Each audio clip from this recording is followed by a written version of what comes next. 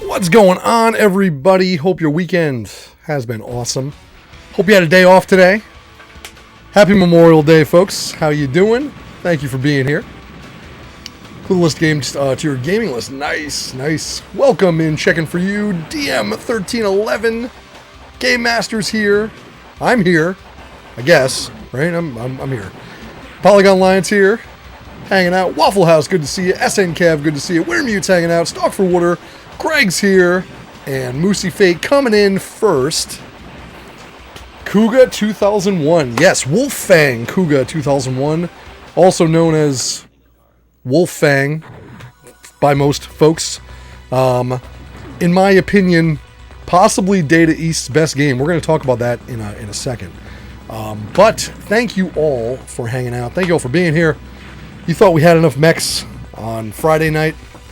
Well, no, Saturday night. Shit, Saturday night. Weekend went fast. Saturday night. We haven't even started yet, guys. We haven't even started. That was only 2 games. I felt like I was going to get to more. We didn't. We beat one game, almost very close. Beat a second game, but it was like 4 in the morning. I had to call it, man. How's Daki Bakamura on the Soup graphics? On the Soup. Oh, very good. Very good. Yeah, that's a great freaking game. Absolutely. Playing mechs now. Nice. So yeah, this is Wolf Fang Kuga, which is a Data East game. This is the sequel to another awesome game, which is actually known more for its soundtrack than anything else, which is Vapor Trail, which is a great shmup. This is the sequel to Vapor Trail, and it's amazing. I freaking had to kick off tonight with this. I freaking love this. This game is amazing. Very, very cool game. Awesome mechanics. It's garbage day. What's up, Highberry? How's it going? Power play all the way. Zing. Yeah, it's by Zing, who made a lot of really cool ports of arcade games to many, many different platforms, like the FM Towns, like the X68K, like the Saturn. They were really good at handling ports. They're also known for the one and only port of Truxton 2, Tatsujin O, for the FM Towns, which is basically arcade perfect. Very good. So their name being on this is already a good sign. And this might actually be, as much as I am an arcade guy, the Saturn version might be the definitive version of the game. It's got an amazing arranged Red Book audio soundtrack. It's got some updated control options, which make the game a little bit easier to play, a little more straightforward than the arcade version. A few other additions here and there too, so this might actually be the best version of the game. I have been looking for the arcade board for this for about 8 years, unsuccessfully, because I really, really like this game. The arcade board is sadly really, really hard to find. It runs on the same hardware as Gunball, which, if you know how rare Gunball is, then this is pretty much right alongside of it. So there weren't many of these released outside of Japan. Definitely not localized versions. There was an American release of this, I believe. They probably sold like 4 of them. But yeah, even like the Japanese version, I haven't been able to find it for a decent price, at least in like 8 years. So one day, probably not. Have to satisfy myself with the Saturn version or the Saturn version on the Mr. That works too. So, but we're gonna play a whole bunch of stuff tonight. Hi, Barry. Good to see you. How are you? Yeah, Zing and Ving are the hamster of back then. Yes, they are, totally. Yes, that's a good way to put it. They absolutely are. Or even yeah, definitely a hamster for sure. Yeah, they did some great ports. SN Cam, good to see you. It's a Gundam. It's a Wolf Fang. I know. Majority of the good Saturns were Japan-only titles. Yeah, there was a lot of... we were talking about this in the last stream, too, how so much of the Saturn's unbelievably good library never made it outside of Japan due to Sega of America just being like, there's no future in this console. We don't care about this crappy console. We're going to put all our weight behind the 32X, guys. Clearly that's what gamers want, the 32X. Clearly the tower of power sitting in their living room. That's what Sega fans want. Under their TV. Wait, it can't fit under the TV because it's too tall. That's what they went with, and it was a giant mistake that they paid for up until the Dreamcast. So, What is this weeb console? Hey, Wirebrain, whoa, 200 bits to kick things off. Let's start Mecha Memorial Day with the Mecha Memorial Anthem. You dig giant robots, we dig giant robots, chicks dig giant robots. Nice. I like that. We need a good tune for that, though. I didn't sing it right. But I like that. I'll have to put that in for next year.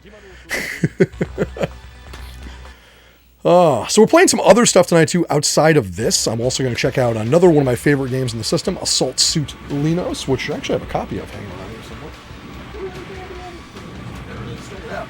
Assault Suit Leynos 2. This game's awesome. It's the first game I ever got for the Saturn.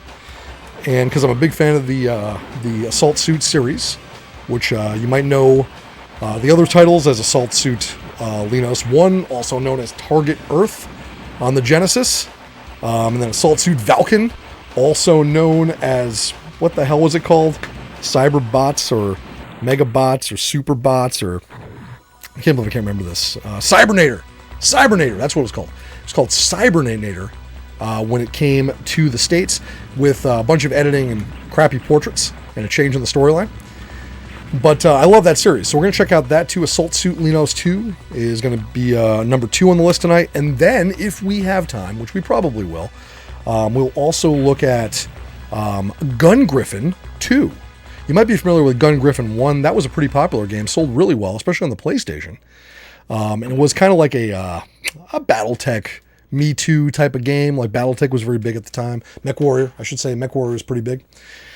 And Gun Griffin followed in its footsteps and created a good console title that was better than most console MechWarrior titles in many ways, with Gun Griffin 1. But there was a sequel, which is really cool, Gun Griffin 2, that only came out in Japan. And tonight we're checking out Gun Griffin 2 on the Saturn. And I like that game. It's actually pretty cool. I haven't really played it a lot, so we're going to figure it out to get together. I played Gun Griffin 1 a little bit back in the day, but this one will be kind of new. But I wanted to check it out. Figure Mech Memorial Day Mecha, or Mecha Memorial Day, or whatever the hell we're calling this, will be a good time to do that. So, 3 games. Yeah. Well, lots of mechs for you. We're going to have some fun. Let me catch up on chat. It's from Mega's XLR. I've heard good things about that Wirebrown. Never seen it, though. Funniest damn video game mecha tribute show. Yeah, I've heard it's fun. I've heard it's a lot of fun. 32X had a lot of potential. It was too little, too late. Yeah, S and Kev. No, like I don't hate the 32X. I just think like it wasn't really needed. Like it wasn't, as much as I love add-ons that give one of my favorite consoles more life, which was the Genesis. Man, it just confused people. It really did, especially with the Sega CD being involved. I would have liked them instead to have used the processing power, that extra CPU that the Sega CD had, that was never really used. So that would have been a cool way to, I don't know, give the Genesis some more life. But anyway, we ended up getting what we got, and the Dreamcast was amazing until Sony decided to be Sony. But we all know how that went. Space Harrier in 32X is really dope. That's a great game. Mecha Memorial Day, man. You know what? I should have done it. I should have done that. You guys always come up with the best names for stuff when I miss it like that. I miss the mark. Mecha Memorial Day. That's next year. We're just going to call it that for the remainder of the stream, though. It's Mecha Memorial Day. I'm going to change the name of the stream right now. Mecha Memorial Day. But no, I hope you all had a great weekend. Hope you're having fun. Thank you all for coming in tonight, hanging out, spending your Monday, your day off if you're in the States. You feel like the Xbox Series X and the X are the same equivalent of buying a 32X, and the Sega Saturn is equivalent of buying a PC now. I could see that. Yeah, a little bit. Mega XLR one scene where they needed to put the robots in manual mode, and arcade DDR pad slides out and puts them on power doors. It's awesome. Very, very cool. Yeah, S and Kev, I could definitely see that. I mean, like, I have to admit, I have not touched this most recent console generation, and I probably won't. Not because, like, I have anything against it or anything. I'm just at the point now where if I'm playing something new, it's probably going to be on a PC. I don't play a lot of new stuff in general. And, it's like, I don't know. The consoles don't seem like they have the exclusives they used to have. The PS5 is cool.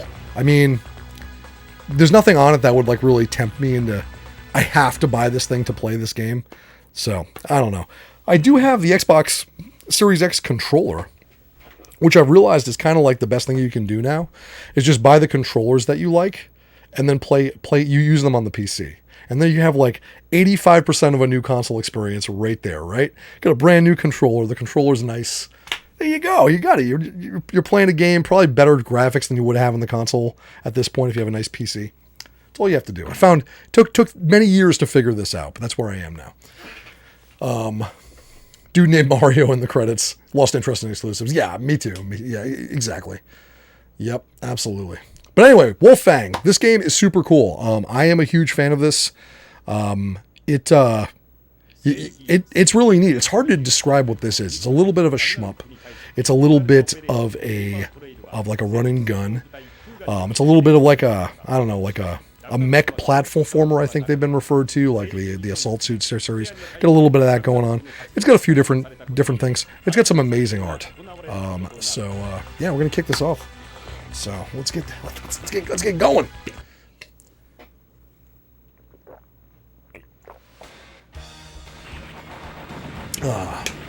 Me too. The controllers, the shit. Even have 5 PS5 controllers because you want to build a PC this year. Yeah, this is what to do. Just buy the controllers, man.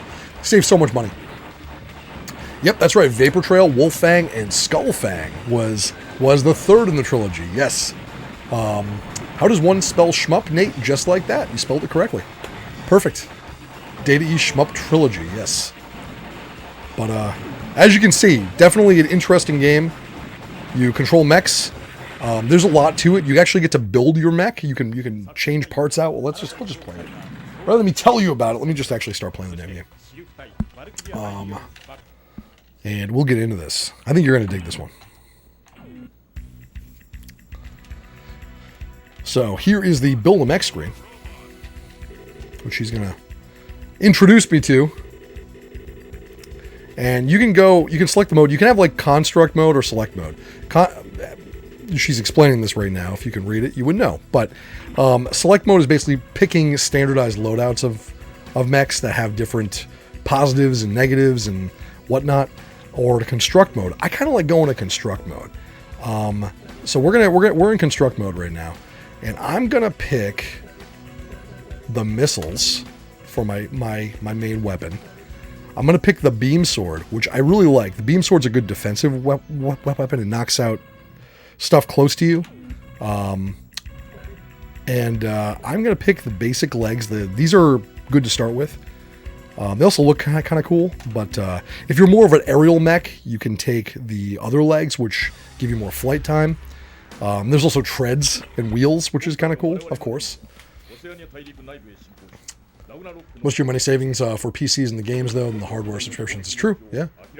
The countdown's just to like move your ass along, because this is an arcade game.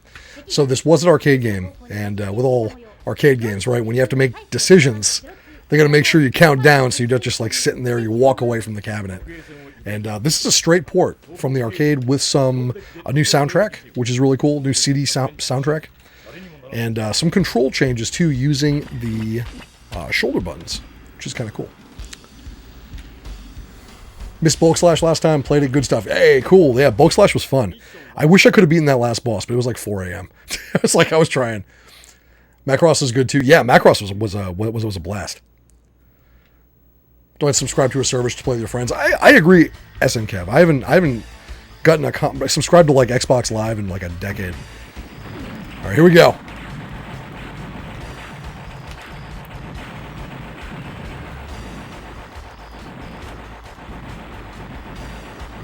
So right now we are just starting off. Now you can pick up, say that this is like a power up. It's kind of like your option, but it's cool because it's a little guy, right, who hangs on to the side of your mech. How cool is that?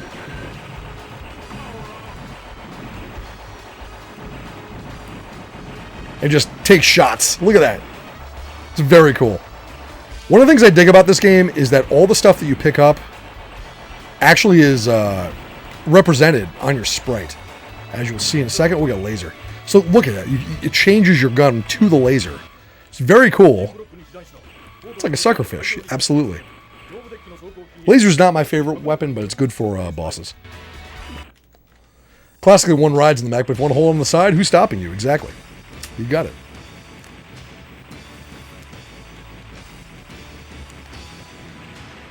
The arranged soundtrack for this, the CD soundtrack, is really good. It's very cool. All right, stage 2. That was kind of like just a tutorial, really. That's your intro.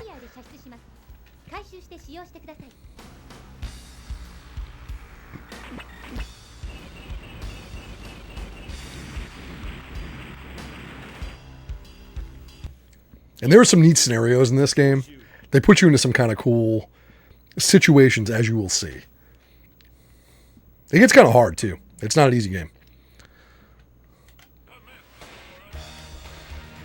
But great sprite work. Like, check out the sprites. Whoa, whoa, damn it. I want to keep the laser. Those pods do work by shooting them to change the weapon.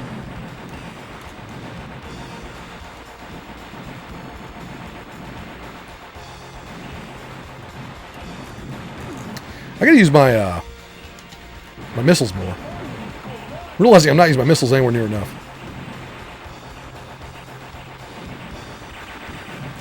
Which is that bar that recharges. That's your special weapon bar, and it's got levels. As long as there's something, as long as it's got at least one bar full, you can launch a special attack.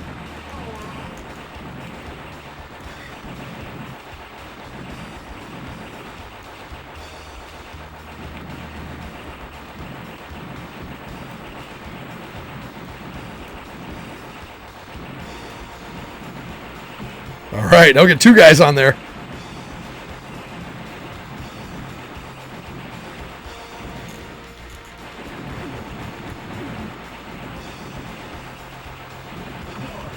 That charge gives you a full charge immediately. Oh man, I took another hit. I'm actually getting shot up. More than I would want.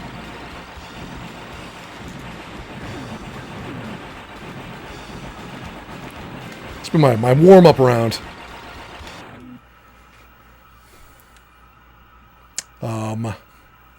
Parallax scrolling. Lots of parallax scrolling, yep. Just working the truck because it's in your way. The garbage man had a rough day. It's garbage day. Every time you use a laser in a run gun game, you feel like yelling, He-Man, I have the power! I know, right? We got some Cincinnati. Thank you, Wintermute.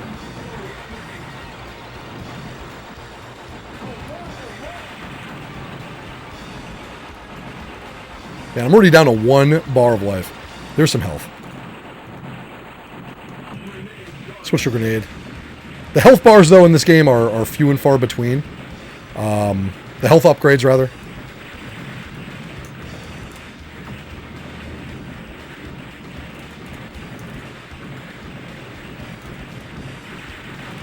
Oh, man. That was a lot of flak.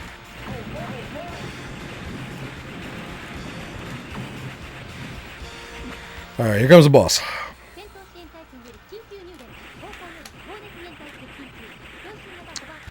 Which game is better, this or Area 88 or Carrier Air Wing? Man, SNK, that's a tough one. I like this, although Area 88 is such a great game, it's hard to say. The only reason I would say this is because the definitive version of Area 88 is the SNES version. I think it's the better version.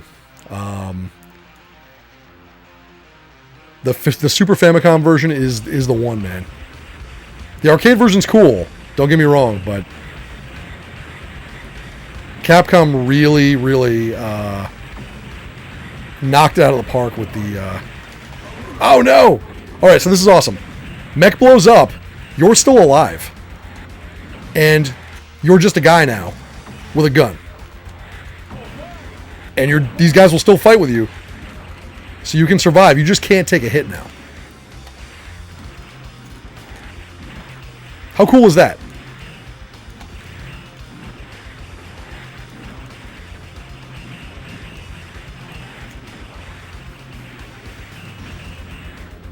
And you're a little bit harder to hit because you're this one dude.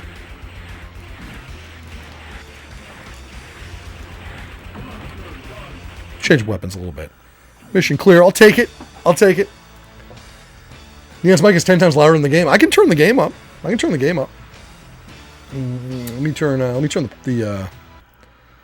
the volume up to the game. Hold on. Do that for you guys. Always let me know, because you know every console when you capture them, you don't quite know which ones are going to be louder.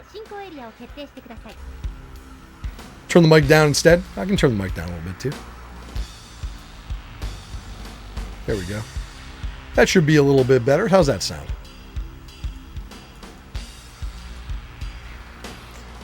Oh, we got a poll, everybody. Which game is better, fans of this game, Area 88 or Carrier Airway? That's a good one. When we will get that poll the moment one of my mods comes online. I have no idea. I think all three of my mods aren't here yet. Cobra will be here soon, at least. So once one of the mods come, they'll make the poll. Don't worry. I'll make them do it.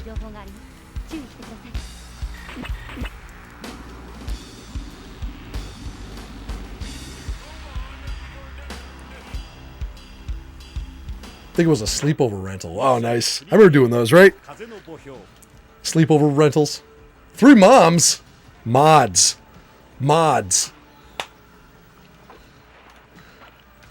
Get my moms to be mods.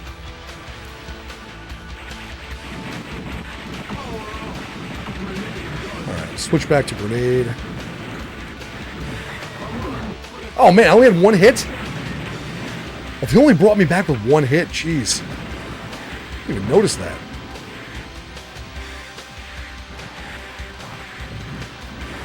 This is not the best weapon right now for being the little guy. It was fine when we were fighting the boss. Now you can collect items to put your mech back together. There we go, that's better. See that arm, leg, body thing up there? You can rebuild your mech. Which is what we're gonna have to try to do. Until we die. Alright, I'm gonna start from the top. It's my first run. I think we can do better than that. Family is family, right, Void Brush? I agree. Naming, please. There we go. That's just our first run. That's the warm-up run. Tonda's here. What's up, Tonda? How's it going? Good to see you. How are you? Tonda, have you played this one before? Wolf Fang? It's a really fun game. As far as mech games go, this one's a blast. This is like one of my favorite Data East games that's out there. The Saw's family, right?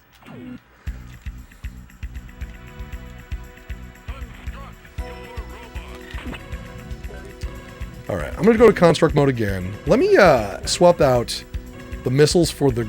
Oh, let's try Flame L. I haven't used that one yet. I'm going to keep the beam sword in the same legs, alright? But I am going to try Flame L, because I want to see what that does. Give it some quality time for sure. Yeah, I recommend it, man. It's a lot of fun. I think I've finished it through credit feeding before, but we'll see how we can do tonight on the Saturn version to make it through. All right, this will be a bit smoother, I think. We'll clean up that last run this time. It's got some great pixel art too. Sky Soldier, absolutely Game Master. I love it. Sky Soldier rules. Surprisingly good game. Mission 1, Rohga.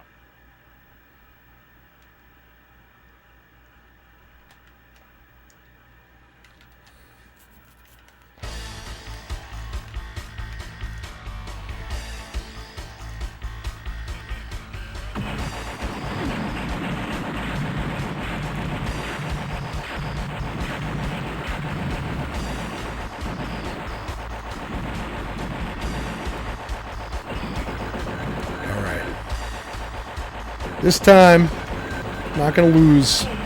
Take random hits. Well, there'll probably be some random hits, don't worry, I'm sure. There was a random hit right there, in fact.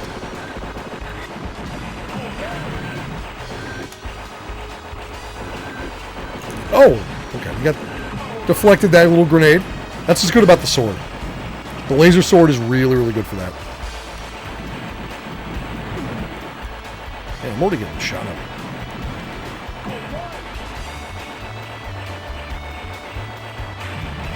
Alpha Denshi. Yep. Found your PS2 beta discs. Nice. Very cool.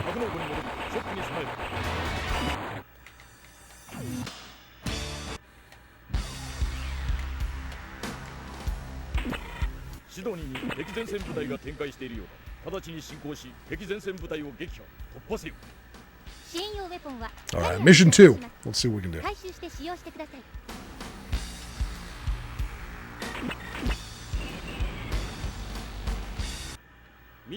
Been game well lately. Finished 13 Sentinels and Saturday Marathon Star Trek Resurgence for 12 hours. Jeez. Man, I can't remember the last time I spent 12 hours in one sitting on a game. That's awesome. That's fantastic. Choice Adventure Games also the best Trek show here. That's awesome. All right, let's get the laser out.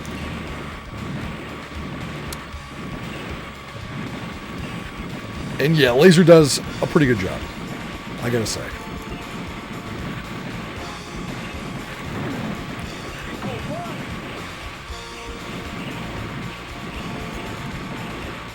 Laser is actually not terrible in this game.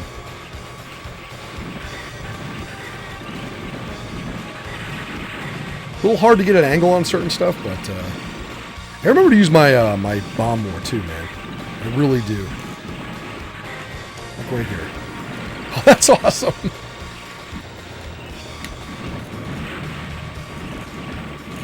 It's like a rain cloud of fire. I like it.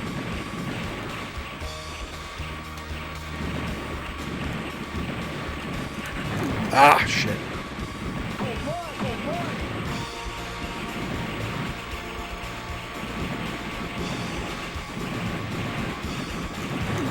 Took another hit there, walked right into that bullet.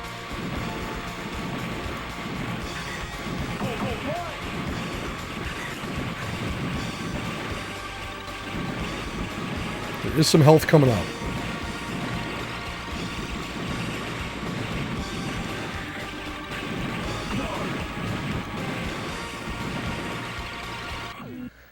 Like how the dude just hang off your mech. I love that too. I love that too. Just viewed buying the game as a TV season box set. It's awesome. I like how they actually cover the opposite direction too. That dude. Yeah, right into me.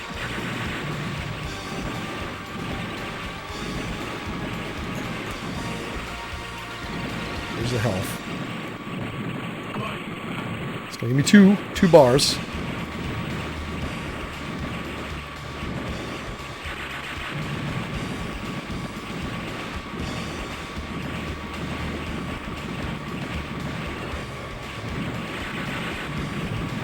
Oh man, see, it changed. Shit. It's okay, this might be better. Well, we get another one there. We get another attempt. There we go. Alright, boss time.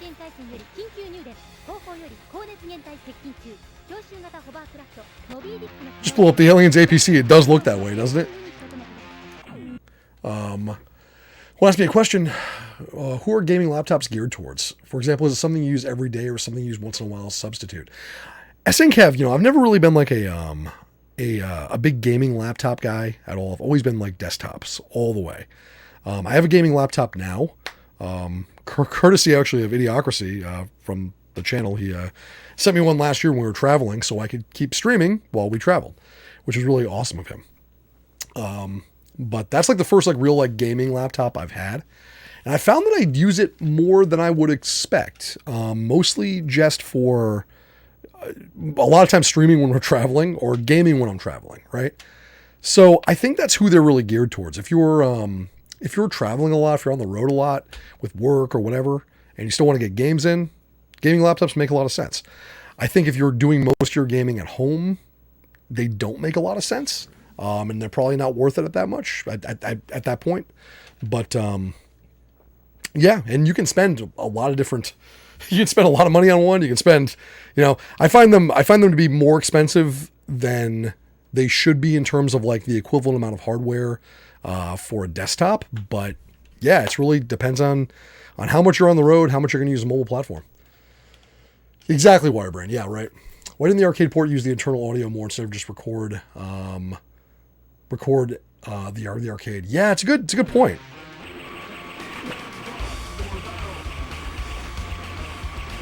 It does use a lot of samples.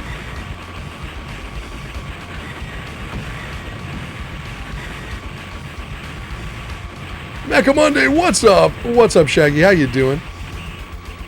Welcome in. Oh, where did I get hit there?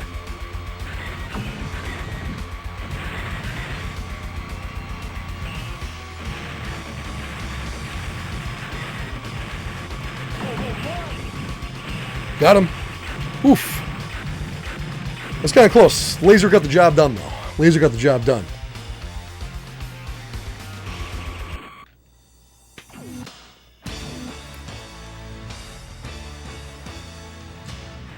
Comic artists need a laptop, so you get him a good gaming one. We couldn't go in for a desktop because he lives in Venezuela. Wow. Constant brownouts there. Oh, that makes sense. That makes sense. Yeah, I guess in a case like that, too, when you run off battery power a lot, you know, that could make sense. The main thing I find about gaming laptops, too, is the battery life is always going to be low. Like, you have to expect you're going to be using it plugged in most of the time in a hotel room or someplace else. Because the battery life is, especially while gaming, is incredibly low. Tired of getting paid tomorrow for watching the neighbor's house and animals for at least last 2 weeks? Oh, that's awesome, dude. Very cool.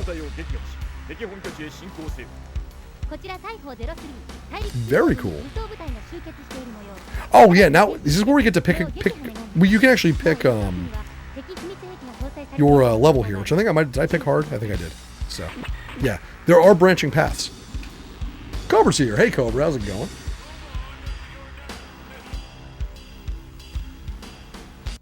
Think about getting a gaming laptop so you don't run up your energy bill in the house. And in the wintertime, use it as a desktop since you don't have to use AC. Yeah, there you go. That makes sense. You could also use a desktop with a battery UPS, right? I have a UPS on my desktop.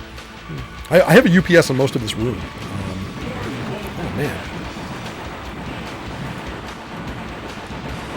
Holy shit, really? That you just came in and sniped me. Those 2 quick hits.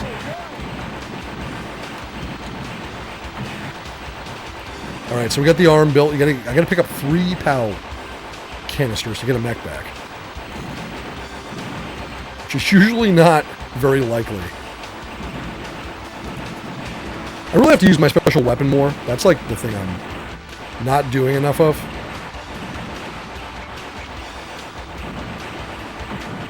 Oh, charge counts too? I didn't know that. Oh, sweet. Okay.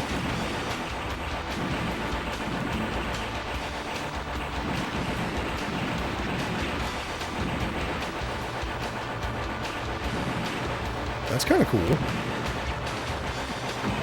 Nice. Mech back with 2 hits.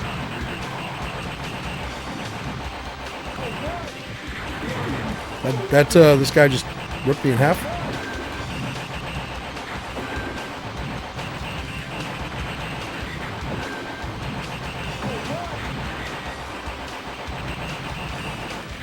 That's quite the duel, which I just lost.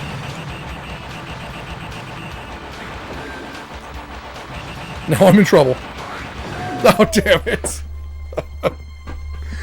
Alright. I'm going to try from the start again. I think we can do better than this on 1cc. We're going to get a level 3. I think we can do better. I'm getting the hang of it again. I haven't played this in a while. Damn, that was a pretty cool fight, though. Jeez. I could use the special attack more. I'm not sure if I like the fire rain. I don't think it's very good. Cobra, we had a poll. If you want to put a poll up for us. Might have to repeat it, but this is some awesome pew-pew action. I totally agree. So we had a poll. It's a little bit farther up there. I forgot what it was exactly. Let me see. Let me go back up. The poll was, which game is better? Better fans. This game, Area 88. So 3 options. This game, Area 88 or Carrier Air Wing. So Wolf Fang, Area 88 or Carrier Air Wing. Right, let's go to select mode. You know, we'll take the default. We'll take the default. I want to see what we can do with it.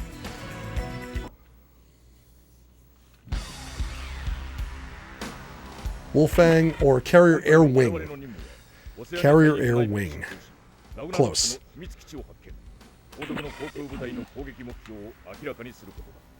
Area 88. Why is this even a poll? I like Area 88 a lot too. I just feel like Area 88's best version is the Famicom one.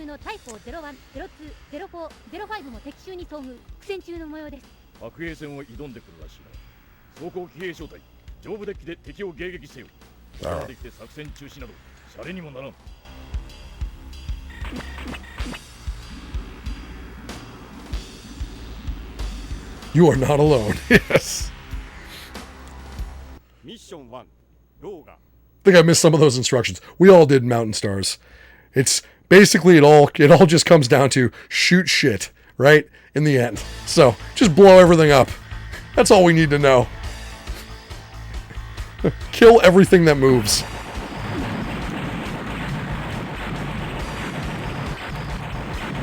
This game controls really well too.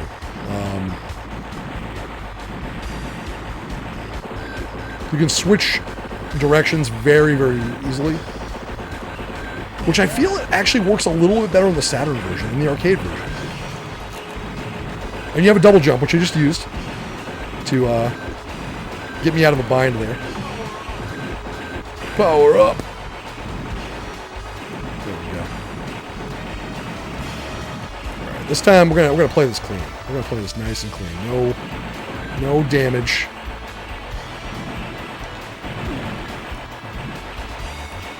Use my missiles. Remember that I have them.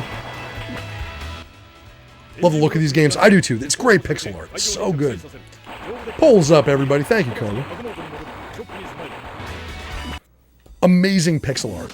You know, it does have that like Assault Suit series style of pixel art, despite I think coming out. Well, no, this did come out after Vulcan, I think. Assault Suit Vulcan. Before Leynos 2. We are 2 streams away from Kojima. Where did that time go? Yeah, I know, Voidbrush. I'm thinking the same thing.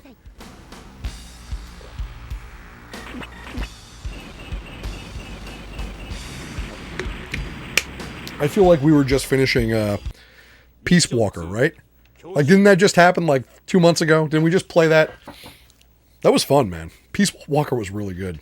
That was my first playthrough of Peace Walker, and I loved every minute of it. It's one of my favorite Metal Gear games now. That's one I had never played. Whoa. I gotta not worry about the fucking weapon. There we go. We got the laser. There we go. Okay. Weapon is gonna get me killed. Focusing on what that weapon is, rather than dodging bullets.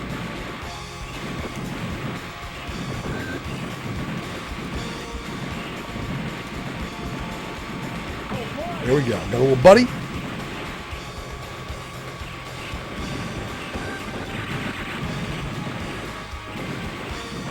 I gotta say, I like the laser, and I'm not usually a fan of lasers in games like this. The laser's really cool.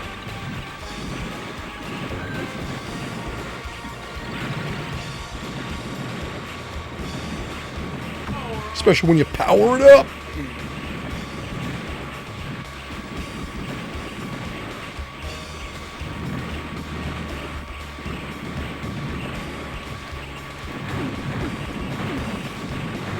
Oh man, get me with that.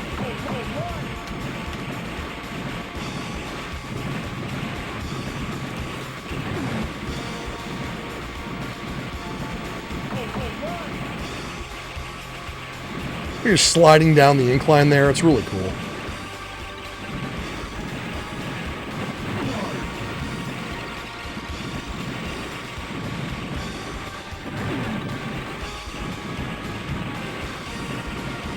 Alright, so good. So far so good this time around until we just deflected that grenade.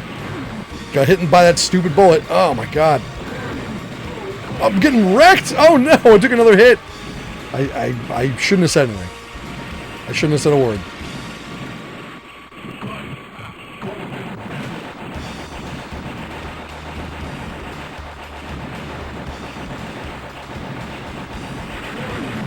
Man, that thing just shot me too. Wow.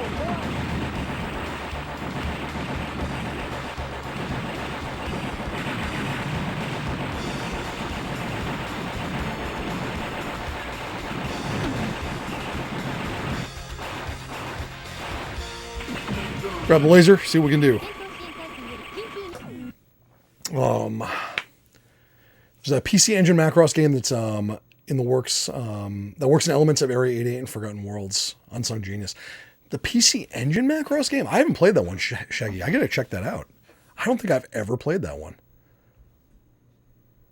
That's weird. Yeah, I don't remember playing that.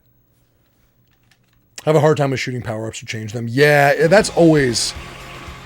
1943 has taught me well with that mechanic, but it's still hard. I have? Wait, I have? Really?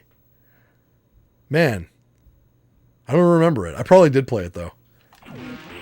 I know if I check it out, like I'll probably recognize it immediately.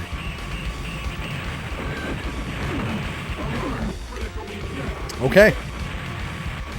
Not good.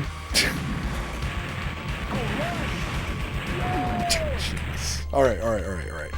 That was a terrible run. Let's try this again. Oh man, that was awful. That was going very well, and then it wasn't. Macross 2036. I did play that. Okay, you rotate like in Forgotten Worlds. Yes. Okay, I remember it now. That game was cool. We played that one during a grab bag stream. Trading yourself shmups at free play with R-Type in 1943. That's two good ones to play. R-Type is a hard one to start with, though. That will definitely teach you, that style of shmup. But man, R-Type is not easy, even the first one. Well, I remember playing Batman. All right, I'm gonna go to construct mode, and we're gonna go with. Let's try the electric thing.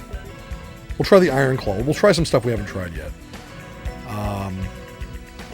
I still like the speed of the legs. I don't want to go with the hover legs yet, but...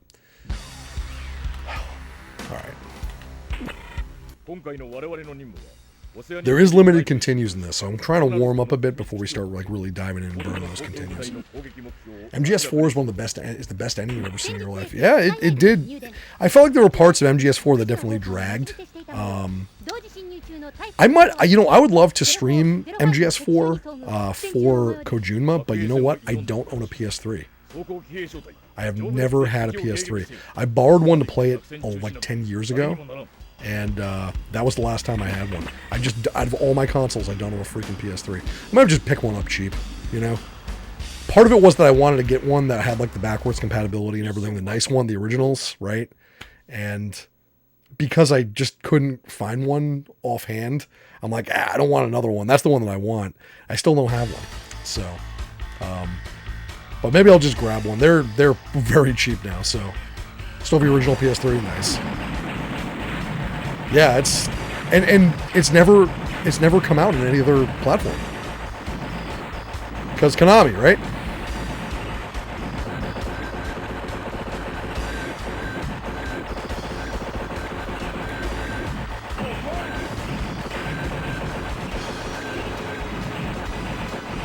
Ooh, that bladed hand is kind of neat, actually. I like the speed it comes out at. Whoa, that's freaking cool. That's like a true bomb. The electric attack is like a real, like, shmup bomb. Laser rifle. I like, man, that's a great, like, power-up voice, huh?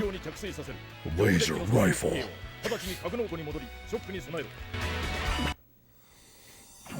Yeah, it's weird. It's one of those consoles I just don't have. I don't have a PS3. And the only thing I ever played on a PS3, probably, now that I think about it, was Metal Gear Solid 4. That was it. A buddy let me borrow one for like 6 months, and I just had it. And played through it like 2 weeks, I think. Only gonna make you feel depressed when Snake went to Shadow Moses. Yeah, no, that's some intense shit, man. I do think the game is like a little bit slow towards the middle, but maybe it was a little bit longer than it had to be too. But it's an awesome game. Never owned one, so I don't remember what you played on it. Yeah, there's like a good PS3 emulator out, right? Not that I do emulators much here on this channel, but I think that finally has like a decent emulator, right?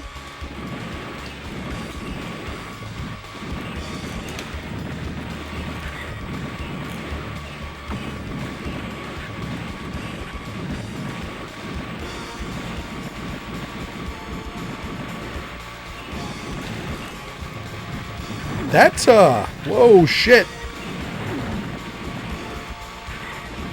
Got myself in trouble there. This electric thing takes out bullets too, which is really nice. Didn't help me get in that little situation I got in there with that swarm of enemies, but that's good to know.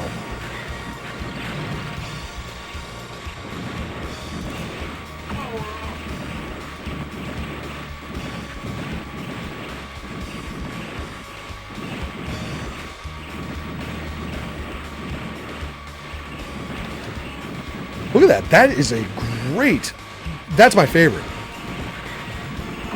Just the defensive ability of that is fantastic. That's what I'm looking for.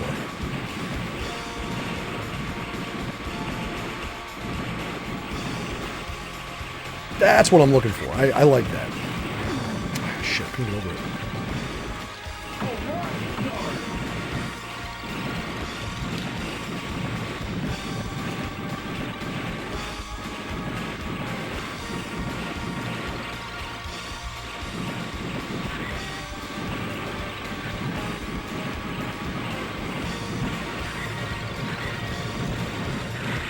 Use that there. Probably a good idea.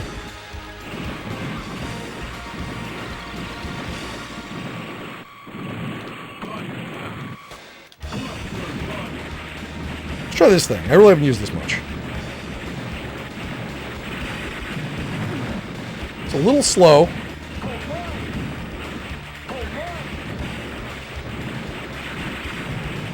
Yeah, I'm not sure I'm a fan of this weapon. Fucking hey, they're sniping me.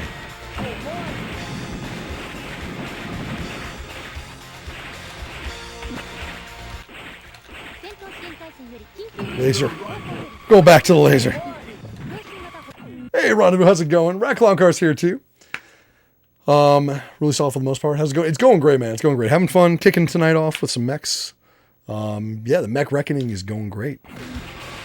This game is tougher than I remember, though. I'm like, I remember like getting at least a level 4 without dying, and now it's just like, man, it's kicking my ass.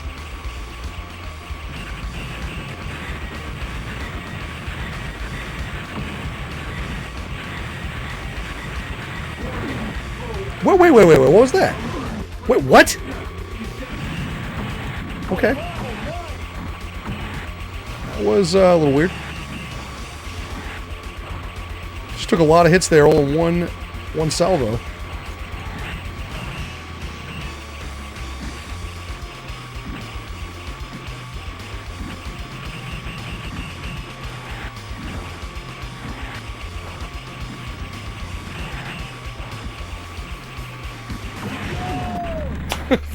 All right, man. All right. Let's give it another shot. Oh. I definitely like the electricity. That's my favorite. We're gonna stick with that. Metal Slug games. It does have a lot of Metal Slug influence. Yeah, it definitely does. It came out around the same time as Metal Slug, and that was like kind of like a really good era for any kind of these run and guns. Definitely a good time for it. Has some of the pixel art too. All right, let's get serious. Let's do this. Man, this is hard. It's a hard game. You only have 2 continues too. So I want to see if I can get kind of far. I'm training myself to get a few levels in, at least level 3, and then we'll start using continues. See how far we can go. All right, go to construct mode. I'm definitely taking the elect trigger. I'm going to take the sword again. The sword seems faster, and there we go. Okay, so that's going to be our setup here. Time to pay attention to the instructions, right? Right? Well, thank you all for hanging out tonight. Hope you're having fun. Kicking off Mecha Memorial Day. We're going to play some cool games tonight. I promise. 戦術衛星スカイアイズより入電敵ガンシップ2機9時の方向に待ち伏せしていた模様同時侵入中の大砲01、02、04、05も敵襲に遭遇苦戦中の模様です They don't let you skip this, too. They're like, no, you need to understand the story. It's very important. It's a very important storyline.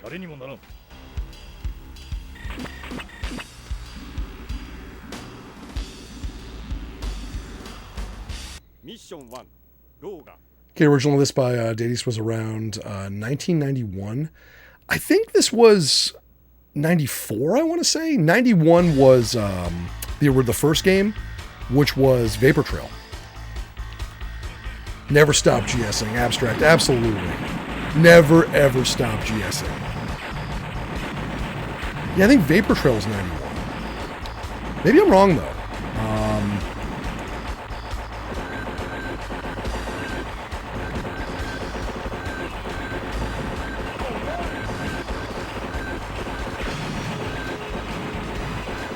I know the arcade board for this is notoriously hard to track down.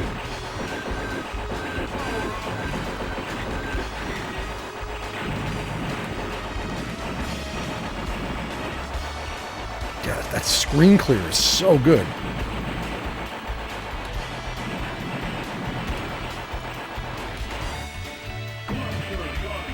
Cluster bomb.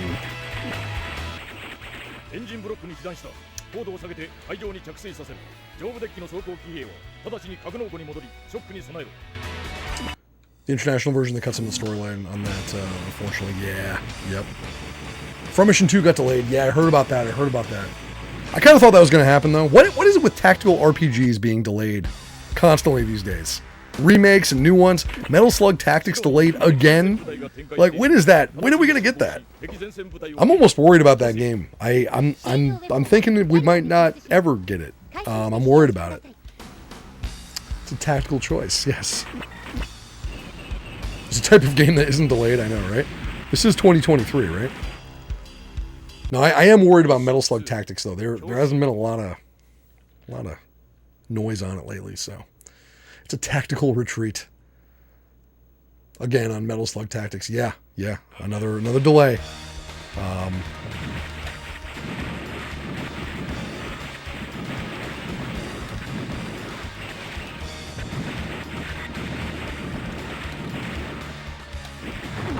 come on.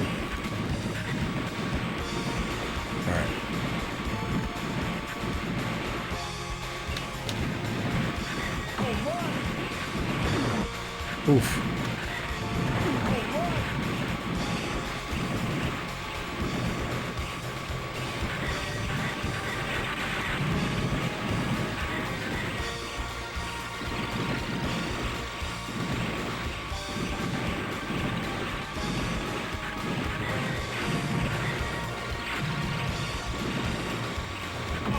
That power up, we need that.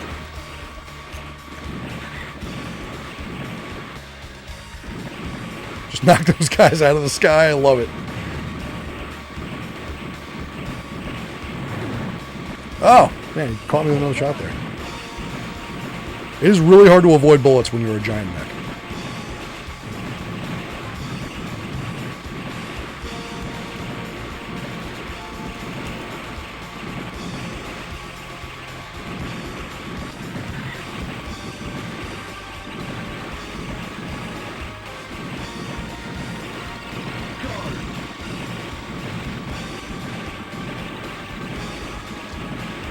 So not too bad, not too good, but there we go.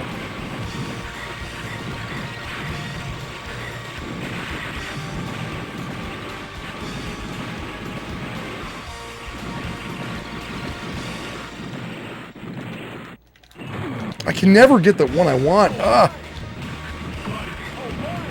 That's my only complaint with this game, is trying to pick up the weapon you want off those canisters by shooting them is almost impossible. Trader. Someone's received the death message. Let's knock these guys out. There we go.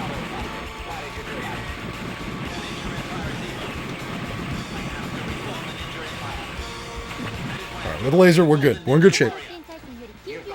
We're in good shape. Fucking garbage trucks had it coming. I know.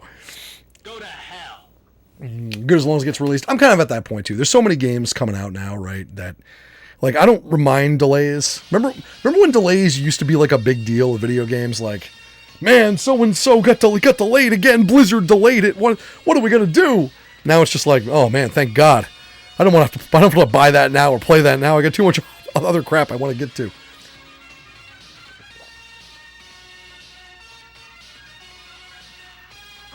Just flat out stop giving dates, right? Yep. Right.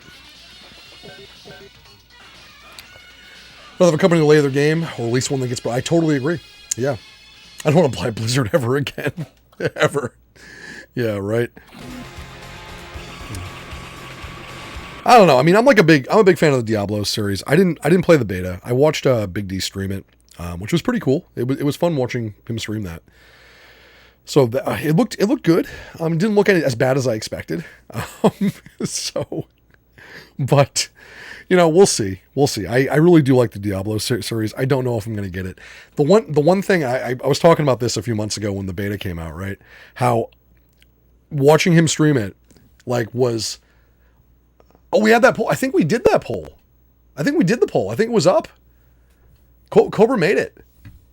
I don't know what the ending was. I didn't see it, but it should be in the history. Yeah, Cobra did the poll.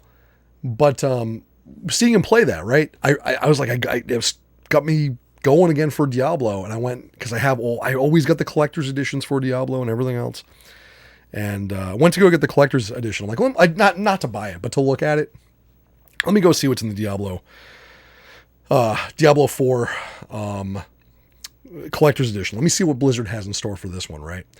And I went on their site and I'm looking at it. I'm like, oh, that's pretty cool. I love art books. I'm all about art books. You can always get me with one of those, right?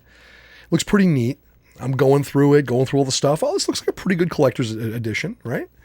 I look at the price and I'm like, oh, that price is pretty good. That's it. I expected it to be a lot more. That's not bad, right? And then I realize that the collector's edition off Blizzard's site does not include the fucking video game. The box, the big collector's edition box, doesn't have a copy of fucking Diablo 4. That's when I closed my browser, gave a giant middle finger to Blizzard. Once again, come on, man. What the fuck? It's like an add-on. It's like the collector's experience, they called it, or something stupid. Give me a break. It needs to come with the goddamn game. Yeah, buy the box, no game included. We've actually gotten to that point now. So now Blizzard is outright just buy the collector's edition box full of all these crappy goodies, right? And it's not even going to come with a game. We're not even going to pretend it comes with a video game. Unbelievable.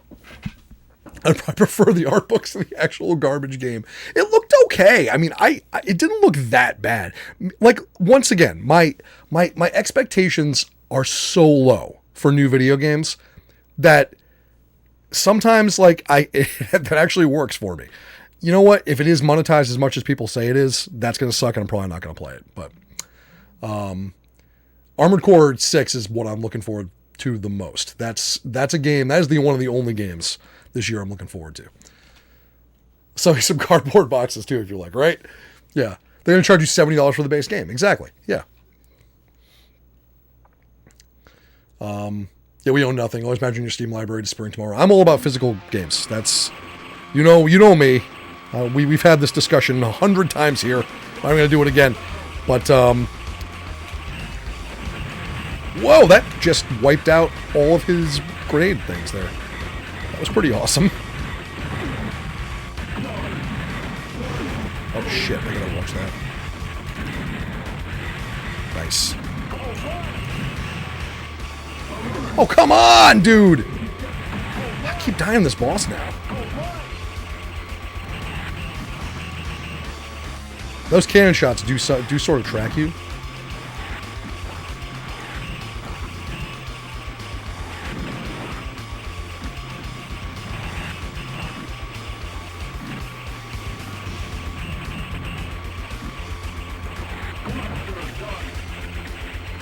I don't know if the cluster bomb was the weapon to take here.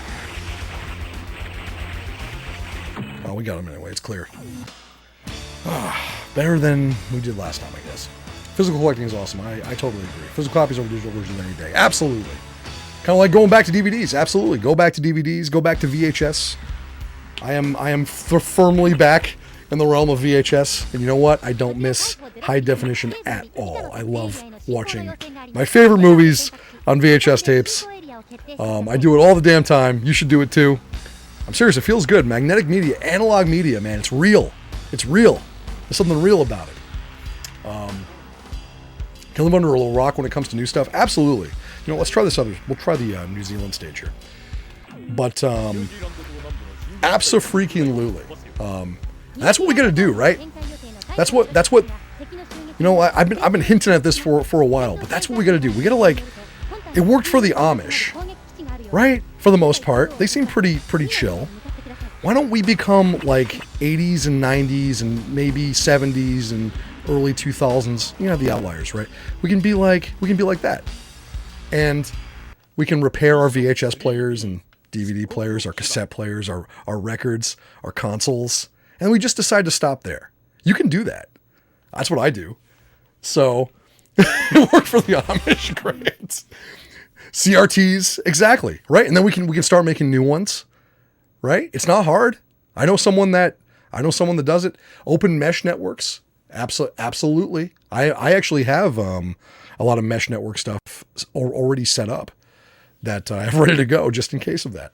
But the cathode cult, exactly. No, seriously. Like, not to like get off on a crazy tangent here, but you get to control what level of technology you want to interact with. You know, it's not a deterministic thing. Technology doesn't just happen. People make those decisions. And there's a reason why the stuff that we grew up with, like, you know, maybe this PVM here, or the Saturn I'm playing this on, or the VHS players we were just talking about, those old computers, maybe your first computer that you got, those felt differently than something now. And it's probably because it felt less nefarious, right? It wasn't filled with spyware and tracking shit and stuff you can't repair and all that other crap. It felt less nefarious. And you get to choose the level of technology you want. And a lot of people don't these days, and I'm not faulting them for it. It's hard to think that you get to, in this world we live in, you can choose to do that. And man, I gotta say, I've done a little bit the past few years. I've taken more control over the stuff that I use, right?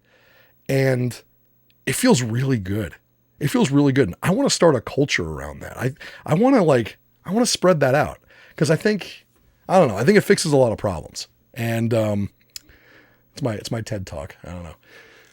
They can't monetize your old tech. Exactly, Moosey. You're right. Thought flip phones were bad when mom made you get one, right? Top-loading VCRs. The top-loading VCRs are amazing.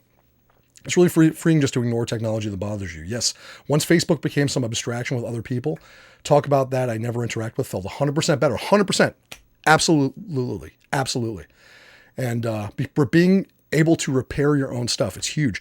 I love the fact that if something I have breaks, I can repair it. And if I can't repair it, it's cool to know other people who might have skills to repair it too. And maybe I have skills that can repair their stuff, right? And I mean, I don't have to go too deeply into this right now, because most folks are here are smart, right? You're hanging out in retro. You're all smart folks. You're in the right place, right? But you know where that goes, right? Like that takes care of a lot of problems, man. And I don't know. I'm just spitballing here. This is part of like Neon Retrofest, our event. We want to make people realize the stuff isn't gone, right? That it isn't just because it's like nostalgic, or it was in the past, or that we grew up with it, right? It's not gone, and people can make new shit just like this. Just like people are making brand new games that look like this, brand new movies, that are styled like old films.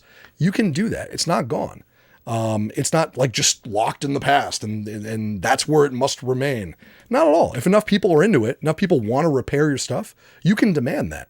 And if none of the big companies that are out there want to answer that call, maybe it's time for people to get together and make something new.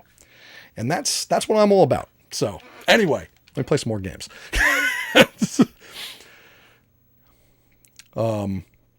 But you can make new old games, Moosey. That's the whole thing.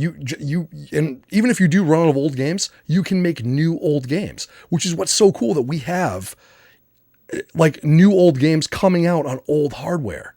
That's so badass. And then you have companies like Analog that are making new old hardware, right?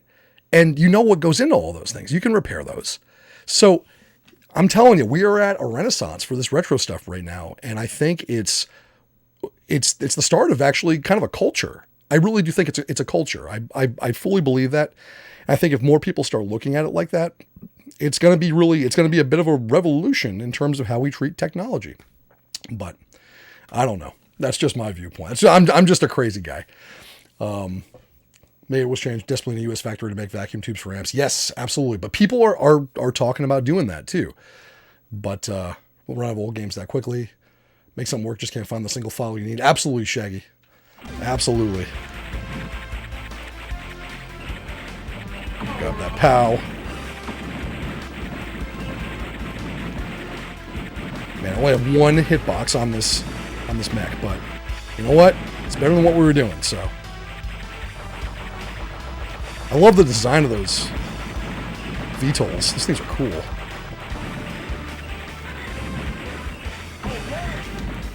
Oh yeah, knock them all down.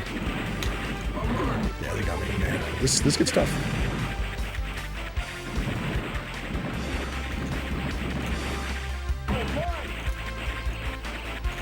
Hold on, I want.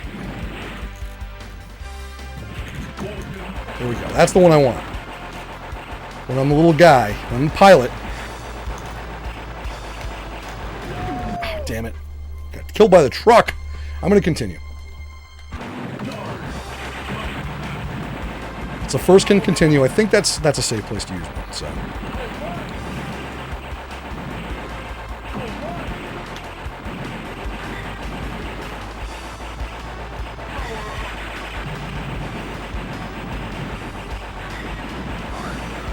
The standard like Vulcan gun for the levels is actually like might be the way to go.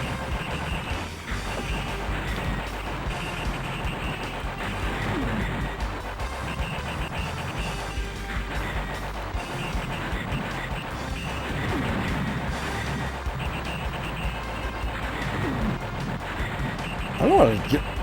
I'm gonna go under him, yeah. We get him? Okay, cool. Shit, I'm gonna hit there.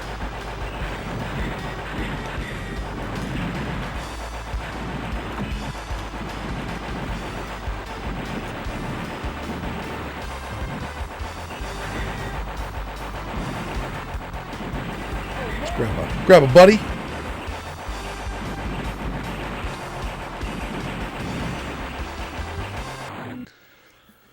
Whew.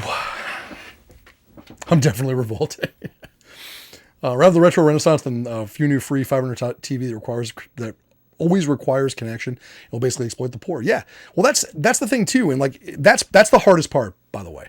That's the hardest part. And when I've talked to certain people about this and they've presented counterpoints, and we've had some heated arguments, you know, cause I've been on this train for at least 5 years now. But, one of the things they all say is like, oh, but like TVs would be, do you want TVs to be like $1,000 again? Do you want like all this stuff to be super expensive again? And the answer is yes.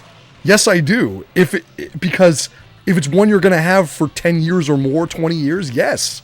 Because that's better in every conceivable way. But that doesn't make people as much money, right? So disposable technology makes people money. Unrepairable things you throw away makes people money. Planned obsolescence makes people money, right? So yeah, I do want things to be more expensive. And yeah, I do want things to be made here, you know, things like that. So that's always their counterpoint. That was like, yeah, but TVs are like $200 now. I'm like, yeah, but there's a problem with that. Because the fucking LED backlights die after 3 years tops, right? I bought a new 4K TV back in like 2015, lasted a year and a half. I was replacing LED strips. It was a Samsung. So it wasn't like some off-brand. I was replacing LED strips a year and a half. Those LED strips lasted about 8 months. That other ones started to fail. It sucks, man. It's bullshit. But I'm surrounded by CRTs that are still going. Dead backlight, need to replace it. Yeah. It's nice to be able to fix things and make new things. Absolutely. Yep. And like a lot of the new ones too, you can't even, well, I mean, a lot of TVs are using OLEDs now, but those have flaws too. And it's like, now you can't, once those start to go out, you can't even replace a backlight. So it's a shitty situation. It really is. But we're in control of it. It doesn't seem like we are, but we actually are. And once you realize that, man, it opens up a lot.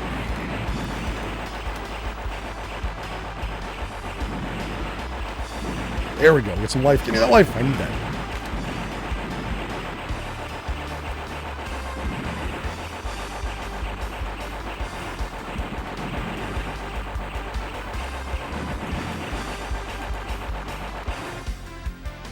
The laser. I feel we got a boss coming up. I feel we got a boss coming up. Spreading the good news, right?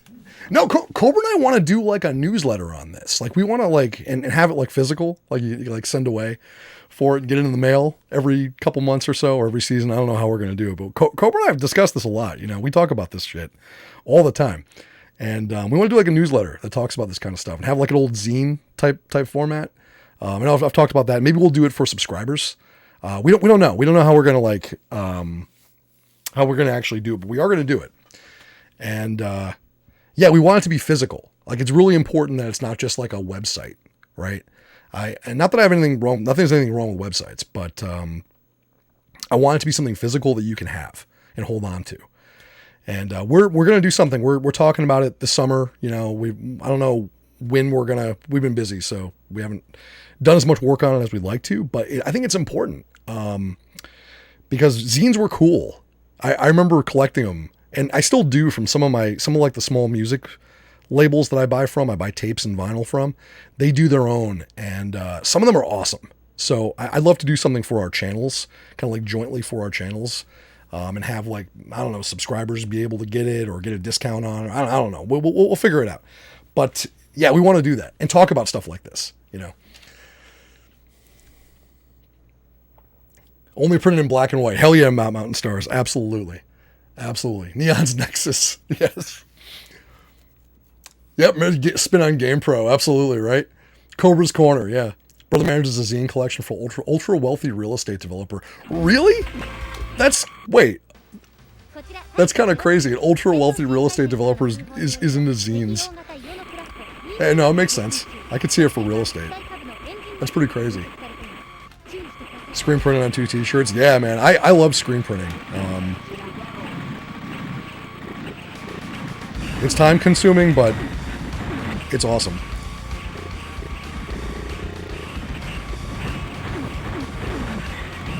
Ooh, I do not like these mines. Holy shit.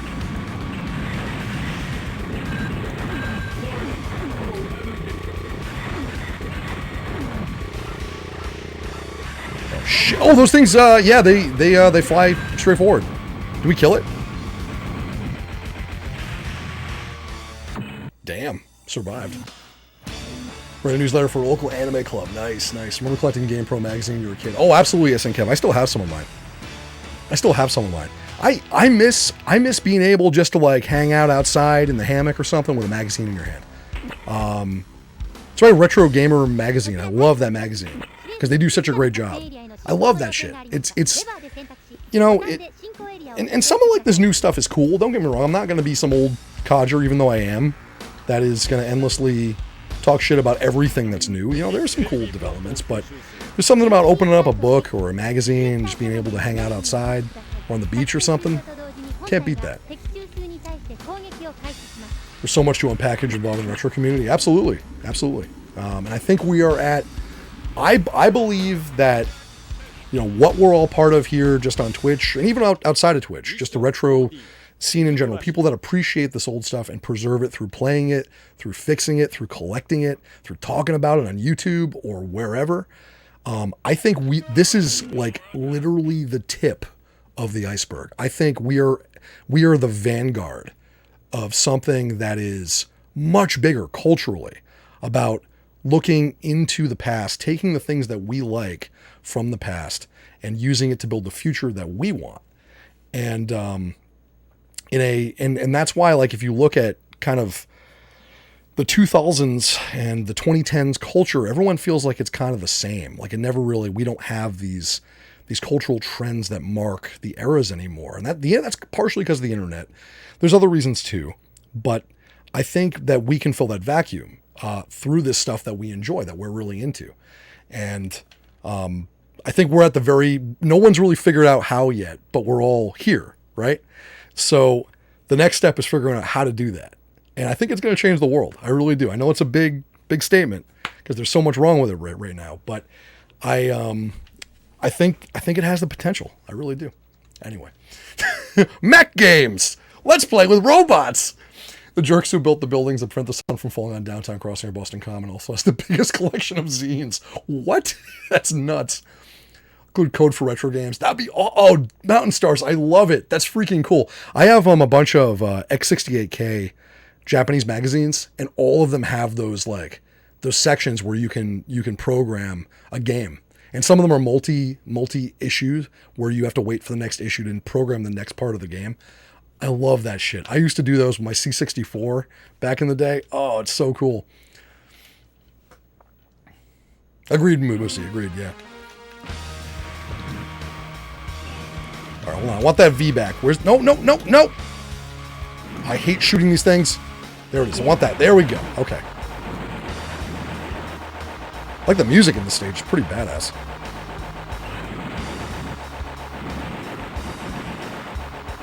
Kojunma's not even here yet, and we're getting into the deep philosophical discussions already. This is gonna be a hell of a Kojunma, guys. Usually I save this shit for June, right?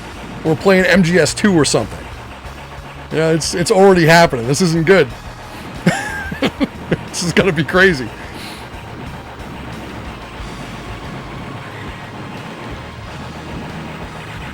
On charge. Love the music of the stage, man. This is awesome. Let's just blow those up. Oh, I do not like these things. Alright. I like how this transitions between horizontal and vertical sections, too.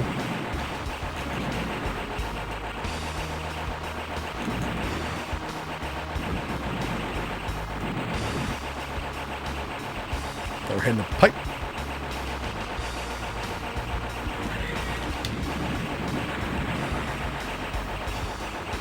Things are very Ghost in the Shell. Power up.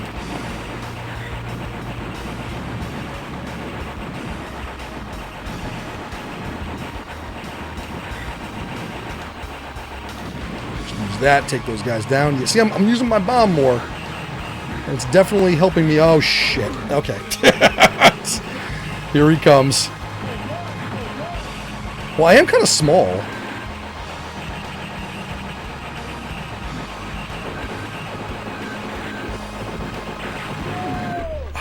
Okay, another continue.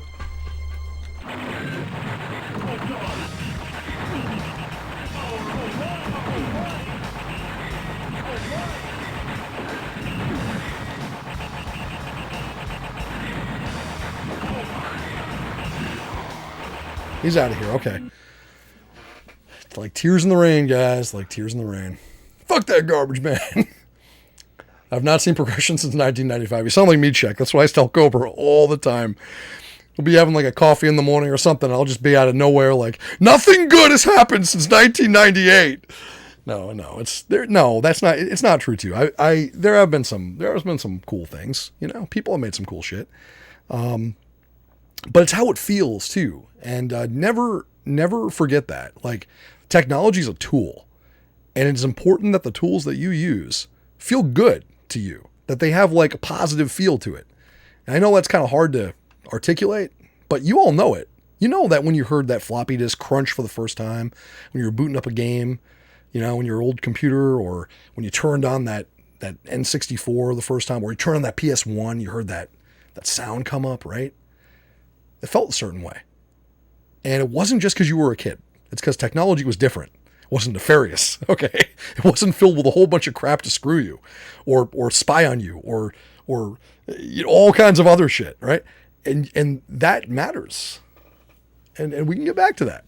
It's going to take some time. Watch people staring at their phone all day while they're driving. Yeah, absolutely. Taking apart to HDD. Nice, Africa. That's awesome. They're fun to take apart. Video game therapist, right? Enjoy the crunching and grinding sound. Try to start a game on your OG Xbox. Yeah, they all make those noises now. They all do. I was booting up. We had a bunch of Xboxes for Neon Retrofest running Steel Battalion. We had four Steel Battalion setups going on, and getting 4 working Xboxes is like fuck my life. Every one of them's got some stupid problem, but we did manage to do it. Oh no, maybe we only got 2. I don't know how many we did. Whatever, we got a few, but they're in rough shape. Yeah. Prescribing Mech Mondays for you for the foreseeable future. Your Xbox died today, Tane. Oh man, yeah, they're in tough shape right now. They are not happy.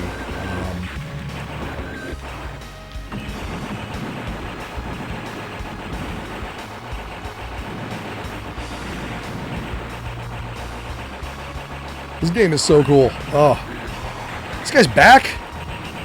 Come on. Fuck this dude. Hey, remember to go under him and not try to jump. Unless he does that. See, he comes at you like that.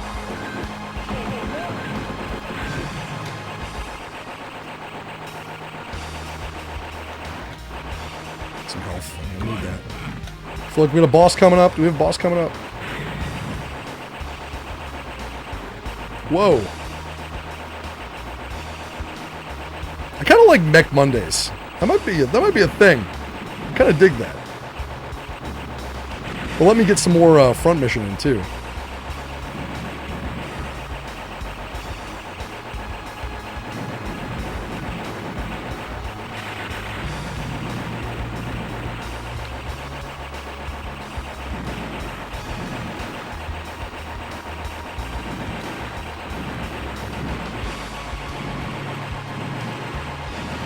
Those things are so Ghost in the Shell, man. They really are. It's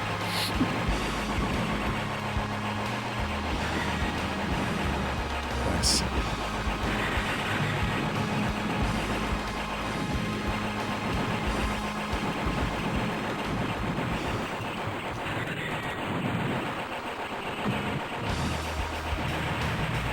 I don't even need it. I'm gonna stick with this. I'm doing fine with this weapon.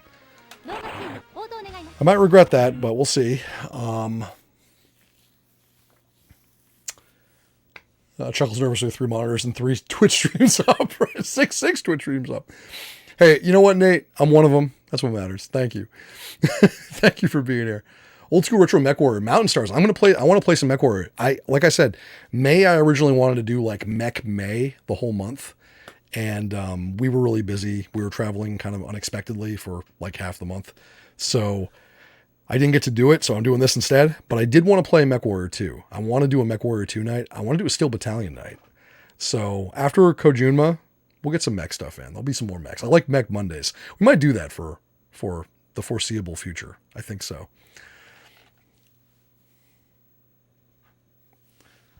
Want a cyborg buddy like on Ghost in the Shell? Right.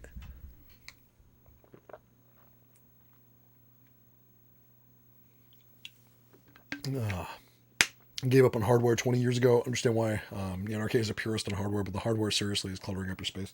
Yeah, that's that. I mean, it does take up space. But there are ways to mitigate that now. Because you don't need everything. You don't need it all. You don't need it all. The nice part about multiple people being into this kind of like scene too, is that you don't have to feel like you're the only one preserving it.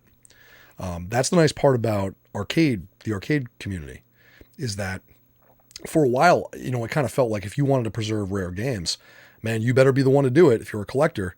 And then when you meet other people, they got their own collections. They have their own space basements they put them in, or storage units, or wherever they are, right? So you don't have to be the only one. And, you know, if we can build this up and make people aware of old tech and why it's good, why it's important to keep it around, you don't have to be the only one who keeps it, right? Steel Battalion was fun, Void Brush. People were playing Steel Battalion all weekend. I think there were very few times that those Steel Battalion setups were not populated. We didn't get any multiplayer going. I want to get it going in the future at an event. I've done it before. It's just hard to get it to network, and it takes a lot of prep time, and I didn't have it. I kind of had to rush to even get it going. But people had fun with single player. Old malls, I agree. I think old malls are amazing in general. That's awesome, Savica. Very cool. Thankfully, I got to at least beat the first campaign of Steel Battalion before this thing died. Oh, the second seems... Yeah, the second is very intense. It's an awesome game. Oh, here we go. Gonna crash Abstract. Well, thank you for hanging out. Always good to see you.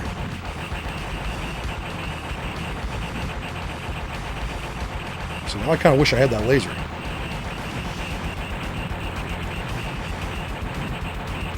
Well, he's got a laser too. Shit. Just I bounced on a little bit.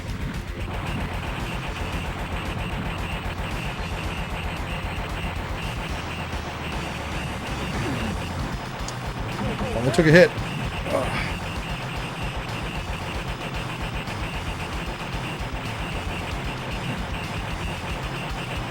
Oh no! Jumped right into that.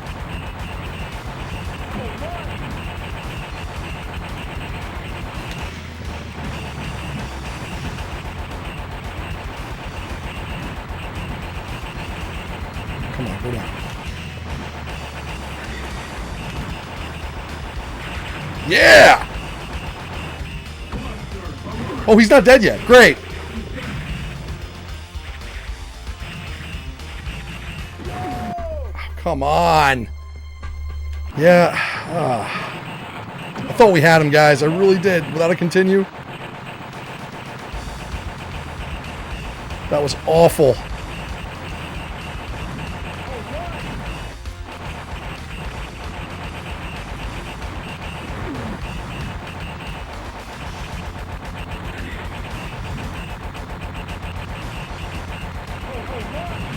Guy's back.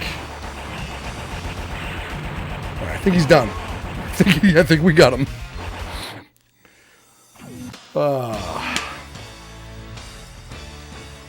Was the Novell NetWare right winger mute?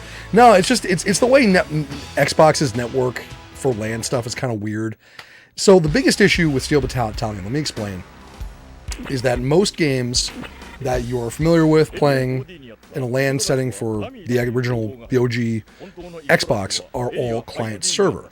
Like Halo, Mech Assault, all those games you probably played at some point back in the day with your friends. Those are all client server. Steel Battalion is not client server. It's actually peer-to-peer. And I believe it's one of the only peer-to-peer games on the Xbox. And they had to do that because of the way the multiplayer worked. For Line of Contact to work properly, it had to be peer-to-peer. Which came with its own set of challenges playing online back in the day. You needed a really high upload to have a smooth game, which a lot of connections back in 2002, 2003 did not have. Back then, we did not have a lot of high uploads connections back then. Japan did, but that's where they tested it. But that's what makes it so tricky for LAN play, is that it's peer-to-peer. So just inexplicably things won't work right. It's very strange.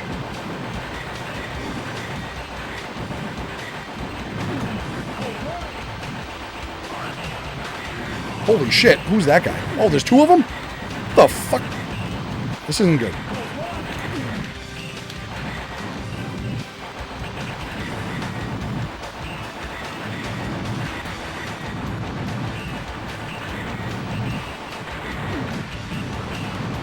This is nuts. I'm so dead. Yep, I'm totally dead. Okay.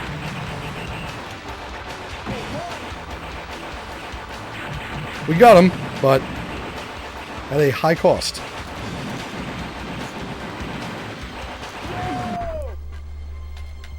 Alright, I'm just crap feeding at this point. I don't know how many continues we have. I only have a couple.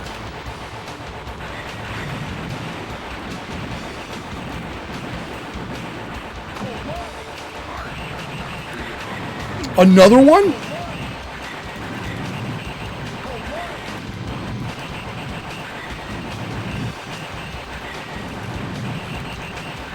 It just dropped him off the cliff.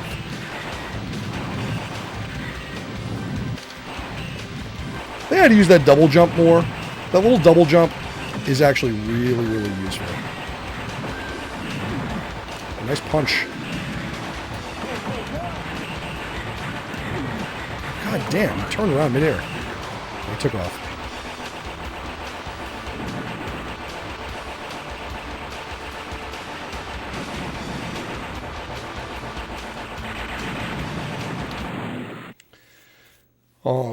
Mister is cool, but I have several standalone emus in your collection. I was going to transfer everything to Raspberry Pi setup, but getting Raspberry Pi is scarce nowadays. Yeah, it's true. It's weird. Getting a D10 Nano for a Mister is kind of hard right now too. So I love my Mister Cade, but it is. I hope we get some more from Intel. Skiing the K12. There's no escape from the Mecha Massacre. Really miss 90s PC games. You don't choose multiplayer, then you choose multiplayer, then the type of multiplayer connection. Right. Remember lobbies? I remember lobbies. Wait, how did he hit me with that?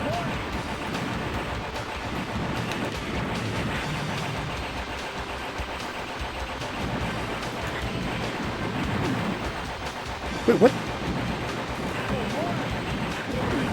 I don't even know what's hitting me constantly here.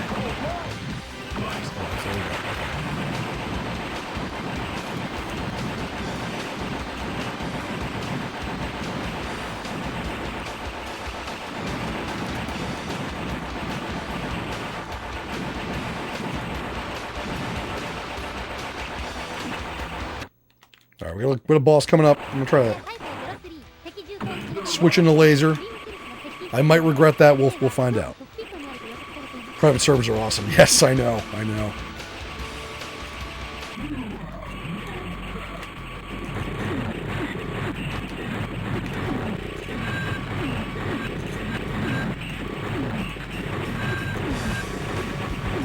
This guy means business.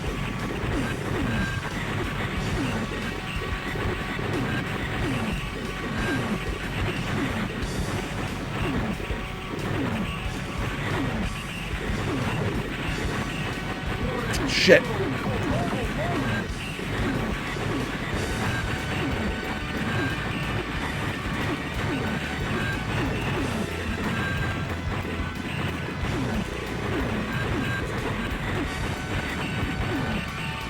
I'm trying.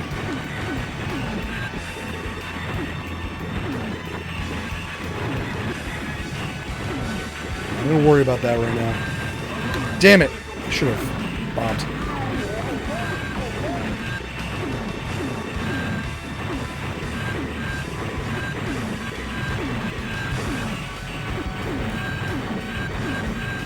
But I don't want to be on this side.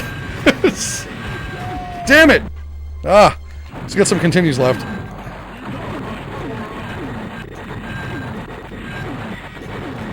He's pulling out some weird weapons now, man.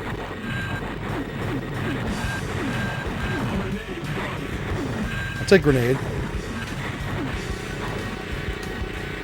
He's doing some good damage.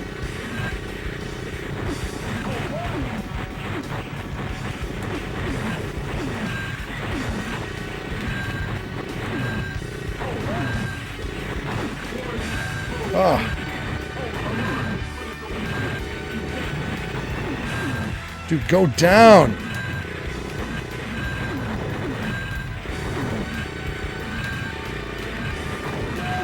No! Ah!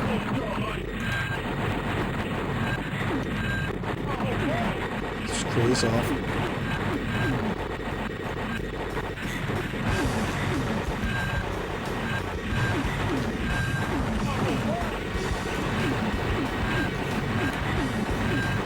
The last boss? I certainly hope so, because that was something else. Damn. Gotta put a no solicitation on your mech. Right? Mech destruction is bad for business. Didn't mean you'd still be able to multiplayer if didn't support it. Oh, right. You could choose, yeah. 20 years ago was open season for emus, small community of people trading and contributing, yes. What the hell is going on? It's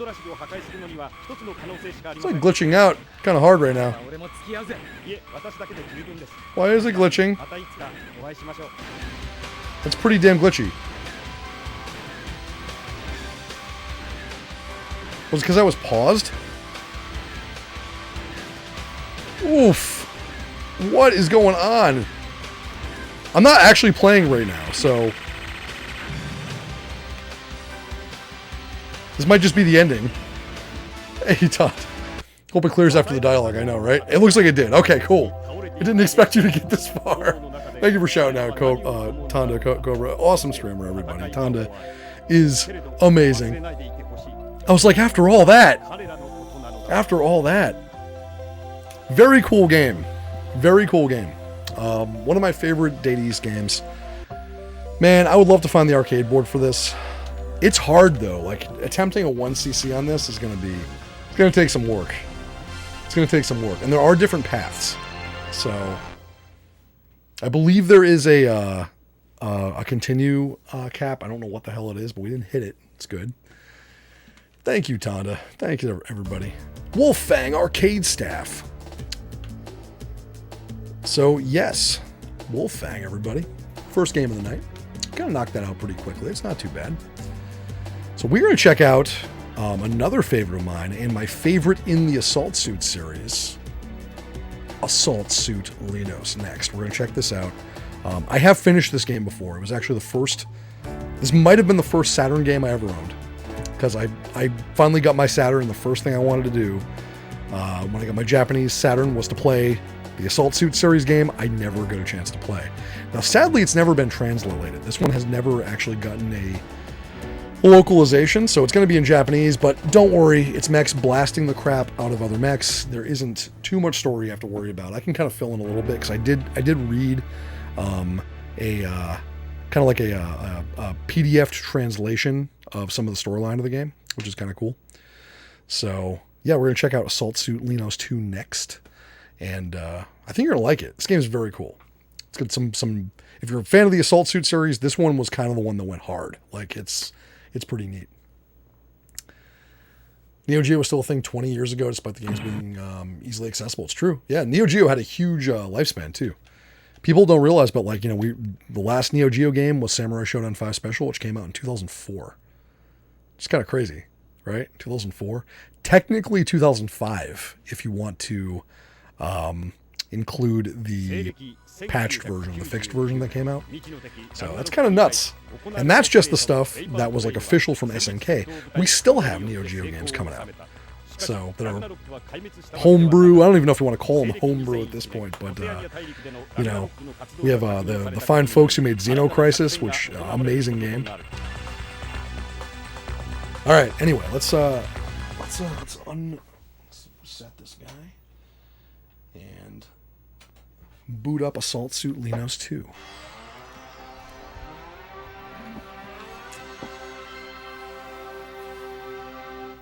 Saturn had a good startup sound. It's not quite the Sony PS1 coming to life, that wonderful sound, but I still like it. The games were already on the EMU. Oh, absolutely check. And that's part of the reason why they finally ended the MVS platform, was because there were games, and I remember this happened with Metal Slug 4. It was Metal Slug 5. Metal Slug 5 was put out, the ROM of it was out before the cartridge came out in the United States. So it was released in Japan. It was immediately dumped, despite all the anti-dumping shit they were trying to put in the carts at that point. And the ROM of it was out before they even came out with the United States version. Like, that was pretty bad. So that's another reason why SNK moved over to the Atomis Wave platform. Kind of pulled the ripcord in the MVS after all those years, but they were still content with coming out with MVS games. But another crazy one to think about is we were still getting CPS2 games from Capcom in 2000. I want to say 2007, 2006 is when Street Fighter 2 Turbo Anniversary came out. That was a CPS2 game. Like, the Naomi was out at that point, and Capcom was releasing things on it, which is nuts. Think about that. So, yeah.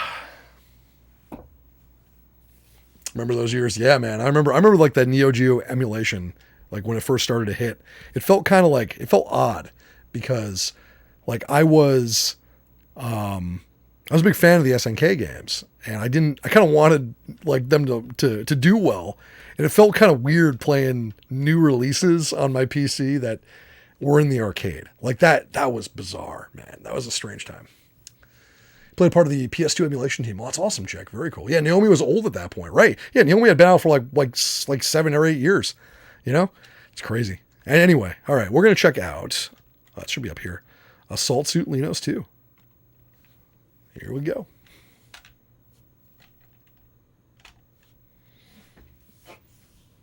I really love this game. This game is cool.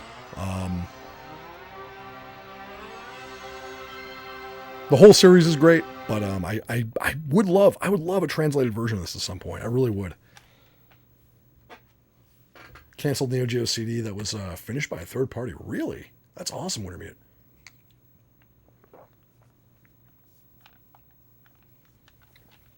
So we want to save to the RAM cart, because I think the RAM cart is where I have the most space right now in this thing.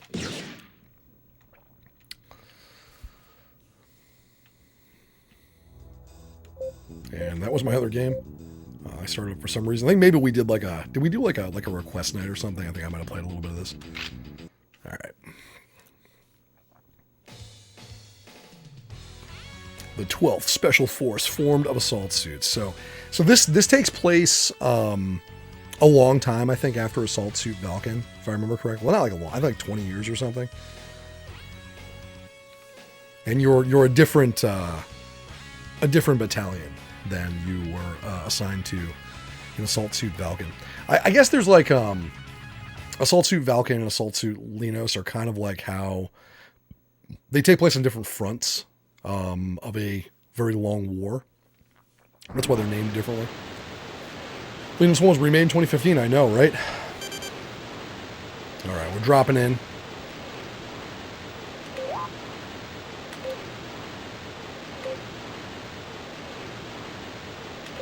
I'm just glad we finally got the fan sub for Gun Hazard. Gun Hazard, I have to restream that at some point. One of the best streams I've ever done were those streams, man. Those are the most fun streams I have ever done here on the channel. I had so much fun.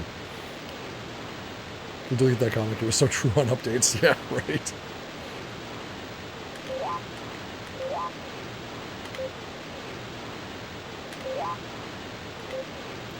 So you can sort of follow the characters in this through their portraits, even if you can't read what they're saying. You're gonna get the gist of what's going on for the most part. It's not a very complicated story. You're not gonna miss much. You'll pick it up, believe me. All right, we have contact with the enemy.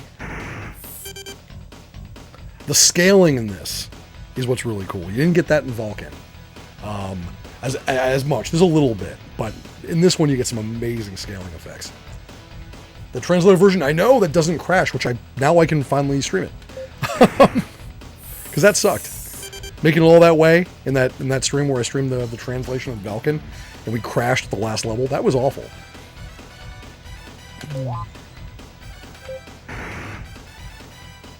Well, thank you all for being here tonight. Hope you're having a good time. Mecha Memorial Day. Figure it's a good way to pass the time before Kojunma. Alright, so let me just remember the controls here, because it actually is a much more complicated game. So we got the MG. Use all the buttons on this controller, believe me. Shotgun. Now, because we have 6 buttons now, everything is kind of assigned a button, which is nice. And there's our dash. Alright. The backgrounds in this are really beautiful too. Hey Jagos, how's it going?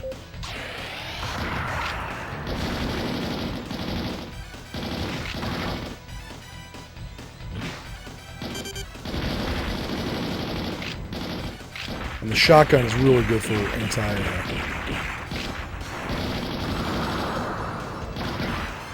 anti-mech operations. We've got missiles. And you don't have to, now you actually can like have all of your weapons at hand, because we have all these wonderful buttons.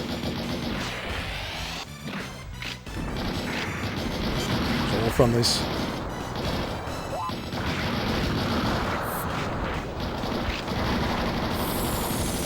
Oh yeah, and your jump jets can get up there now.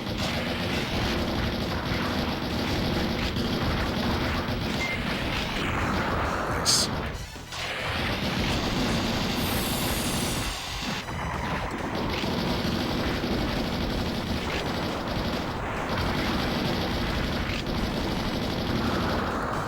And yes, you got the shield, but the shield now, they fixed the shield. So if you played Assault Suit Valken, remember that to really make it through the game, you can abuse the shield. The shield is kind of OP, especially since it protects you from all directions. And the shield has no limit in Valken. You can take as much damage as you want. That shield will just keep on tanking. This one, shield has a bar, and it goes down pretty quickly when it gets hit with certain big attacks. You can upgrade the shield, but you can't just hide behind it the whole time.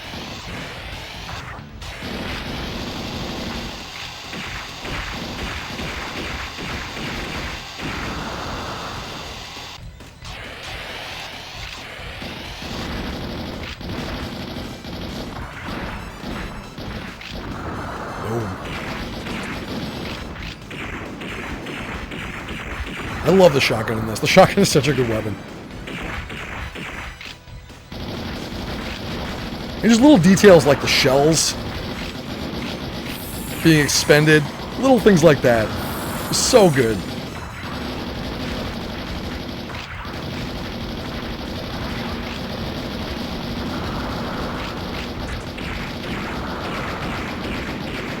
Shotgun taking down missiles.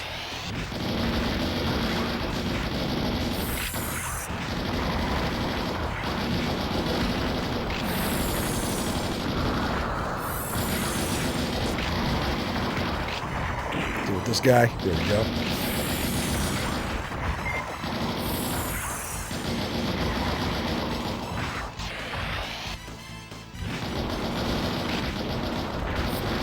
Okay, a couple more, I think. We'll take down here. Might be the last one, actually. Oh, here. We got more.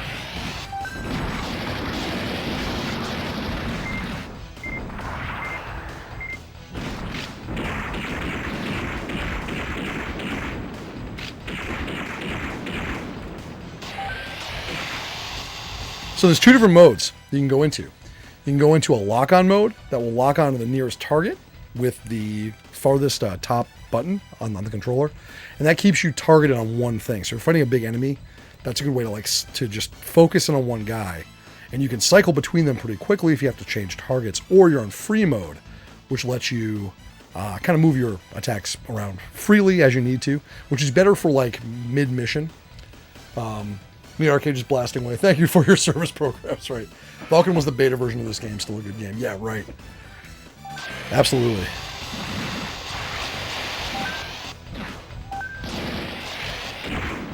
See? That's auto mode. In this manual mode, you can just kind of move it around. And auto mode's good for certain situations. It really is. That was something that Valken really needed. That type of targeting. Hey, Larry B, how's it going?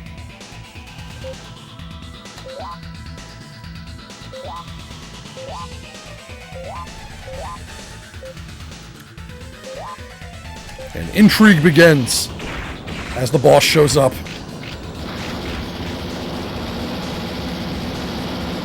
And you want to stay away from that Gatling gun.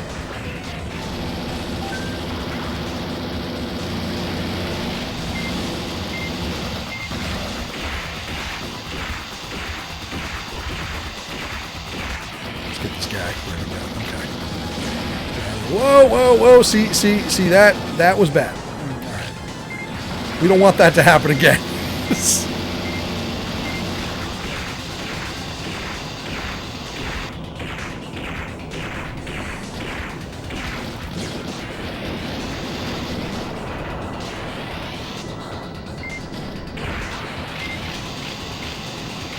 Rolling. There we go.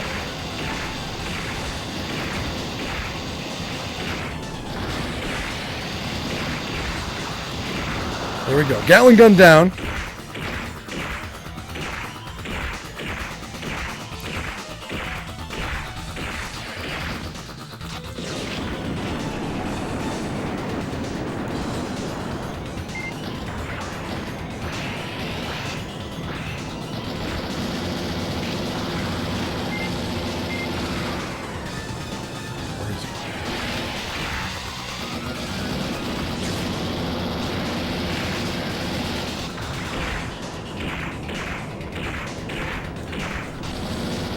This is truly a good game. Yeah, I like the realistic coloring too. Yeah, it's got great like deep earth tones the whole game, and just the sprite work is so cool because everything can be scaled so quickly. Surprised me of how good the Saturn was. This game surprised me of how good the Saturn could handle 2D. When I saw this, I was like, man, why 32-bit? We were so robbed of 32-bit 2D games. Look at Symphony of the Night, you know? Like, imagine if we didn't have this big push back during the 32-bit era for everything having to be 3D, because the 3D sucked, let's be honest. Like, it got good later down the road, but it was too early for that, in my opinion. It looks like it did not age well, with a couple of exceptions. Like, Metal Gear Solid still looks good. That's because it's stylized. But the 2D we got with 32-bit, imagine the stuff we could have gotten, right? Oh, God. So like vectors versus JPEGs, right? Yeah. It's more like voxels, actually. It almost looks like it's voxels. I don't think it actually is, but it seems like it's almost using voxels rather than pixels. But it is very cool the way it scales. During Saturn Lackluster. Yep, exactly. The PlayStation can produce mind-boggling effects. Yeah, right.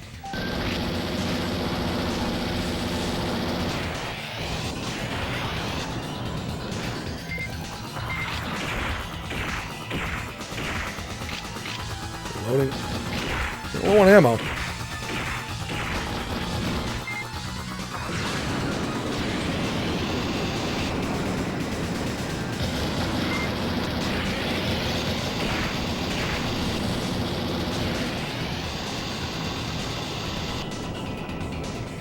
There he comes.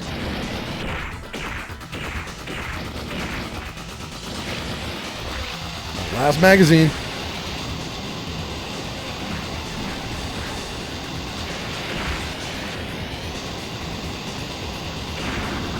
There we go. We got him. It's getting close, man. I was right. I only had 10 rounds left.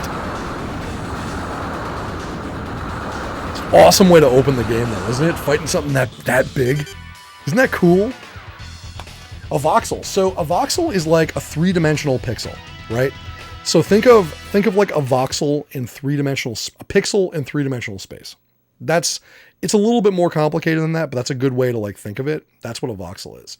So you can turn voxels, you can move voxels. They can exist outside of a 2D plane, but you use them to put together bigger structures, rather than like say a polygon that's part of a model. And Minecraft is all voxels, exactly. And we have a Zaffersan raid coming in. What's up, Zaf? How are you doing tonight? Welcome in. Welcome to Mecha Memorial Day celebration. We're playing nothing but mecha games tonight. We're having fun. Thank you for the shout out. Everyone give Zaf a follow. A big supporter of the channel and an awesome streamer to boot. Thank you so much for being here. Zaf, what were you playing tonight? What were you up to? Welcome in, folks. I thought 7 Days to Die was voxels, not Minecraft. I don't even know what 7 Days to Die is. I'll check it out. Saturn had bad marketing behind it that destroyed the image of the console overall. Oh yeah, there was just the whole surprise launch with the Saturn was one of the biggest faults, right? It's an FMV game. Oh, I'll love it then. Shaggy. Zaf, thank you so much for the raid. Who shouted out? That's a great question. Maybe Unlegion's here. Or maybe Big D's here. Maybe another mod is here who is just lurking. A lurking mod. No matter what, thank you so much for the raid. Thank you so much, Zaf. What were you playing tonight? No, it wasn't on Legion. What's up on Legion? Good to see you, buddy. But yeah, if you're here for the first time, welcome in. I'm a retro streamer. Play everything off OG hardware. We love CRTs. We love arcade games. Right now I'm an arcade streamer too. So if you're into weird Japanese arcade games, I'm always playing some of those as well. But tonight we're just doing mech games on the Saturn. It's Mecha Memorial Day, so thank you for being here. Paper Mario on GameCube. Oh, that's awesome. Cobra's been playing that too. Cobra's almost like 8 streams deep on Paper Mario. You're almost about to finish it, Cobra. Yeah, no worries on Legion. Don't worry. No, it's cool. Thank you. And right now we're checking out Assault Suit Leynos 2 on the Saturn. Great game. Possibly the best in the Assault Suit series. The only one that's not translated, unfortunately. But oh, you're doing Thousand Year Door. That's right. Yeah. Isn't that the GameCube? Aren't they both for the GameCube? The combat's pretty deep. Yeah, it is. Road Avenger on Sega CD. I do. Yes. Someone homebrew ported that to the SNES? Really? I did not know that. That's crazy. Minecraft uses voxels to store terrain data, but not to render it in the game, using polygons to render cubes. Okay, that makes sense.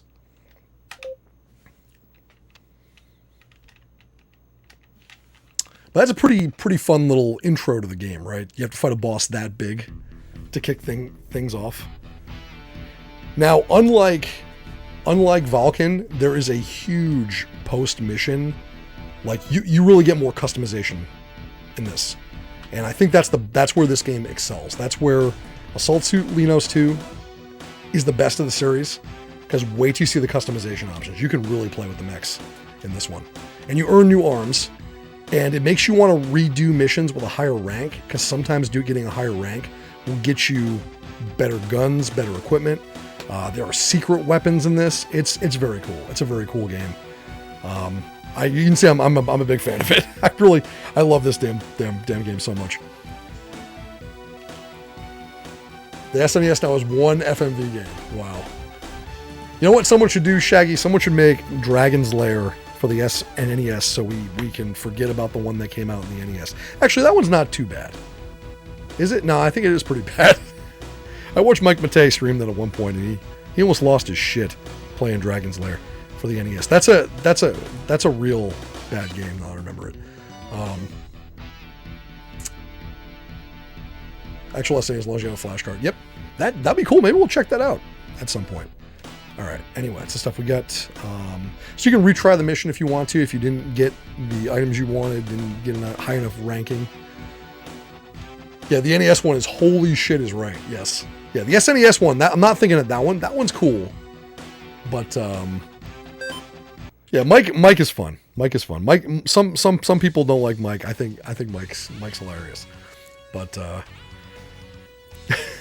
was watching Mike long before I started streaming. So I also fixed 2 of Mike's Game Gears for him. Which is pretty cool. Wow, long time ago. It's been a long time ago, but he had 2 Game Gears I had to repair for him.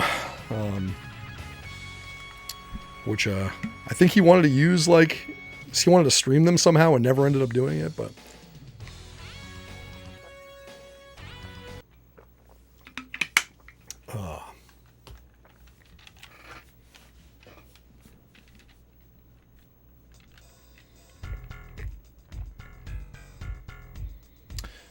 oh yeah, that's something too.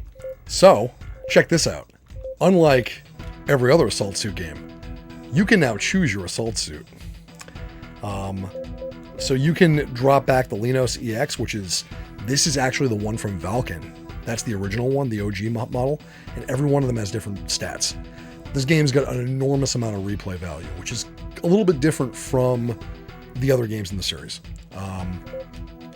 I think we're gonna stick with the Leynos 2 because it is like the heavy hitter.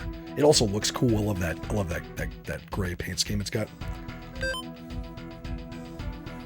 That's the Leynos. Yes. Yep. That's the OG. All right.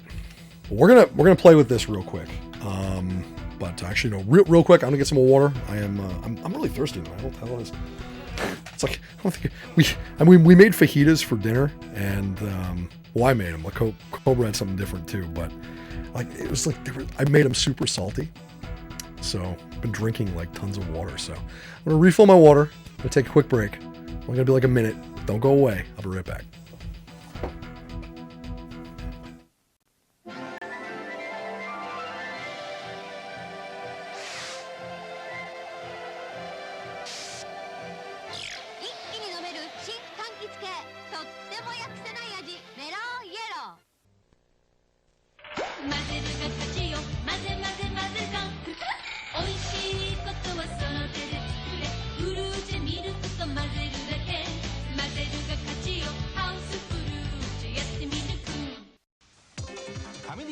タのスポーツコレクション。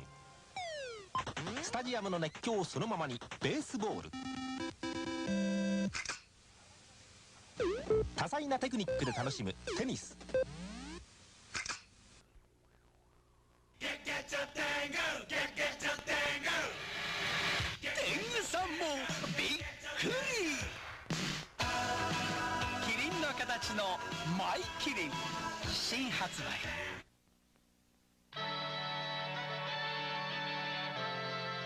ドリルで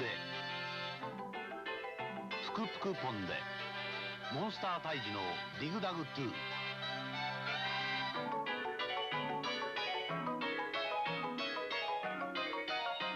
空想してから寝てください。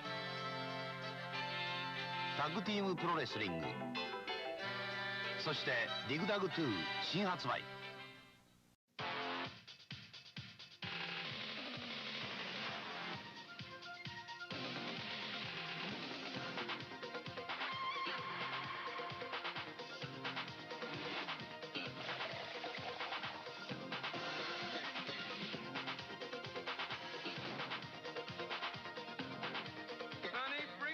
Pepsi, please. Sorry, honey. There's none left. More people are moving to Diet Pepsi, the right one. 写真をテレビしましょう。わー。フジカラーの2世で写真をビデオフロッピーに録画。このテレビフォトプレイヤーにポン。鮮やかな。うちの人気者テレビでお写真。フジックステレビフォトシステム新登場。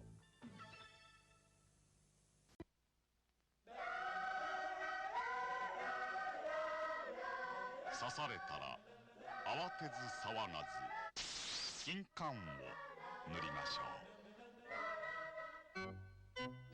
う。I love that commercial. I gotta add more commercials to the rotation. I've been so busy. I got them ready to go.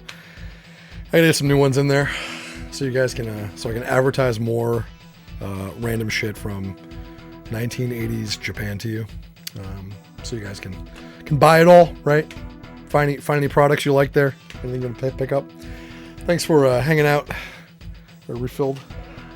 So yes, unlike the other games in this series, you can really, like, this is a full-on mech game. You can totally customize everything here. You can go to the powers section, right? And you can use points to distribute between your weapon, right? Your repair, which is how fast your shield comes back, and how fast you are. I'm actually gonna take speed down a little bit. I'm gonna bring speed down to 18. We're gonna distribute more power to my weapons because I want that to be a little bit beefed up. And repair can stay the same, so we're gonna keep it like that. We're gonna see what we got for weapons. So we're gonna equip. We're gonna put a. We have an MG 120 already, but if you wanted to like save some weight, you can go back to an MG 100. So yeah, this is way more of an in-depth mech sim. Well, I shouldn't say mech sim, mech game, right? Than the other Assault Suit games. I want this one to get localized. So I can't believe it hasn't been translated yet. I think it's gonna happen soon, man. Get a large collection. Yeah, that'd be awesome, Shaggy. We can trade commercials. Max repair mode will give the rest of the weapon. Might take a few more hits, but you have all the time in the world. They can't hit you. You got it. Japanese commercials are hilarious. They are. They're great. The behavior. Yeah, some of them with the celebrities too are really good. Some of the celebrity commercials are amazing. All right, so MG 247A. What is that? Oh, that's the big gun. Let's see if we can swap that in to our thing. Okay, so we're still fine on weight, right? Or are we overweight now? Hold on. Oh, no, hold on. All right. Put that in there. And now you have to scroll down to get to the other shotguns. So, shotgun V30. Let me see what that's going to do.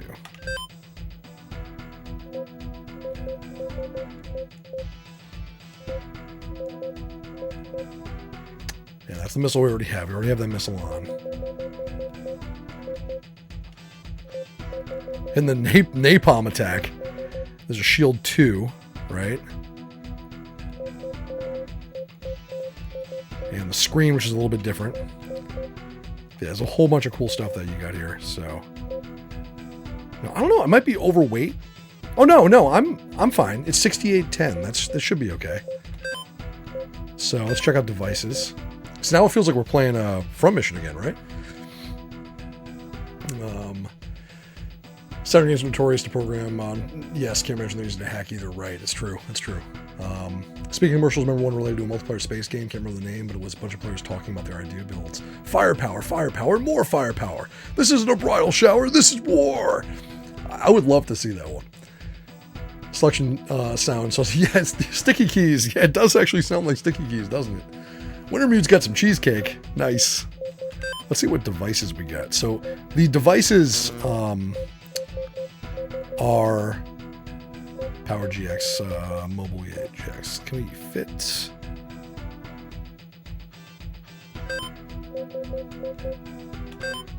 Can we fit a bigger mobile? Oh, Weapon EX. No, let's use that.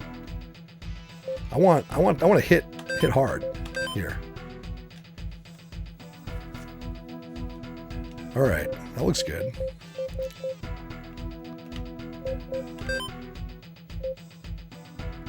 I feel like I have a lot of, I mean, that's a lot of weight to work with though. The left is 3345. All right, so now you can allocate your armor.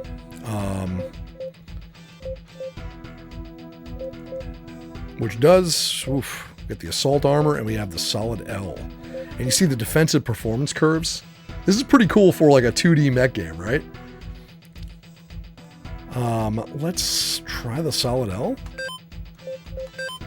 I thought there was a way to actually allocate it too. Maybe I'm thinking of a different game though. Yeah, we'll try the solid L. All right. And we already selected the body. We don't need to do that. All right, I think we're good. We'll run with that. See how that works. I feel like I need the spreadsheet out for this game, right? Yes. Hey, it's surprisingly playable even though it's in Japanese.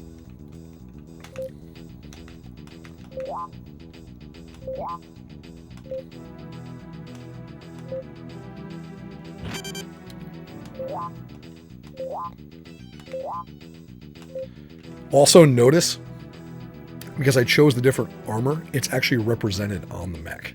You see that gray like plates? Isn't that cool? Everything you equip, all the stuff you do in this one, it shows up on your sprite, which is really neat.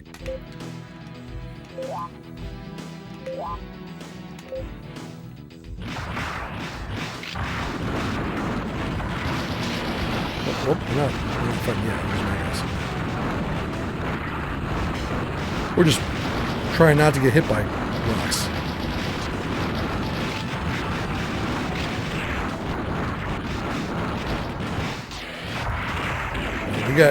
We got some enemies. There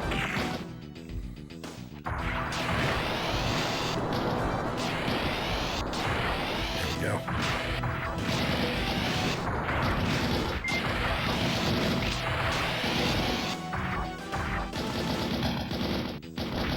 Whoa. Nice. All right. I'm definitely a little bit slower, but you know what? I'm okay with that.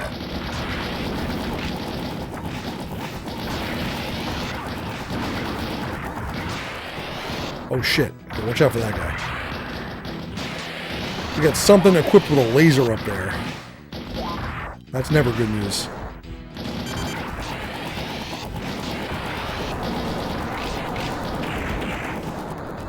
There he is.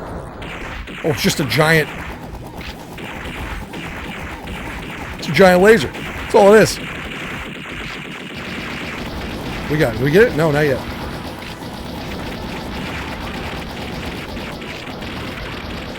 I'm getting torn up. Hold on. Whoa. Holy shit.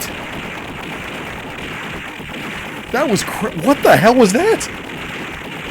This is a Suit Leynos 2 cube, dude. This is a Saturn exclusive entry in the Assault Suit series. Whoa, I think I might have gone a little bit too far there. That was nuts. Who makes spreadsheets for video games? Imagine if Rastan lets you customize like this. That would be amazing. I want a version of Rastan with that level of customization for sure. All right, let's try that again. It saves my my loadout, so I should be okay.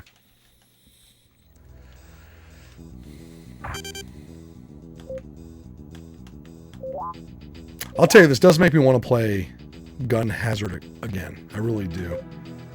Man, what a game that was. Hey, Newcomb, how's it going? Good to see you, buddy. Copy the 3D remake of Rygar. I didn't even know there was a 3D remake of Rygar.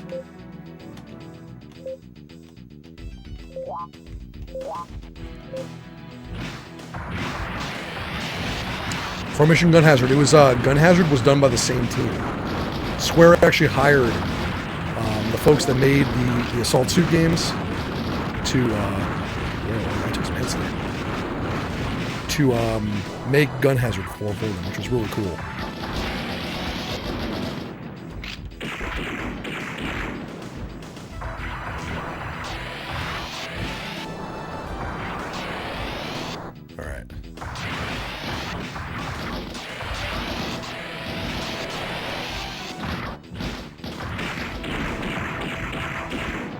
Careful here.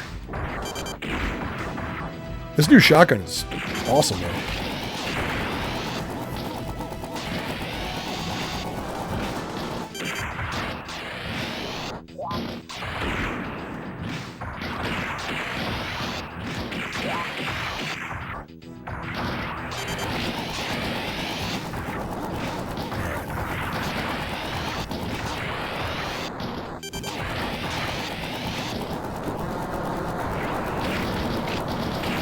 These flying guys are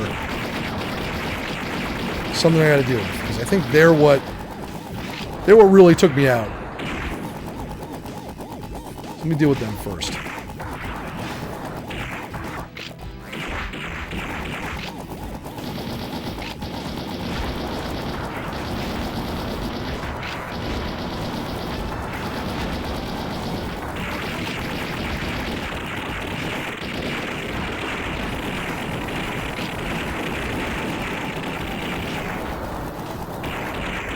Coming. Okay, hold on.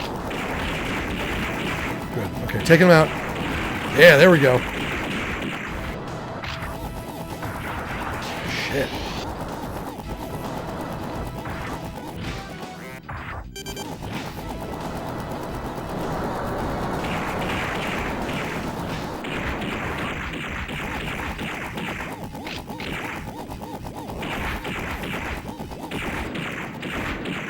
How many hits does this thing take?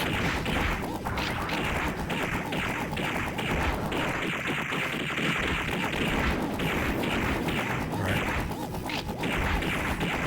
What's he counting? He's counting down for something. Okay, there we go. Okay. It's done. Started playing Gun Griffin Blaze. I've never played that one. I've never played Gun Griffin Blaze. In fact, the only Gun Griffin I've ever played until tonight, we're going to play that next, is Gun Griffin. We're going to play Gun Griffin 2 tonight, which I've never really played much of. I played a lot of the first one. This game is Rad Voidbrush. I love this game. This is I've finished it twice with different mech configurations and everything. I love it. Midgar Cannon has a lot of health. I know, right? Rastan Saga 3 Warrior Blade. The game is literally not Conan the beat 'em up.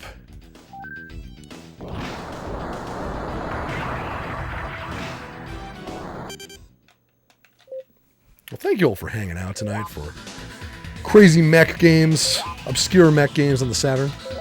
It's cool to be streaming on the Saturn again soon, too. I haven't... It's been...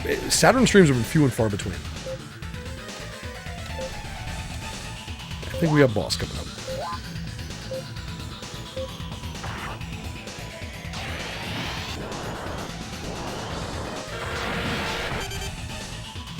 Who is this guy?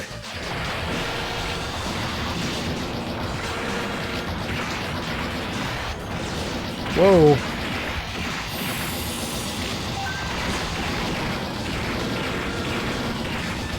I'm going to go for auto selection right now. We have a lot of... Oh, there he is. There he is. I'm almost dead. Get out of there. Get out of there. Shit.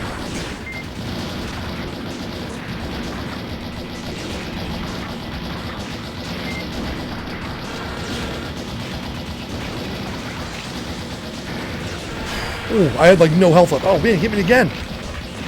Get out of there. Get out of there.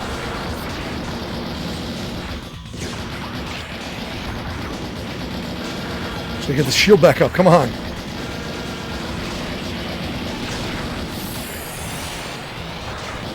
Alright, I'm just going to try to...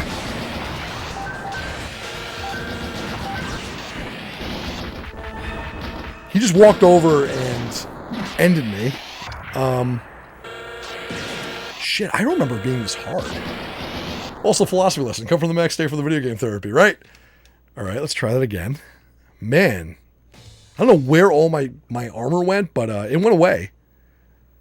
It went away very quickly. Holy shit.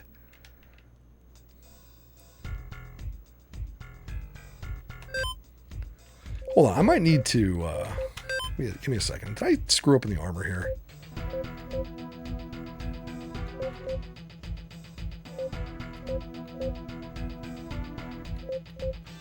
So that's better armor. Okay, hold on. Let me see. Device. Is there anything else?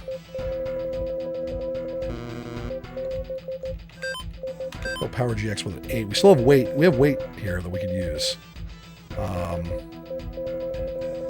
High-speed reloader. Look at this. Look at all the different stuff that you can add. I think I only have 2 slots, though. Oh, wait, no, I can add... Oh, I have more slots. Wait, I have more slots. Hold on here. Yeah, we're kind of underprepared. Let's take a repair EX. That helps. Can I stack weapon? No, I can't. All right.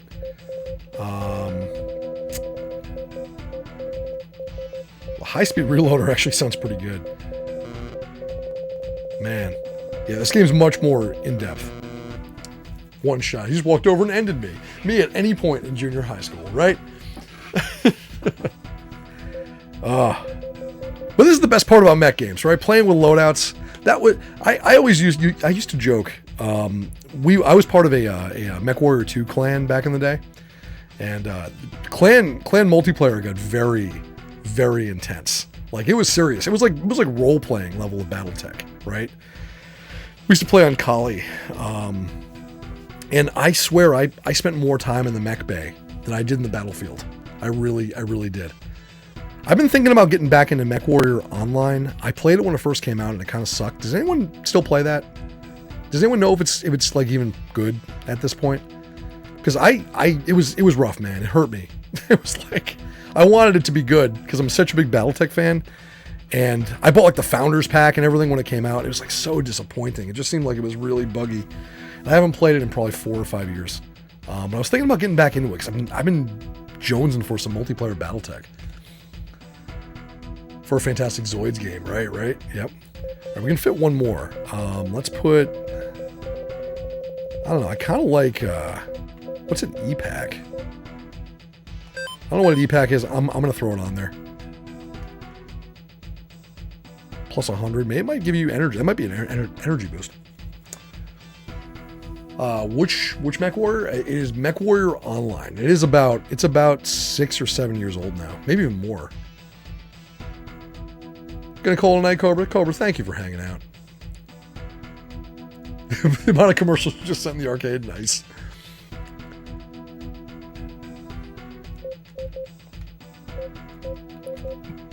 Yeah, it seemed like it's very pay to win, yeah, unfortunately. Is there any weapons we can add here that we go to change maybe? Can we upgrade the missile?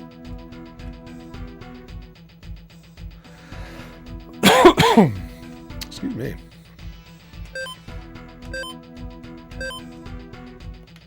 Wait, maybe go equip. Hold on. So the better better shotgun, better 16. Drop the 16 in here. There we go. All right.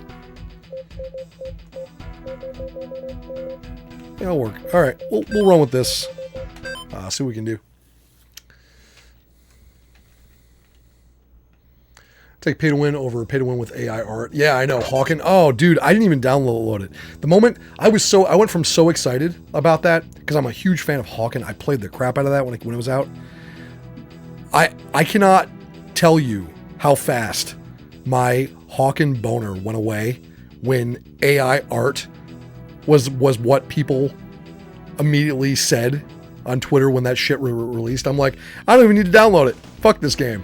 That sucks. That really, really sucks. To like, after all of Hawken that Hawken's been through as well, man. Plays Borderlands, help keep you alive. Nice, Africa. You know, it's, man. Oh man. I don't even want to touch it now. What a disaster.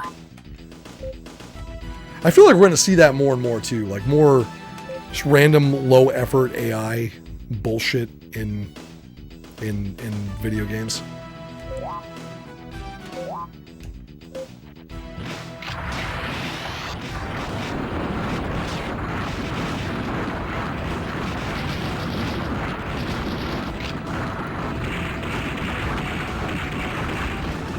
Just took a lot of rockets, jeez. Hold on. Whoa, I'm getting hit by too many rocks.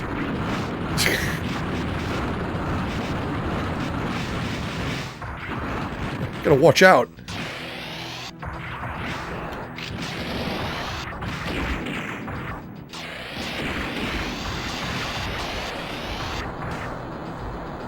Oh, not that time. Gotta cool down first. Imagine there's a limit to how much AR can do, though, because the moment I don't think it can keep a consistent theme. It definitely can't, no. Okay, it's also only as good as the input that it's stealing from, so... Quality, but does not appear to be it, right? Yep. Yep, Shaggy, I hear you. Ace AI concept art. Yeah, like, I actually think, like, it's somewhat fine if you're, like, using it as a, like, kind of like a... to have like the look and feel of a project, you know, if you're trying to like plot out a project like that, I could see where it could be useful in that regard. But honestly, I just see it now and it just screams tacky. Like anytime someone uses like an album cover or something like that, I just see it and I'm like, oh man.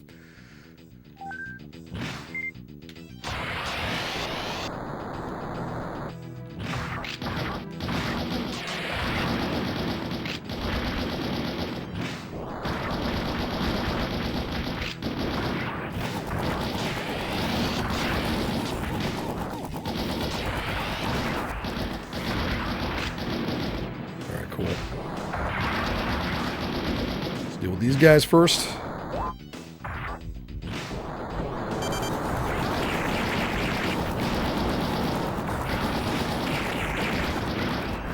Oh shit, I'm calling that.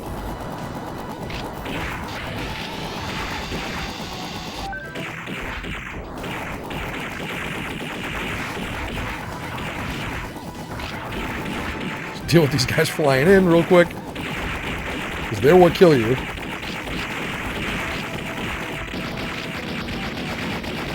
Come on. Who is shooting me down there?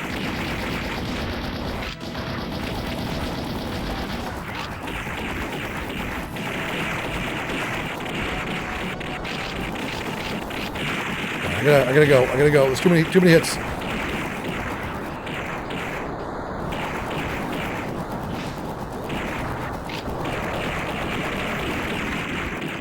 Oh no! Come on!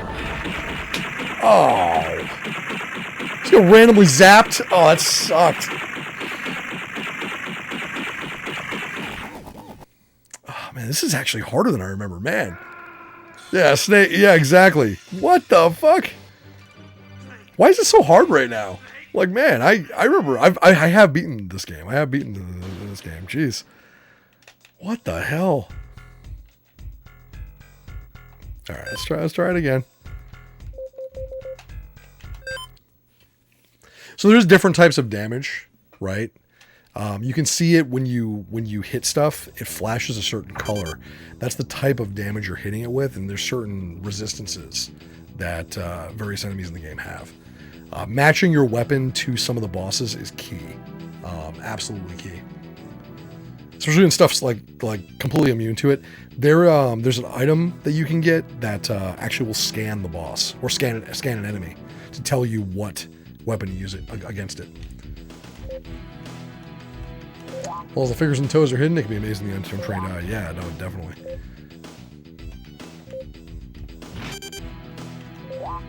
Zapped. Yeah, thank you for the clip, Jagos.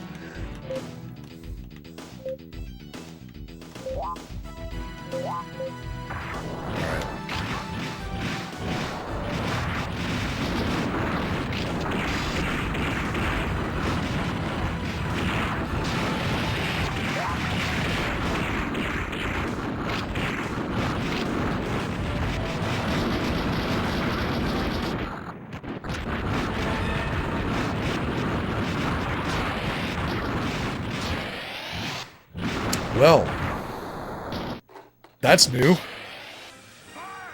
Crazy Ivan for PS1. I have Captain Thako, and it's great. I love it.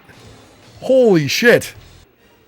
I think I just got hit by every single stray boulder all at once right there. And that was it. Album cover manually started the Celebrity Jeopardy skit where there's a category and the guy parodying Sean Connery said, "An anal bomb cover! I'll take anal bomb covers for 2,000! Or 200. A leather glove. I miss Celebrity Jeopardy. That was good. Those were good times on SNL. Back when SNL was funny, right? There was a time. Hit by every stray boulder sounds like a hit by dynamite. Crazy Ivan was really cool. That game is almost like completely forgotten to time, right? The full title of this game, it is Assault Suit Leynos 2. Assault Suit Leynos 2. It has never been on anything else but the Saturn, and it's awesome. Apparently hard, too. Harder than I remember. Welcome in. Good to see you, man.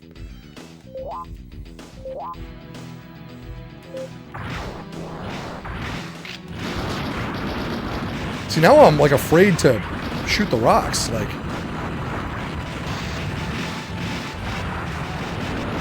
just do this. Ha! Tricked you.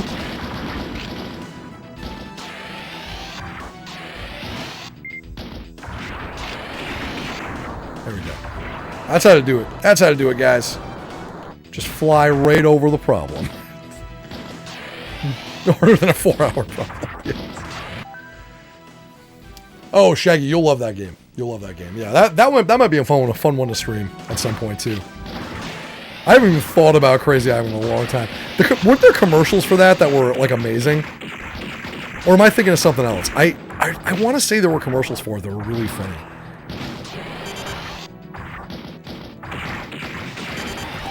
Let's go.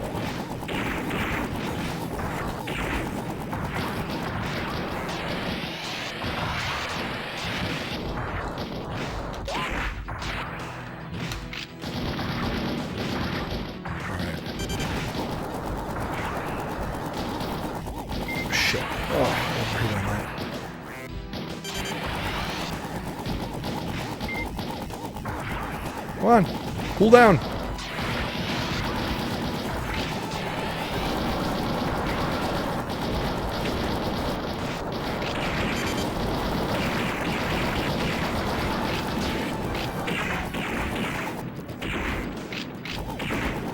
All right.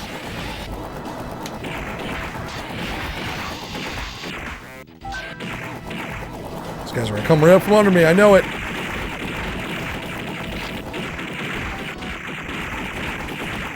See, I can't shoot. They're shooting me off screen.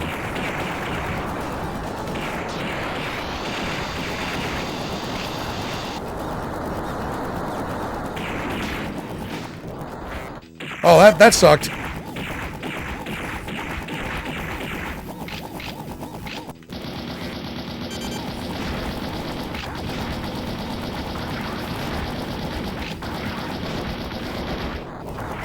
guy out of here.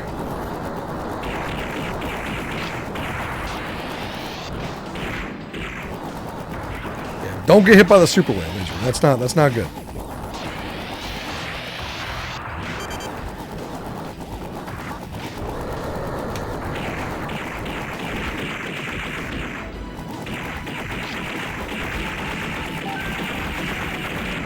There we go. It's down. We got it. There we go. He's finally toast.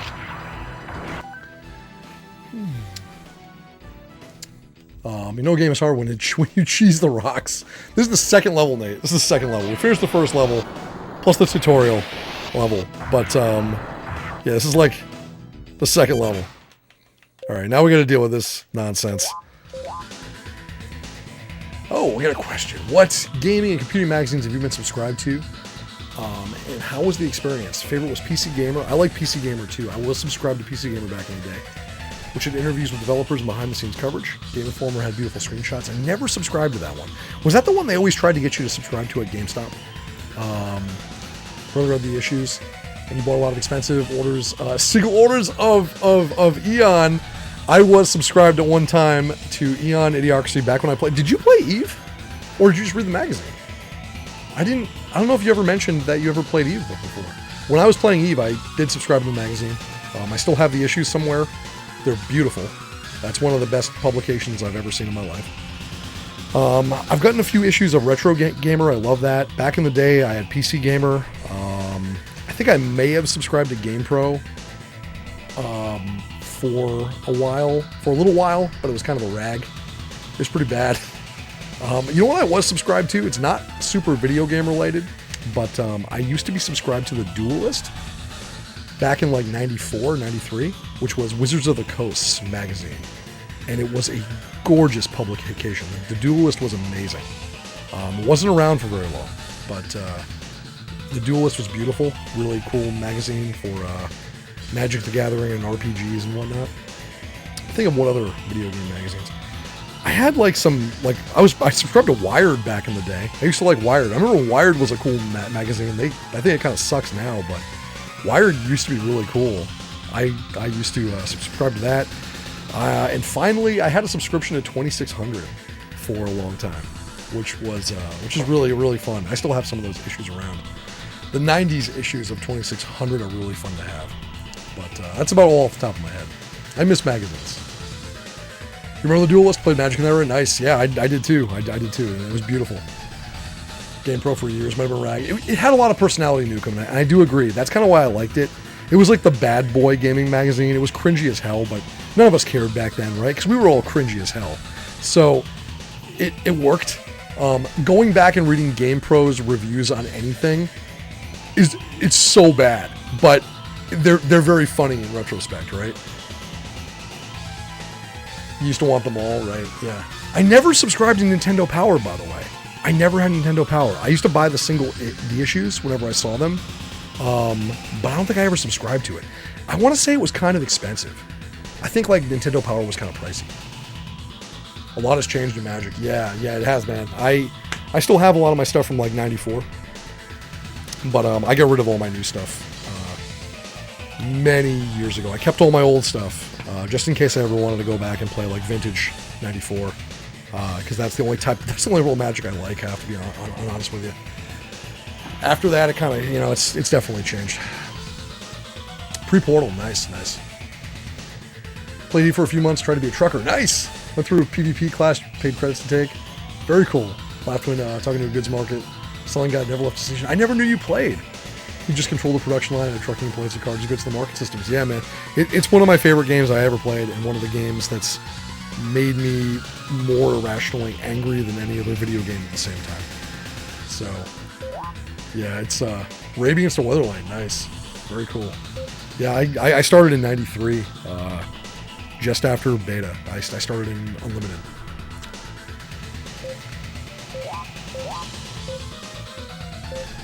I remember buying Arabian packs when they first came out, which is crazy to think about these days. Alright, let's see if we can not get completely smoked by this guy this time.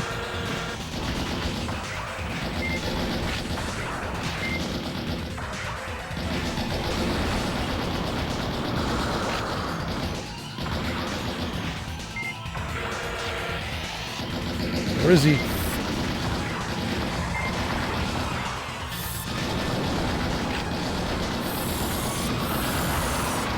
I don't know if they're just going to keep sending in these.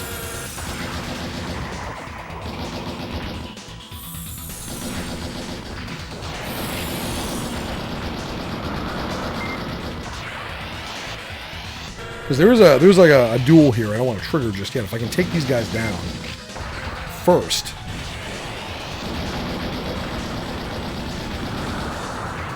I think they're all down, maybe. Once got caught in a gate blob, it was a crazy experience. Oh, I've been in many. I've started a couple gate blobs in my day. I've got some stories. I did some bad shit. Started in 96, Alliances was quit in 2001, got back in 2012. Nice. Alliances was cool. It was a cool set. So 90s Games Magazine. Next Generation. Oh man, I remember a little bit of that. Rat. I think I had a few of those. Just random Next Gen magazines. I think I got them for free from something back then. Yes, right. And that sounds about right. Yeah. Inquest. Oh man, yeah, Inquest. I used to sell Inquest at my shop. But the Duelist was always my favorite. I still have my Duelist issues. I have my Duelist #1. And the game that I really got into, and I mentioned this before, I'm on 2 of the cards. If you ever played it, you can see me on a couple of the cards. Is Vampire of the Eternal Struggle, which is White Wolf's. It used to be Jihad, which was the when Wizards of the Coast had it, but they sold it back to White Wolf, who continued to produce it. And I was in sort of like a friend of mine's like one of the head developers, or still is maybe. I think I'm not sure what's going on with it at this point, but we were within the whole team. I was a promotional guy for it, and yeah, it's still the best multiplayer card game ever made. Vampire: The Eternal Struggle, unbelievable amount of fun. Favorite Magic expansion period is Ice Age. Ice Age was great. I have my Ice Age set like here, which is kind of weird that you mentioned Ice Age. I have like my whole set in a binder. I was going through it today because I'm actually selling some stuff. I'm selling some of my old stuff just to have some extra cash on hand, because like the market for Magic's been really weird lately. It's been very volatile, and I've been holding on to a lot of stuff. It's time to start possibly moving some of it because it's not as stable as it used to be. Yep, Black Summer. Everyone remembers Necropotence. I certainly do. That was a nasty, nasty, nasty scene, man.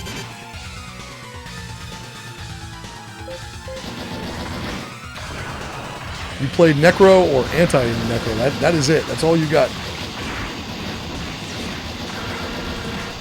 Here's where we gotta be careful. He's out. He's wild. He's firing missiles.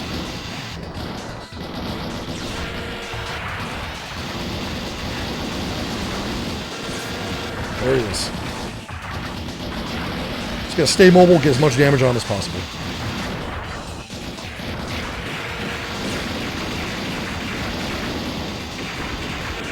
Boy, a lot of guys are spawning in too. Like, holy shit.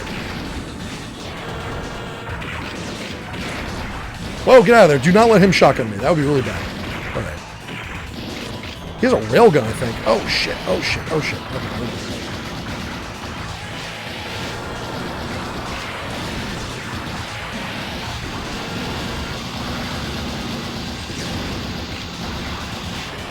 What a crazy fight for this early in the game. Unless he's gonna just gonna ditch out. This is one of those fights where we're not supposed to win. This might be. Oh wait, we need Deck Protection against Black did pretty well against Necro. I played, you know what I was playing? Back during Black Summer, when Necro was like just kicking all sorts of ass. I was playing Ernageddon, and it did pretty well against it. If you could get that Geddon out fast enough and just drop one threat, it had a really hard time coming back. I've always played mid-range. That was always my thing. Junk, mid-range, that was all the way up into Legacy. I played Legacy for a long time. Man, it's crazy to be even like talking about Magic. It feels like that's literally another lifetime. Like that's a different person. That's how long. It's so weird. I ran a shop. I had a shop for 10 years. And it just feels so weird to talk about it. Because I haven't tapped a land in probably like 5 or 6 years at least. And it's like, man, I enjoyed it. I mean, I played competitively, very competitively. Vintage and Legacy.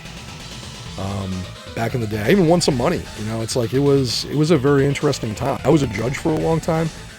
It's crazy to think about it again. It really is.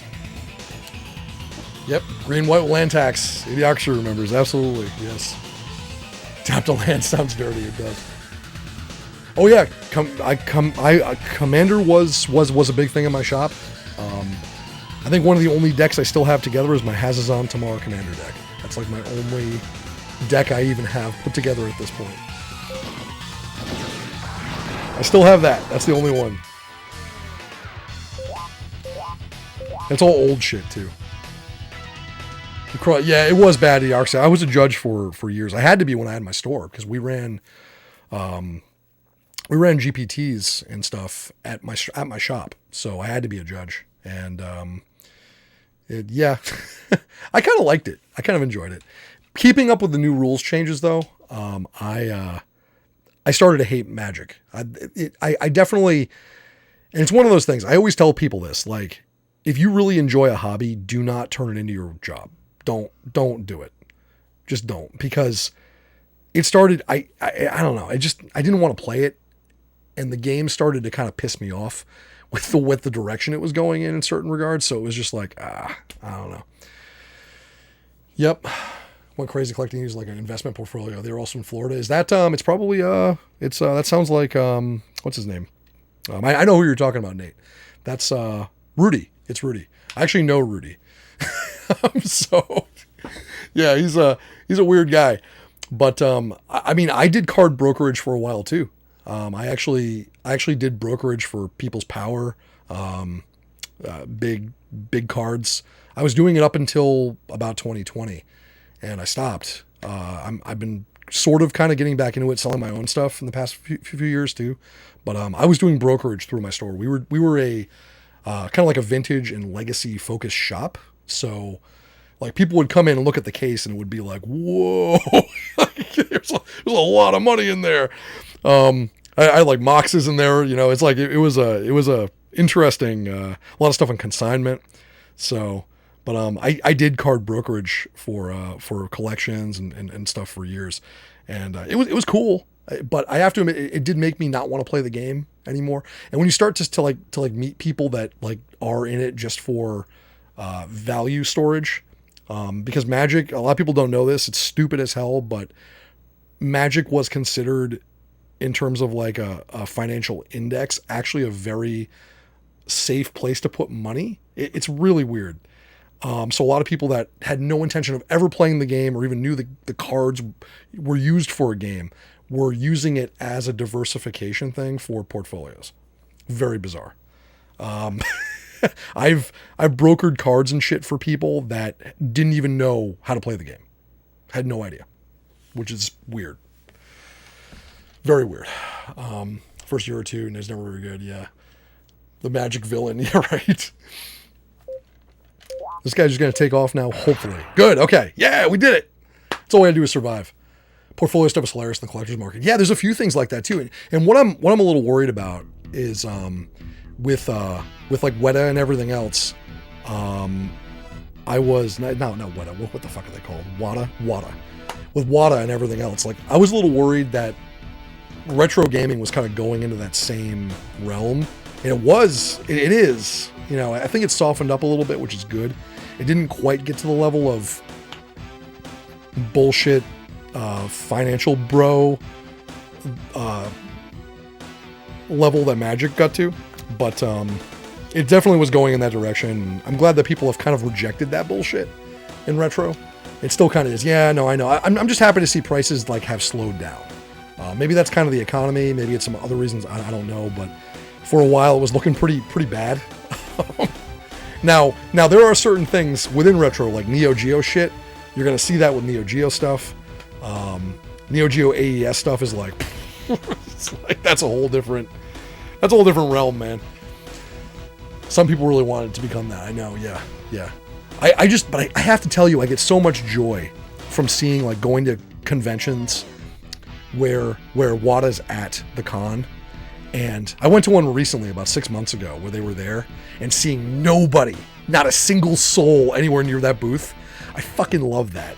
It makes me so happy to just glance over there. I found myself like doing like the rounds around the dealer's floor, and I would intentionally go over and like just let me go make another round. Let me go see if anyone's at the Wada booth. And it's just they're just two people sitting there bored out of their goddamn mind because nobody gives a shit about these horrible people. Yeah, it serves them right. I know, like making new retro hardware. Yeah, exactly. Yeah, definitely. Ever an experience that supported the adage to never meet your heroes? Opposite experience, meeting your hero was a cool experience. Yeah, I mean, I have to say, like, I've had the opposite experience. A lot of the people that I've met that I'm not really into like celebrities or anything like that. I've never been that kind of guy. I don't really follow that stuff, so there isn't like a whole hell of a lot of celebrities I've ever even wanted to meet. My rank was E? Really? Oh, that was terrible. Just saw that, like, ugh. We're having too much fun talking tonight, but the ones I have met have actually been really cool. Let me think of anyone that I've met that was like an asshole. I really can't think of any. I really don't meet a lot of celebrities to be. I don't go out of my way to do it, but I met Ian Anderson from Jethro Tull after a concert once. And I usually don't do that, but like I kind of hung out backstage and waited for him, and I met the entire band, and it was really cool because I was like the only one there. That was awesome because I've always been a Tull fan, so it was really cool meeting, this legend, right? That was really neat, and he was super nice.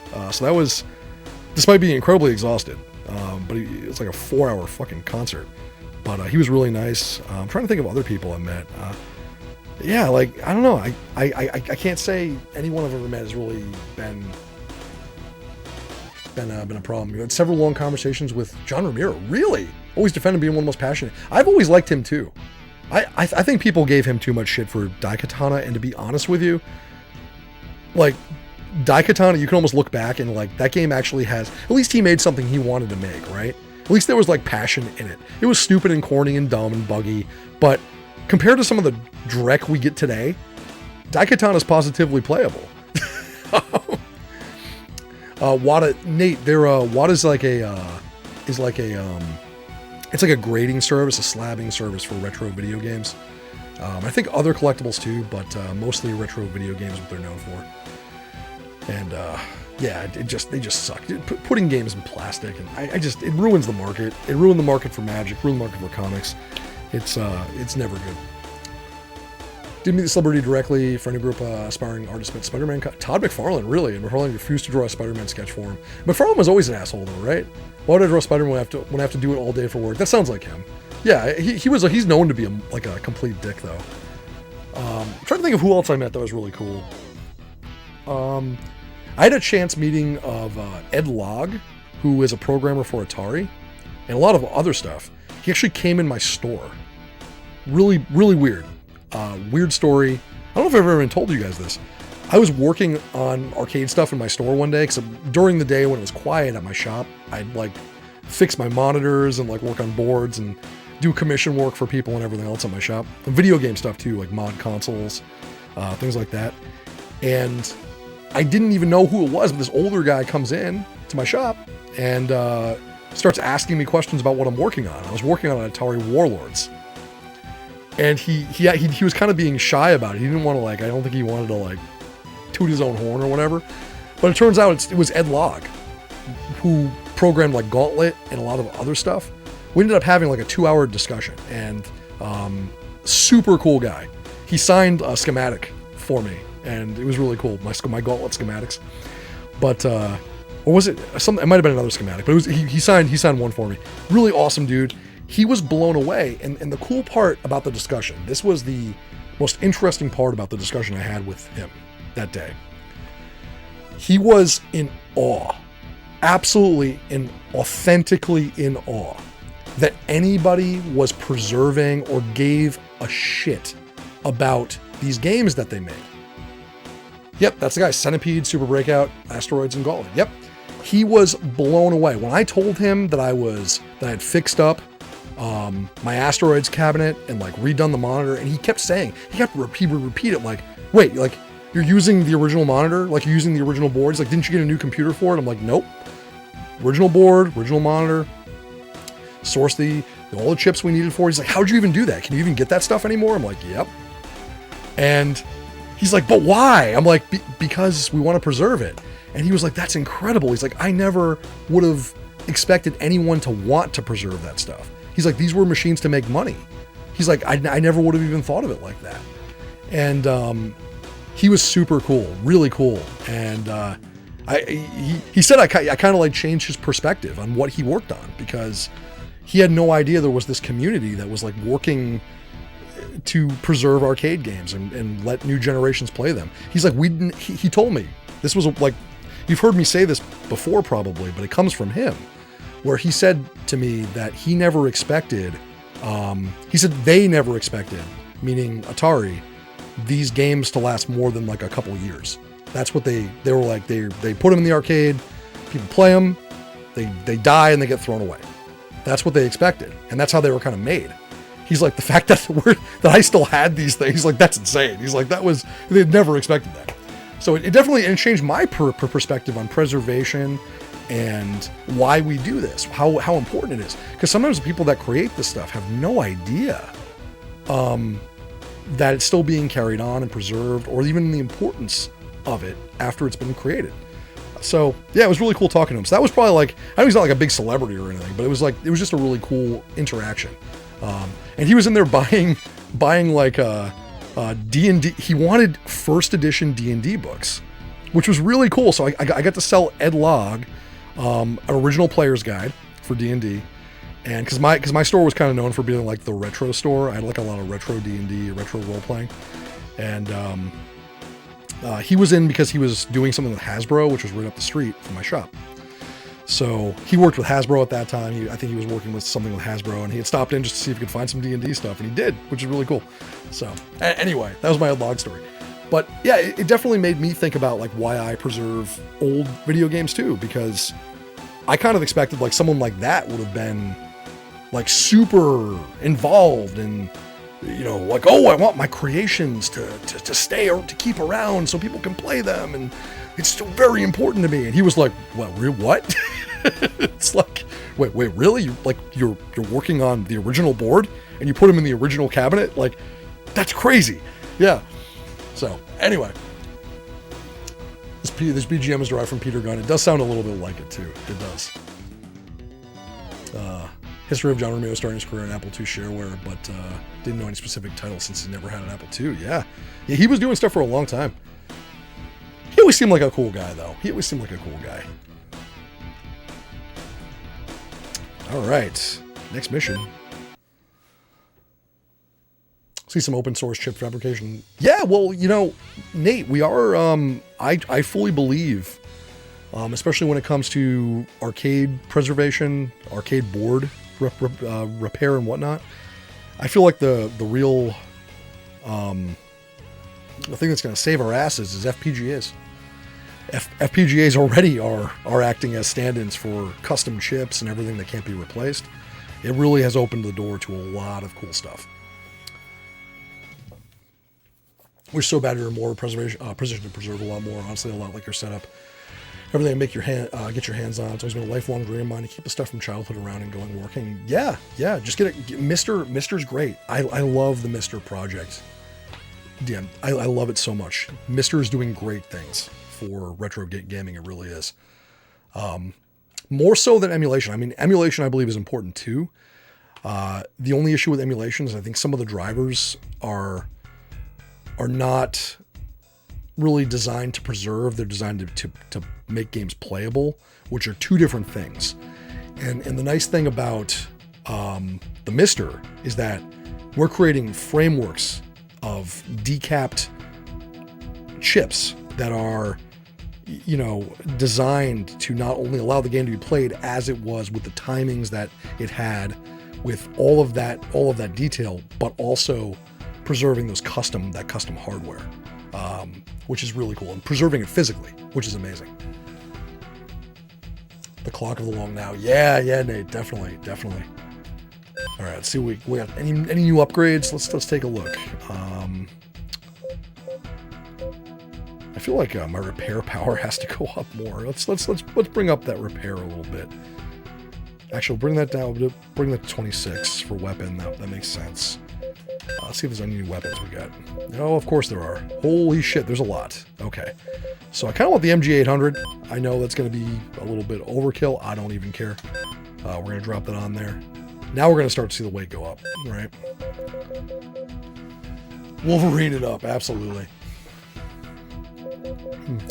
Well, the way that I look at it, and I actually wrote an article for a local magazine on this years back in 2015, how when it was an article about hobbies and preservation of those hobbies, and they kind of interviewed a bunch of people who preserved things, and they went to me because I preserved arcade games, right? And I wrote an article about it, talking about how it's kind of like the ship of Theseus, which, if you're familiar with that particular anecdote, it's about if you replace, I'm kind of distilling it, but if you replace every single piece of a certain thing, is it still the original thing? What is it that makes something something? What is it something that makes something of importance, something of renown, right? Is it the physical object of it, or is it our viewpoint of it being something that's important? And I think that has a lot of validity in the retro gaming sphere. I really do. I think, like, as we emulate things and FPGA things and come out with new hardware and remake software and like all these things, where we are in effect replacing those masts and those boards and those sails on the ship of Theseus. And is it still the same thing? You know, that's really the question. And there's a lot of different, you'll never get a straight, you know, there's no 100% hard answer on whether it is or not. But I'm of the opinion that even playing the games is important. Even like doing what we're doing right now on Twitch, hanging out in retro, talking too much about this stuff. You know, I think even that's preservation. So that's where I think this whole platform is very important, because how many times have you seen someone play a game and you're like, I never even knew that existed. Oh, I'm going to play that now, or I'm going to buy that now, right? And that keeps it alive. So place a few decks, planks of a named ship. Is it still the same ship? Right. And if over the time you place pretty much the entire ship, a bit here, a bit there, is it still the same ship? Exactly. Yeah. We talking about video games or cyborgs? A little of both on Legion. Little of both. Playing games create something new too. Yeah. Then you get the fanfic. Absolutely. Okay. I want a big shotgun. Need weapon power. Oh, I'm out of weapon power. Oh shit. That's right. There's weapon power. I see. Okay, so there's that stat too. There's that stat too. We went hard on that MG. You know what? We're just going to go with the MG then. ASR 16B, which we could put here. And we're still fine. What about armor? Are there better devices? Let's see. We get some. Oh yeah, I think we're going to get some better devices. Oh, maybe not. Nothing really crazy. Extra weapon. Powered Dash 2 is new. Advanced aim unit. I kind of want that. Let's drop that on there. I don't even know what the E-Pack did, but let's look at armor. HVM assault armor, sweet. Is that going to put me over? Oh shit, I think that might actually put me overweight. Unless it's exact. It's not exact, is it? Is it exact? No, I can't. No, it's overweight. Shit. Oh no. It's a horrible thing when you're overweight on the mech. Get too much armor. Sharing is important. Preservation means nothing. Yeah, and that's what I can't stand about folks that have like prototypes, rare arcade games, rare console prototypes of games that are undumped, things like that, and they hoard them away in their Dragon's Lairs. And a lot of arcade folks collectors are guilty of this. I know people personally that are guilty of this, and I disagree with their decision to not bring their games out into public or never let anyone play their games. I know people that never even turn their games on. because they're afraid of them dying or having a problem they have to fix, which is like Schrodinger's arcade game in my opinion, because most of them probably don't work at this point anyway. But it really sucks because nobody gets to experience some amazing collections. There are like some of the best arcade collections in the United States are locked away, where games, there are like games that you will never see, like single games that there might be one survivor or two survivors. Some are prototypes. I know where some of those are, and those people just will never bring them out, and they don't even play them, and it really sucks because they might as well be extinct at that point. The offspring totally different will still be related. Yeah, definitely, totally. All right, let's man, I would love to get this armor in here, but how do we? That is a big difference. Oh shit, that's nice. Hold on, is there a weapon? Maybe we can pull off.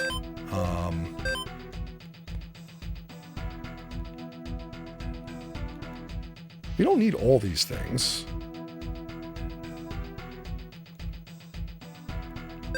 Pull that off, maybe? Hold on. Let's see if we can fit the armor now. No, that armor's going to take up a little bit. Oh, wait, no, it's just enough. It was just enough. I was like, that's going to be close. Mando Mark's photo shoot. Honorary membership. That's awesome. Very happy unless Atari prototypes will often show up at California Extreme. Yeah, it's cool those people do bring them out. I really do appreciate anybody that brings games out.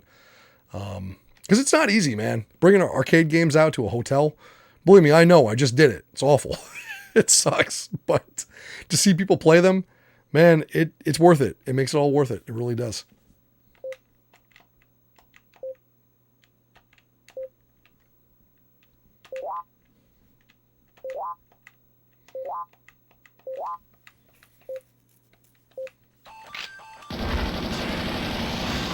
Oh, this is the duel, right?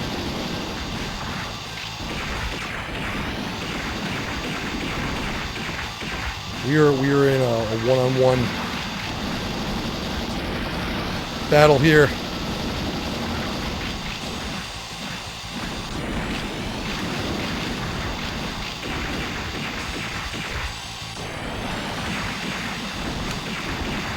Shotgun's good for knocking his missiles down, man. Got him. I think I tore him apart. It's a good build. Yeah, he went down fast. Holy shit. Hell yeah. That's really cool, Kagano. That's awesome. I can't wait to see that. Over to Cax. Yeah, I definitely do.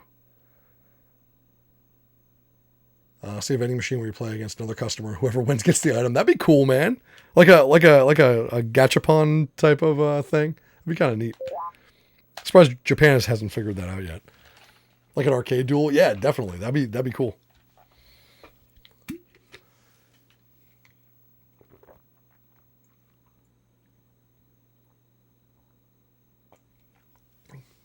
Really shaggy. I didn't know someone found the board of that. And they haven't dumped it yet. That needs to be preserved.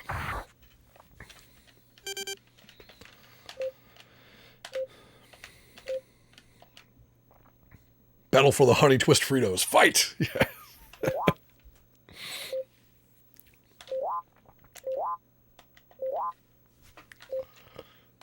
Okay, round two. It's like the arena we're fighting now, right?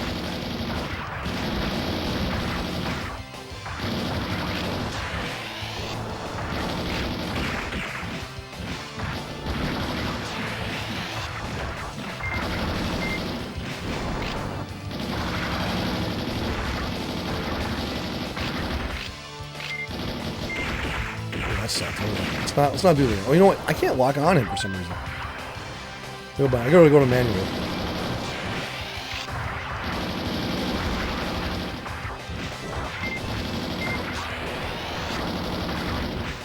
Missiles are empty.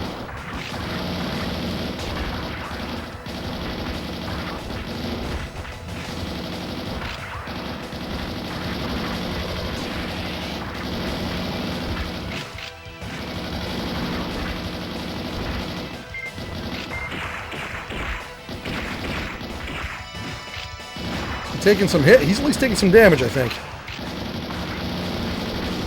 Got a lot of armor, man.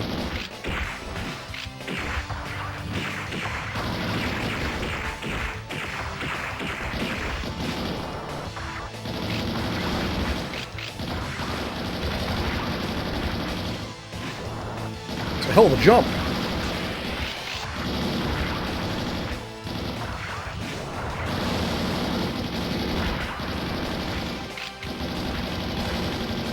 Shit, I'm taking hits.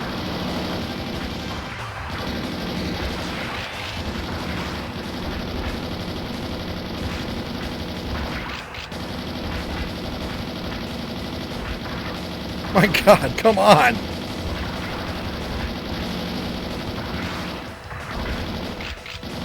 What do you think we got him? Okay, finally.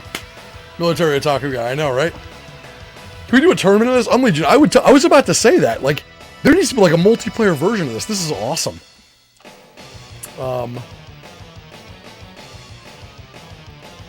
Imagine how much friends you'd make with that shit. Harsh part not being able to talk about it for a few weeks. They wanted time to release the photos from May 4th. That's awesome, dude. Very cool. This is really cool. This arena part, I forgot this was in this. There's this random, like, I think there's like multiple arena parts of the game that you end up in. There's branching paths in this too. Metal Warriors, yeah. That was a LucasArts game.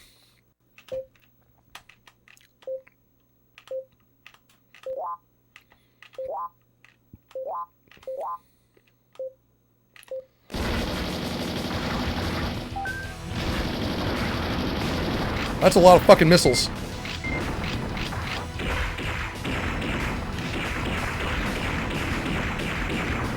Holy shit. Oh, hold on. It's a goddamn missile boat. It's like it's what I play in Mech Warrior.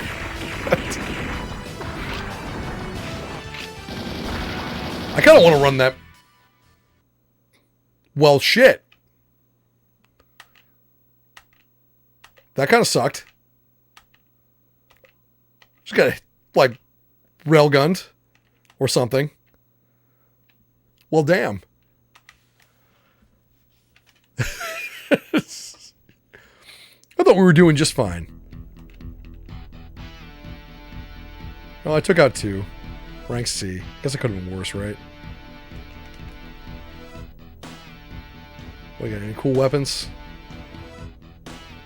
Got a grenade launcher. Got a bigger missile launcher. There's so much stuff in this game. Alright. It was the railgun that wrecked me. The headshot with the freaking railgun. That's what took me down. That was... Well, the railgun was that purple shot, I think. Yeah, that was nuts. That took off like 200 points of armor right there. Anyway, thank you all for hanging out tonight. I hope you're digging random mech games. This has been fun. Getting some Saturn action too. We have a new chassis. It's not quite as... It's got more energy, but the hit points are low. It's more like a light. The Zyrek. That's kind of neat. It looks cool though. I don't know. I'm gonna stick with my Leynos too. Mech Mondays, yeah. I agree. I think Mech Mondays should definitely be a thing. Alright, I'm gonna check weapons again. I am definitely at the maximum load, so.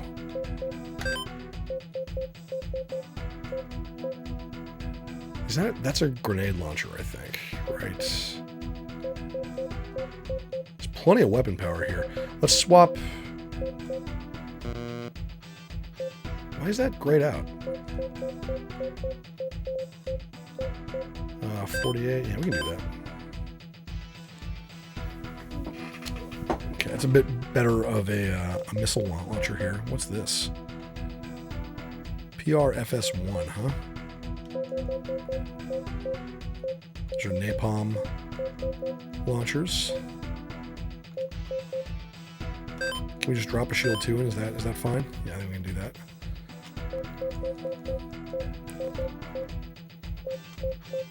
Yeah, we got a punch. And I think the MG 800 is still the best MG we got. So, Real good, thank you for the clip, Jagos. I will remember that death very fondly. Ask the doctor if Zyric is right for you.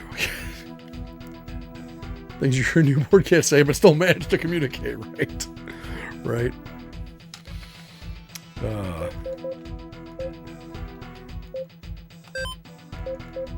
Alright, let's see if there's any new modules we got here. This is making me miss playing. We gotta get back to front mission, guys. We really do. We need to get back to front mission. Ooh, advanced aim unit 2. I'll take it. I'll take a new one.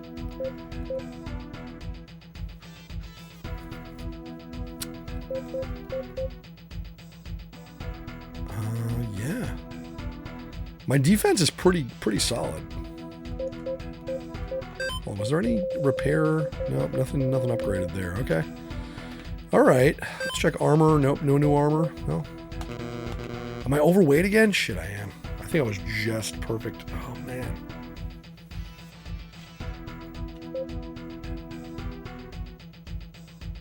Doesn't tell me how far I'm over, though. So, it's real close, because it is over, though. Alright, hold on. Remove the... I'm not even using the punch. Will that be enough? No,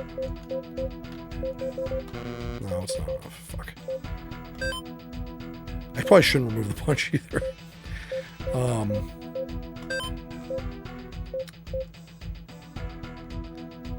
Man, this is not easy.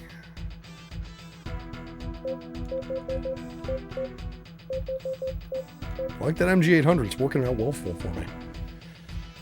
400 armor points. Is that what's over? I gotta dump like 200 pounds. Yeah. It's real close. Because I have that heavy armor on right now.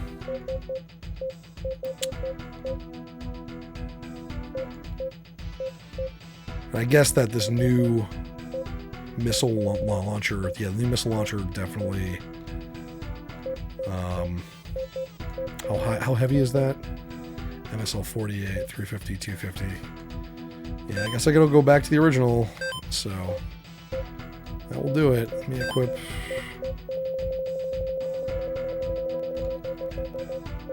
Put the punch back. Wait, what? It should be fine. It should be fine. The railgun took out like 400 of your armor points, right? No, my armor's the same. But that shit's just really heavy. The assault armor is extremely. We have all three of the weapon device armor. Yeah. So maximum load is 6810.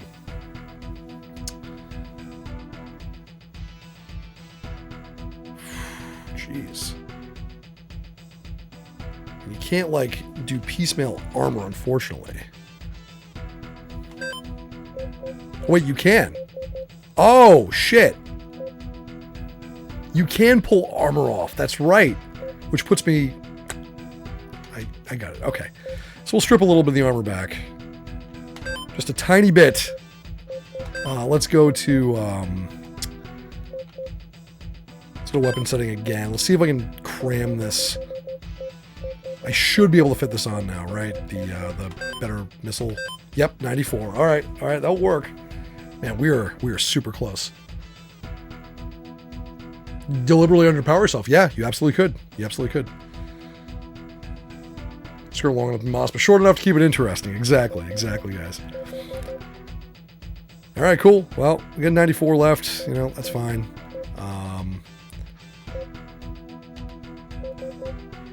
Let's do it. There's only a little bit of armor, right? Only a little bit. It's not going to be a problem.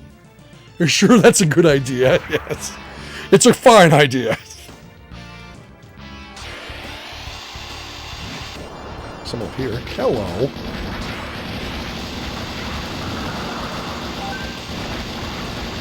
Hello. This game is so much fun. Oh, so cool. Glass Planet approach or go home. I know, right? Right?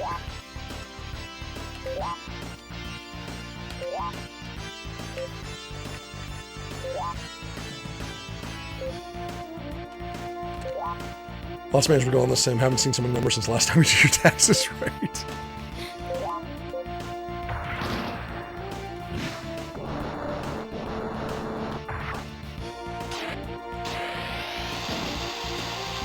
Oh, is this a fucking escort mission? I think it is.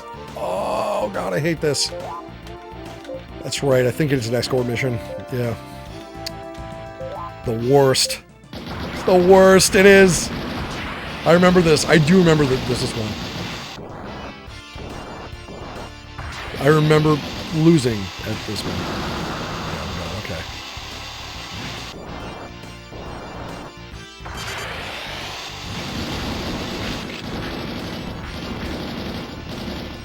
Paving the way. Akuma player mentality. How was DJing the event? Oh, it was great. We had a great night. Max Overdrive 1986 played live. He was amazing. We had like a technical issue with the sound at the beginning because we were trying to like plug into the house speakers, and that wasn't working at all. So we ended up using 2 large speakers that he had on the side of the stage with a mixer, and that worked out really well. But yeah, it was a great night. I went real late. I was DJing until like almost 2 a.m. About 1 a.m. We were hanging out outside until about 2 a.m. But it was awesome. It was a good night. Really fun. Busy too. Really busy. And everyone had a really good time. So we want to do more small events like that coming up too. So compensate for your stat deficiency with your skills. Setting up an iMac with Boot Camp. One of the game launchers won't recognize your Z drive. That's weird. I've never used Boot Camp much. I've never been a Mac guy, so I haven't had the need to. But it's cool that it exists. Oh man, that thing just whoa! Those are my buddies. Shit! Oh shit!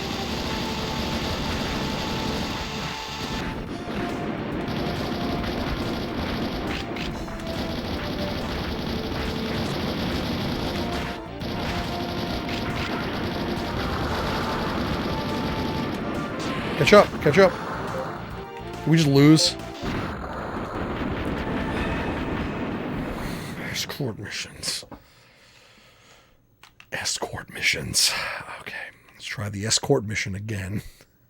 No, friendly fire is not on. It's not friendly fire. It's just the thing was taking an enormous amount of damage once those guys got through. Grip a mech with a power knuckle or a laser sword. I know, right? Let's try this again.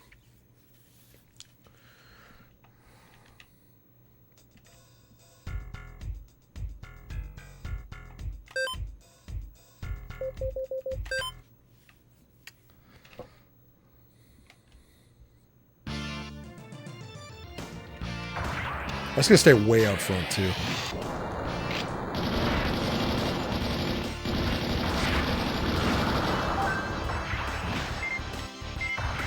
Overheating, go on. Cool that down.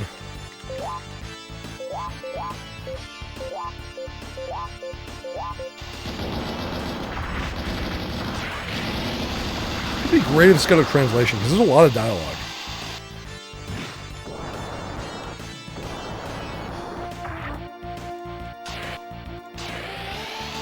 Whoop.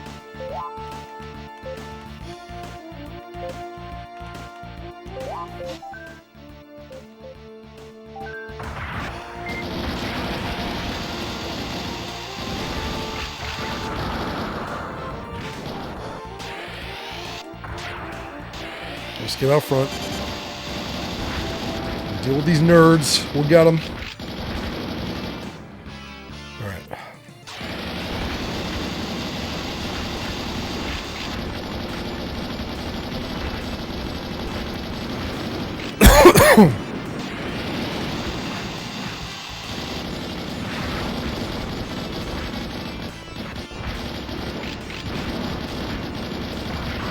They just take too much damage.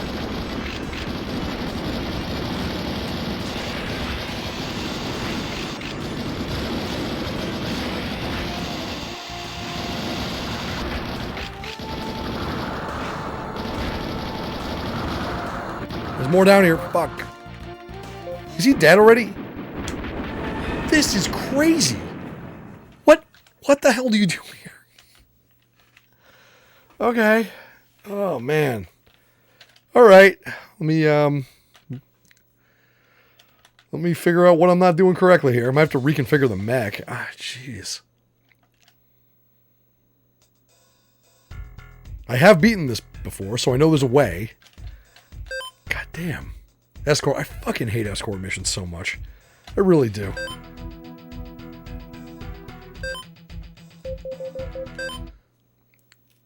I've talked about Kojunma quite a bit. We've been talking about it. It's gonna be good. I'm gonna be kicking things off with most likely something I have never streamed and never played, which is gonna be Twin Snakes, the remake of MGS1. And there's gonna be some other folks taking part in Kojunma as well. I'm gonna be posting them in the as they stream in the Kojunma forum on the Discord. So it's not just going to be me. Cobra's going to be taking part too. But yeah, I'm going to be posting a schedule this time. So it's going to be like a schedule, loose schedule, because like some games might run a little longer than others. But it's going to be a blast. It's going to be really cool. And yeah, I don't know if I should replay MGS3 again based on the recent announcement of Delta. I wasn't planning on playing 3 for this one, but I might want to now because Delta was announced. So I'm not sure. But I have a good idea of the stuff I am going to do. Where I'm definitely be doing Zone of the Enders because I've never played any of those. That's going to be a cool, speaking of mech games, right? But it's going to be an awesome month. It's going to be super fun. And there's going to be some surprises too. So starts officially on the 2nd because that's the night I'll be streaming. But Cobra might start early on the 1st. We'll see. She might be kicking it off with even before me.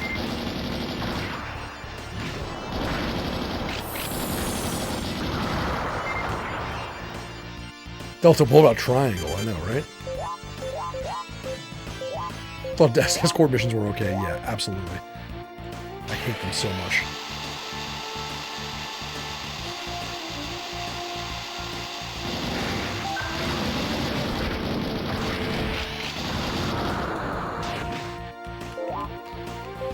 This tanker doesn't seem to be able to take too much damage either.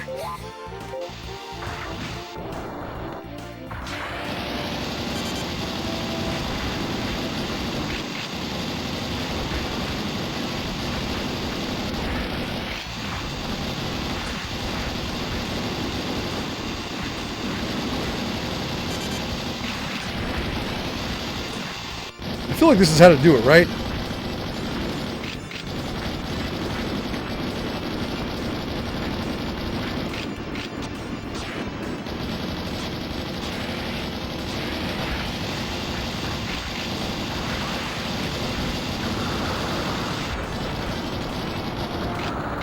Just play really far up front.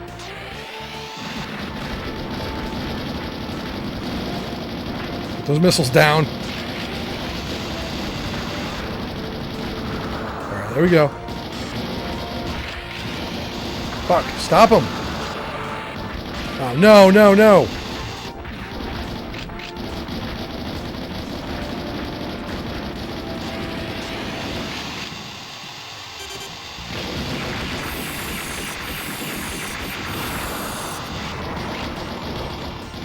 We're doing better this time. We're doing better.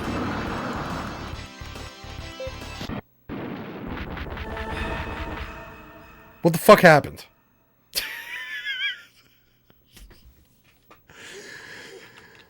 We're doing better. We're doing better. Until we're not. Did it spontaneously combust? What even hit it? I didn't even see anything hit the stupid tanker. That thing can't take any damage at all. This is awful. Oh. Escort missions are worse than FMV games. They're worse. Because you know why?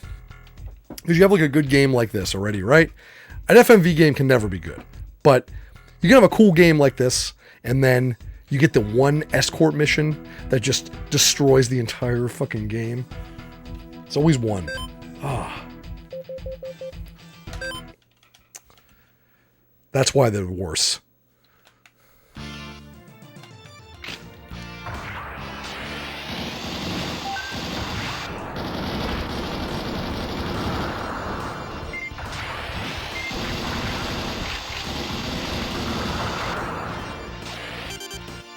Hey, I did enjoy Master Rider. You're right, Shaggy. You're right. Hey, speaking of Kamen Rider, there's going to be a showing of Shin Kamen Rider in Tampa. I think it's coming up this week, so I'm probably going to go see it. It's like one night. It's one night only. That's all they're giving it is one night. So a few of the local crew are going to go see it. I'm looking forward to it. I think it's this upcoming week.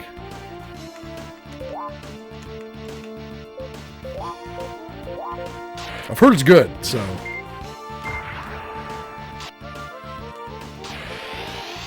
Yeah, making it hard? Yeah, definitely. I'm sure there'll be a way, man. It's only this Wednesday. You know what? Idiocracy, I think it's this Wednesday for us, too. I think it's they must be doing it, I think, maybe just all on Wednesday. Because I think it's Wednesday for us, too.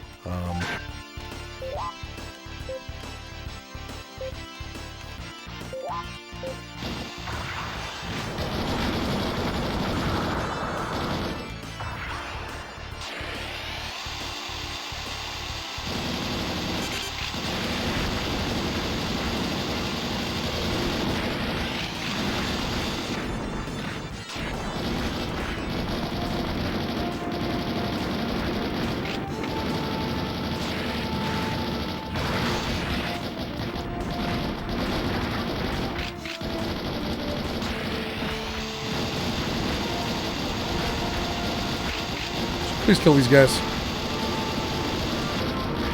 Alright, cool.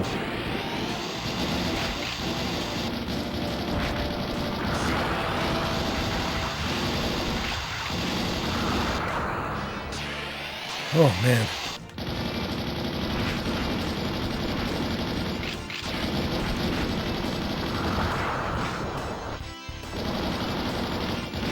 Zooming in over here.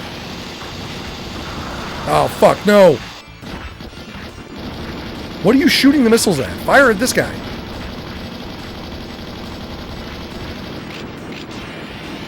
Of course, I'm ripping it apart right now.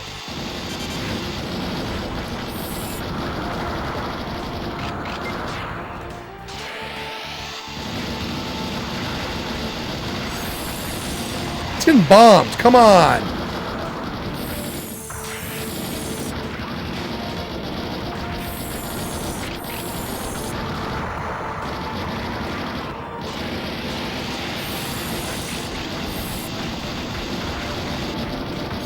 No!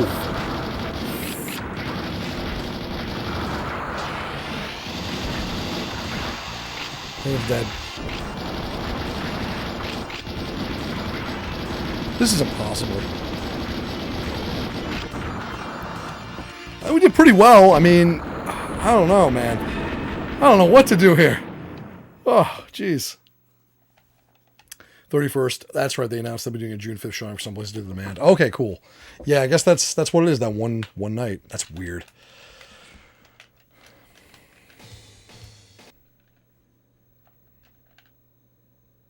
Hey, at least it's getting one night, right? Maybe two.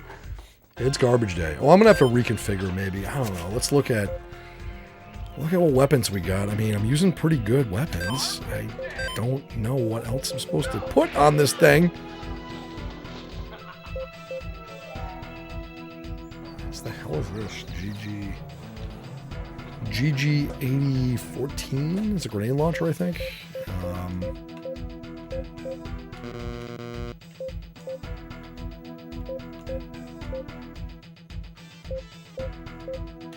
Why can't I take that shotgun?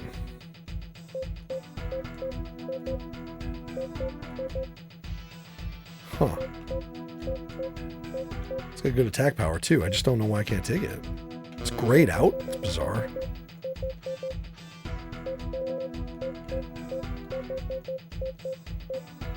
Yeah, I don't know what to do here.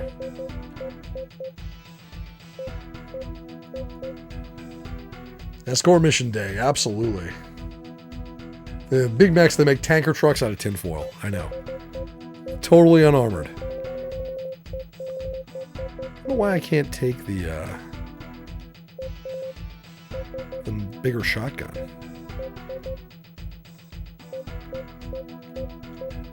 Because I could carry it. Weight 600. What the hell is that thing? Oh, is this the Gatling gun? Yeah, I think it's a Gatling gun. It is. It's a Gatling gun. You have 2,000 rounds of Gatling gun ammo. Do we try to make that work? I don't know. Maybe we do. Yeah, it is. It's a Gatling gun. End up seeing Kamen Rider Theater. You should get a monthly theater pass, basically the same price as one ticket. Really? That's an interesting point. Yeah. Right. Wes Anderson's Asteroid City. Oh, Oppenheimer. I do want to see that. I want to see that one. Yeah, I wanted to see Oppenheimer. So that might, yeah, you might be right about that. I think it is like the same price, right? That makes sense. It's a good, as long as you have like a good month to go in, which this one is pretty much going to be. Yeah. Coming up, couple good months. I mean, let's try to make this work. No, this is, it's a sub weapon. All right. Can we pull enough other shit off?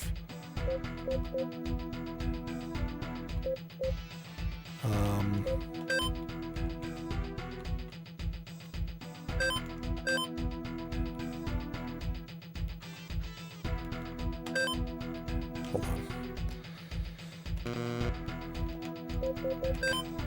We're just going to be a Gatling gun platform now. I'm 1 pound over with the MG800. That sucks. What about the shotgun? That'll work. Okay.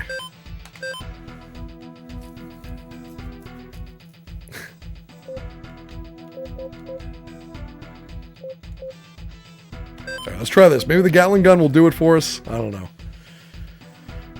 Just drop armor. It'll be fine. Except, what do we need our armor for? Fuck armor. Yeah. Maybe this Gatling gun will be what does the trick. I don't know.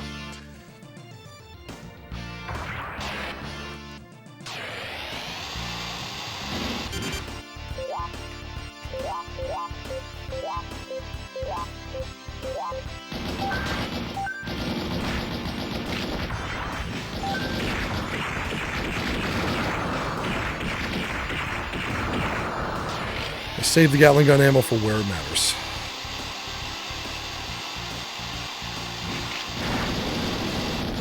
That thing is pretty cool, actually. It spins up too, which is kind of neat. Well, we'll see if it has better DPS for what we're trying to do. It looks cool too.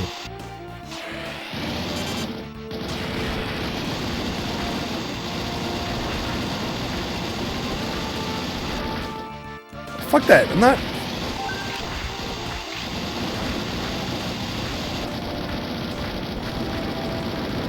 I mean, it's not dramatically better than...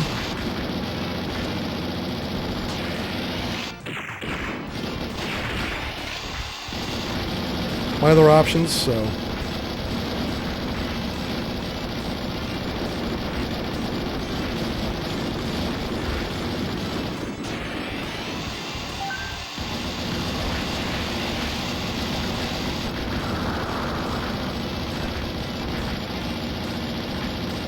There's no reload times. That's kind of nice. Just belt-fed death.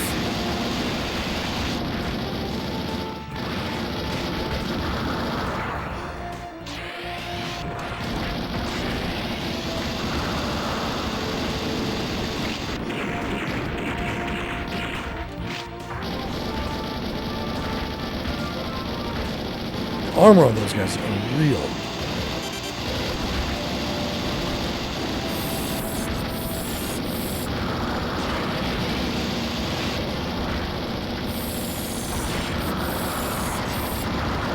Taking tons of damage.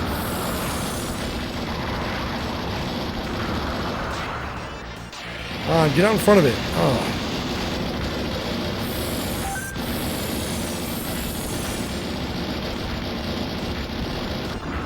He's dead. This is nuts.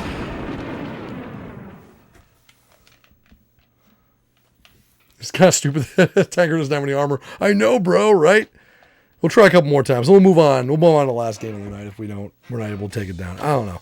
This is crazy. Fucking escort missions. They ruin everything. They ruin everything. They always do. I mean, I kind of like the Gatling gun. It's just, I don't know. Nah, it's probably not the way to go. It just probably isn't the way to go. I think it's, I mean, the DPS doesn't seem dramatically better than my my machine gun, my assault rifle. It doesn't seem that much better. So we'll go with that and throw some missiles back on here, I guess. I don't know why that's grayed out. It's weird. Why is that grayed out? Yeah, I can't see any reason it's grayed out, but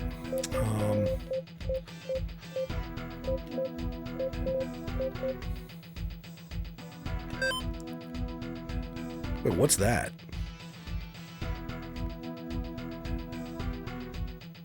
SF, is that a sniper rifle?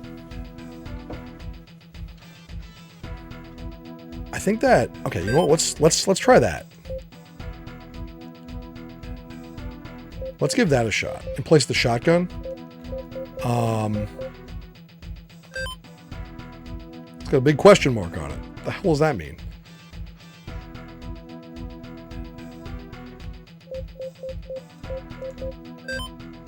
That's a bazooka. Which is a little bit too heavy.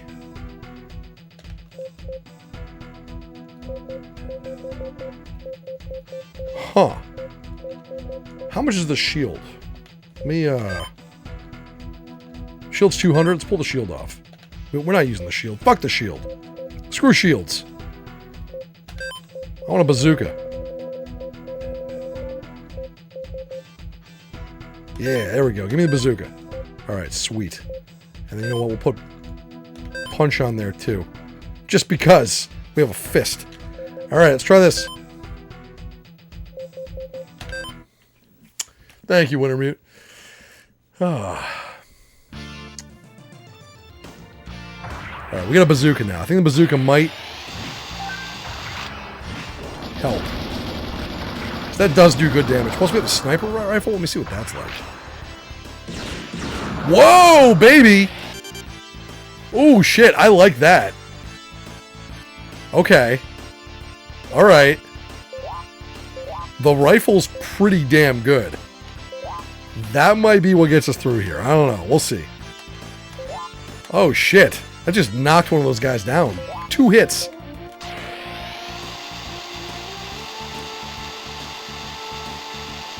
And it zooms way out, too. So. Yeah, look at that.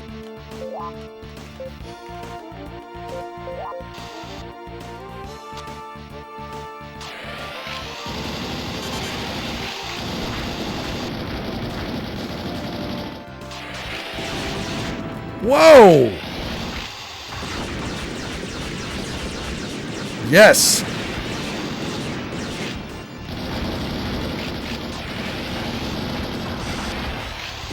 It's good against these guys. Reload, reload. Bazooka's good too. Alright.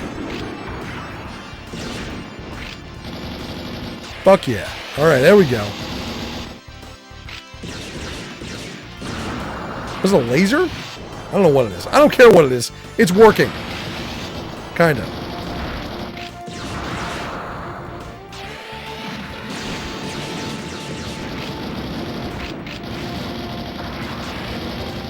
Knock that missile down. Thank you.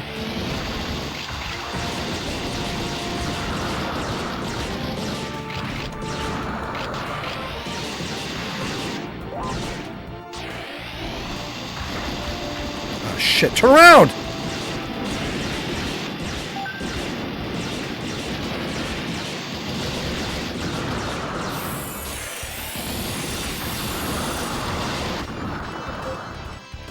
Is he dead? Okay. Oh, no. It seemed like we had something good going on. He just can't take any fucking damage at all. Like, where did the damage come from there? Was that one guy that got in? Oh, God. It'd be nice if, like, somebody in my my outfit could, kill enemies too. The bombs, I agree. Yeah, the bombs seem to be the thing that really does the damage. I like this setup though.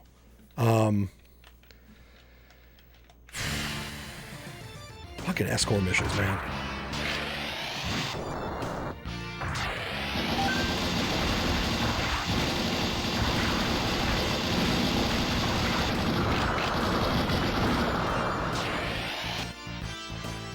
Captain, our truck hit a pebble. It's gonna blow. Yeah, your squad's so in awe of you, they forgot how to fight. Exactly.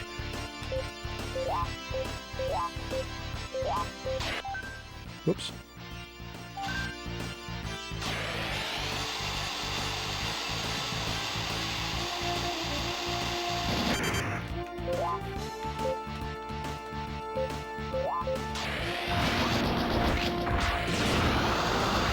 Where's the other one? Just die. Thank you. This guy dropped in.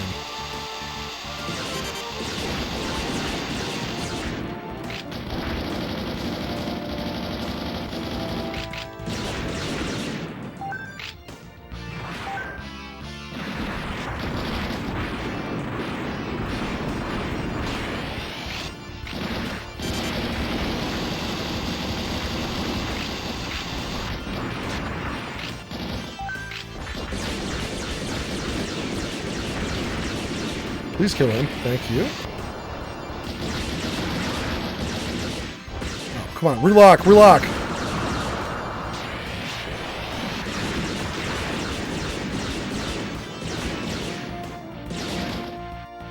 God damn it. Shoot it down.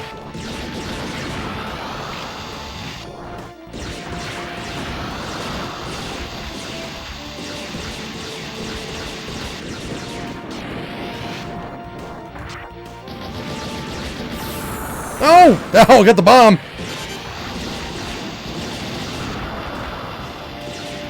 Reload, reload the rifle. Shit. No! Thank you. Fuck, still get hit some.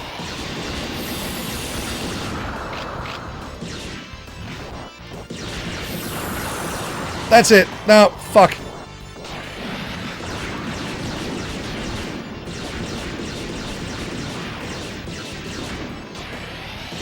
Oh, we're done. Oh, God. Tiber, it's a cool game. It's an escort mission, which is not like the best mission to get a good like feeling from this particular title. But 32-bit gun hazard, exactly. It's an awesome game. This mission just sucks. Oh my God.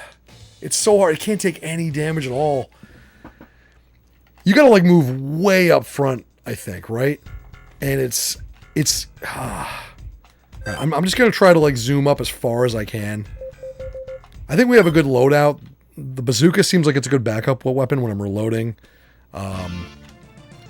Just fuck. All right.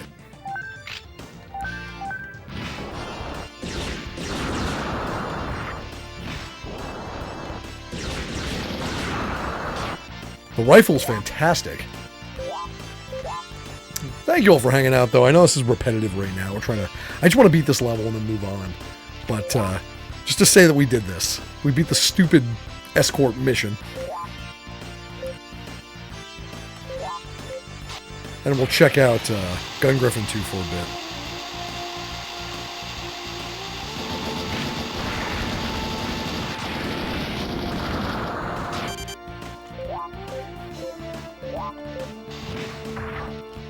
Move up.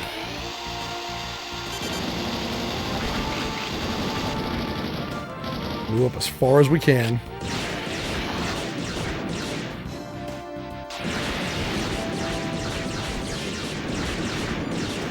And keep moving up. We're going to keep going up. You know what? Those aren't going anywhere. Those aren't going anywhere. I'm not worried about it.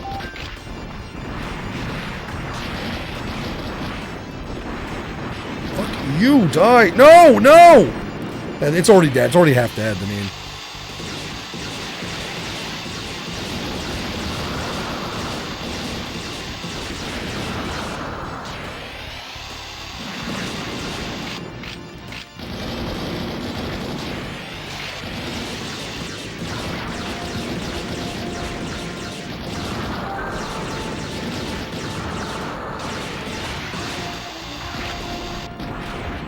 Bazooka makes short work of those armor. Yes. See, I want them to focus on me, which seems like it's kind of working. Maybe the truck could go a little bit slower, you think? A little bit slower?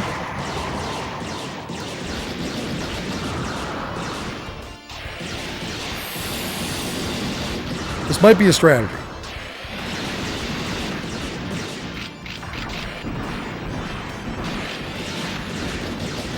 But come on! Get... Oh no, oh no.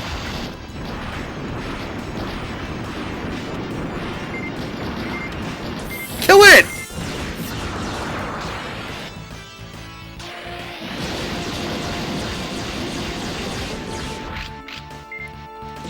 I'm out of bazooka. I'm out of bazooka shots. This is fucking ridiculous. This is stupid. Yeah, wait, wait! Gun! It's gone! I think we might have done it. Board game heaven's here. You gotta sleep, Africa. Sorry, guys. I've been like ignoring chat while it's an escort mission. Board game heaven, good to see you. How are you tonight? Did we just do this? Is this over? Did we just escort successfully? Or did we just fight a boss now? Oh no, it's just insanity. Okay.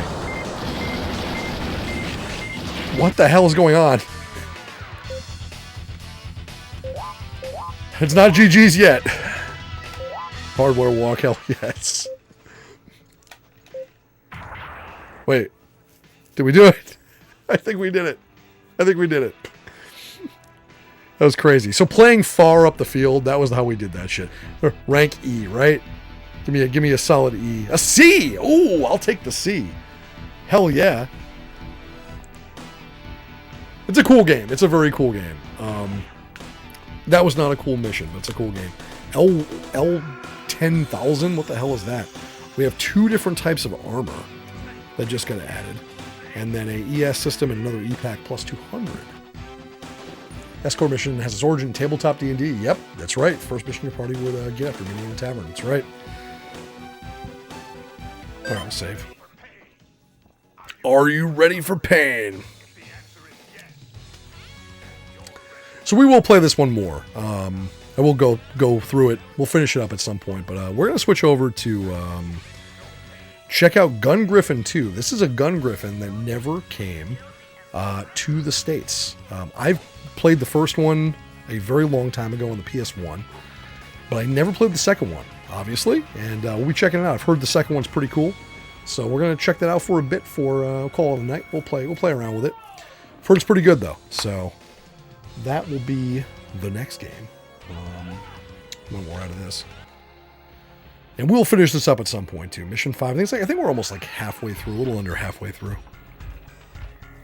Maybe, no, it's more than that. I think it's like 16 levels, something like that, maybe. We have new... Woo, look at this thing.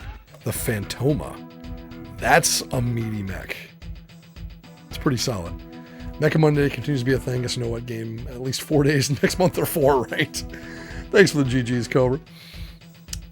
Man, I just wanted to beat that damn escort mission. I couldn't leave an escort mission hanging. I couldn't end this game tonight on leaving an escort mission just out there. All right. Anyway, all right. It's all saved up. Let's reset.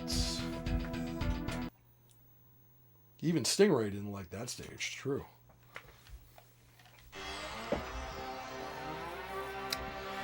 That's the truth.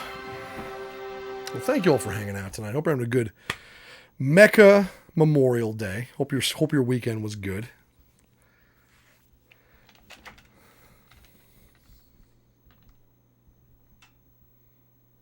Just got released on Blu-ray thanks to Vinegar Syndrome. Nice.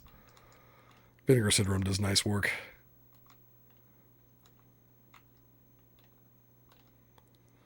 All right, we are looking for Gun Griffin. Gun Griffin 2, in fact. There we go. All right, cool. So that's the first 3D game we're playing tonight. It's been 2D all the way. We're going into the third dimension. He said, Cobra, you're thinking of Mando or director? I know, another Cobra.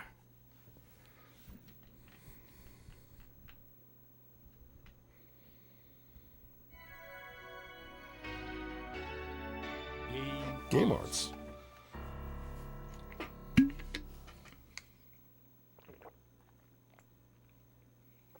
The accursed forbidden polygon. I know. It's going to be weird, man. It's going to be weird. After all this beautiful 2D tonight we've been playing with, we're going into 3 dimensions. Ugh.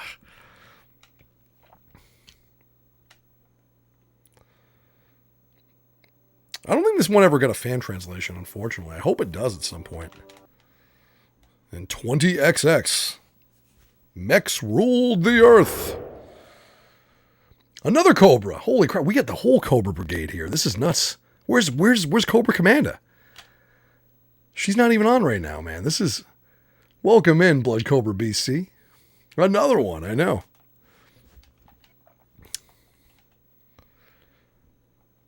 So these games had an interesting control scheme that actually did work pretty well. Single-seater, double-seater. Oh, that's right. So you could play 2 players in this with like one person, I think, manning the weapons and targeting, and one person being the navigator, which is kind of cool, right? Isn't that? That's like a neat set. That's a neat setup. Not many games did that. Playing Gun Griffin Blaze on PS2 launch day. Right. Tonda, that one keeps coming up. I've never played Blaze. And that was a launch title for the PS2, right? Wasn't, I want to say like, wasn't Gun Griffin 1? No, that wasn't a PS1 launch title, was it? That's how tanks work. Yeah, exactly. Yeah, totally. That's awesome though. Yeah, I'll have to check out Blaze at some point. So I guess we'll do scenario. Let's try scenario. Preemptive attack. We can figure out what to do, right? We'll figure out our mission somehow. Yeah, this one, 2015, we're in the past. Tanks take a team effort. They absolutely do.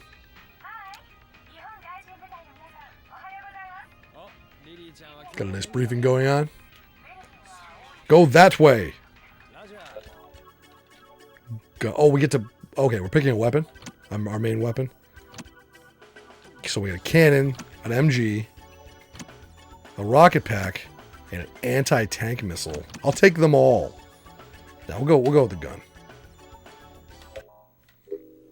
Go in there and blow things up, right? Remember having a good time at Blaze whenever it holds up? Yeah. Basically, you're in Libya doing a preemptive attack. That makes sense, Jagos. Thank you. Oh, I like this. I like the boot up screen. That brings me back to my Steel Battalion roots. It truly does. Seeing that, it's pretty cool. Here we go. All right, nope. That's right. You have to. Oh, he's toast. Okay, that cannon's pretty good. I like the smoke effects. Actually, those are pretty cool for a Saturn era. What's this? It was a APC. It is not anymore. Let's back up. All right, hold on. Bringing back my Days of Mech Warrior.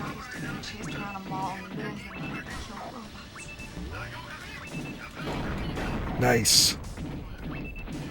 Holy shit, what the hell is that thing? Civ Dunk, thank you so much for the follow. Welcome in. God, you'd be hard though, I know, right? I don't know what this is, but I'm just going to empty everything I got into it. It's dead? We got it? Okay, cool.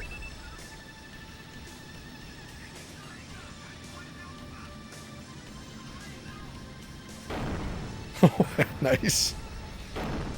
Taking down these trucks. Screw you, trucks. I don't care what you're doing. You're dead now.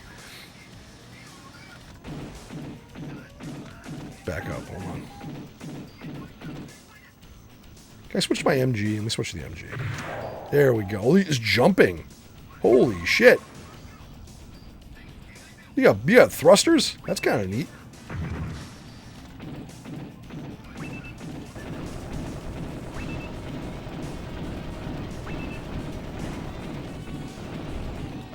My MGs are working on these tanks. Might be a little light. Oh, it's reloading. Okay, hold on. Actually, it's reminding me of Steel Battalion, which is kind of crazy. It actually is. What is this? Oh, shit. I've left the combat area. Wait, what? Uh-oh. Game over. You've retreated. You've deserted, soldier. Because you walked 1 inch out of the combat area. Remember combat areas? Oh, those were the days. Okay, let's try this again. Actually pretty cool. Okay, all right. Let's try this again. We'll go with the gun. It seems like I had all the weapons anyway, which is kind of weird. I don't know.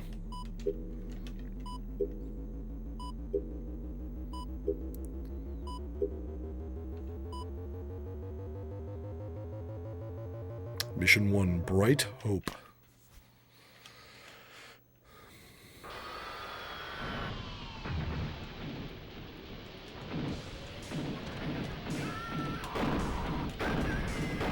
Take that. There's different targeting modes.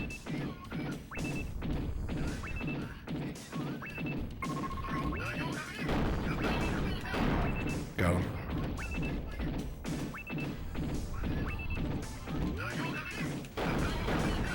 Got him. Who is firing? Oh shit, this thing again.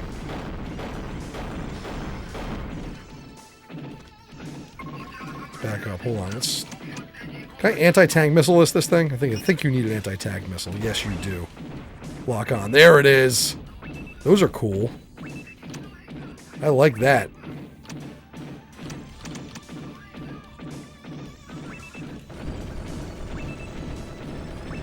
Nice. Nice light targets. Come on, trucks. No trucks allowed on my road. Our toothpaste shipment is ruined. That's out of range. Okay, all right. Hold on. What the hell's going on over there?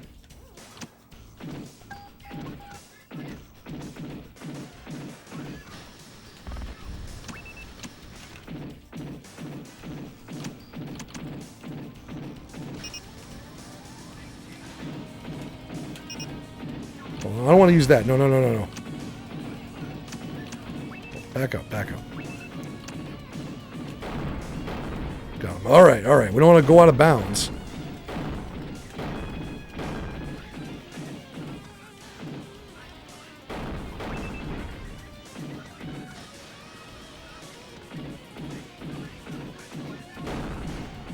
All right, watch bounds. We don't want to walk out of bounds.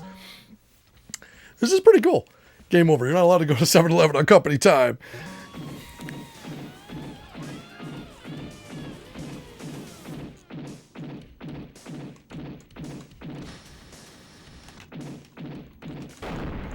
Nice shot. There we go.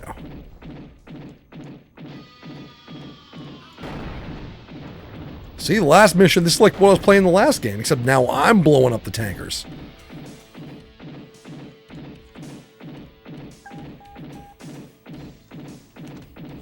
What's this? What's this nonsense? More tanks?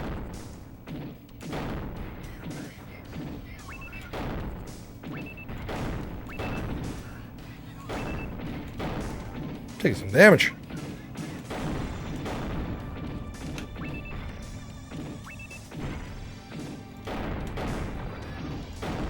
I do like how the weapons do different damage. Higher damage at closer range. It's pretty cool. What are you doing? Where are you going? Let's try this thing, whatever it is.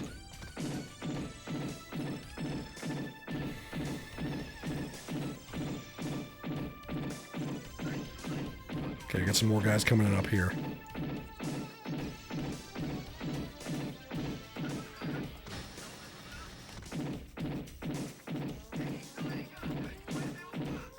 What are you up to? Oh, they're mechs. Ooh, shit. You know what I'm going to do with mechs?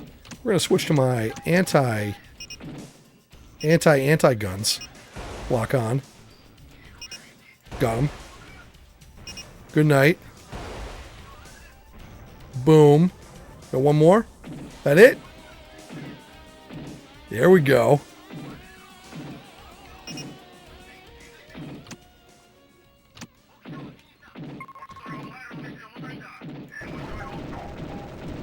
Bye-bye, truck. Game over, man. Game over. This is pretty fun. It's scratching that Mech Warrior itch, man. I haven't played Mech Warrior in a long time. Alright, we got something coming up here. I'm going to switch over to RP. A Gatling gun? Holy shit. What's that? Alright, let's go find out.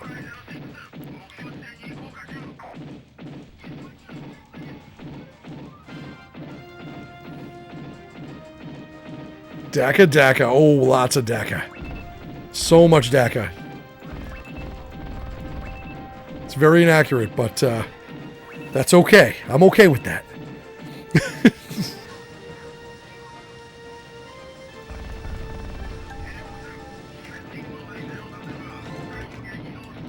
I'm empty. Shit. Well, that works. All right. I'm getting low on ammunition in general. Hope that whatever we're supposed to be killing here is almost done. What is that? Nice. Ooh, who are you? This guy looks like a big deal, guys. Well, he was a big deal. He's not a big deal anymore. But he's got another big deal. Oh, shit, I'm out of...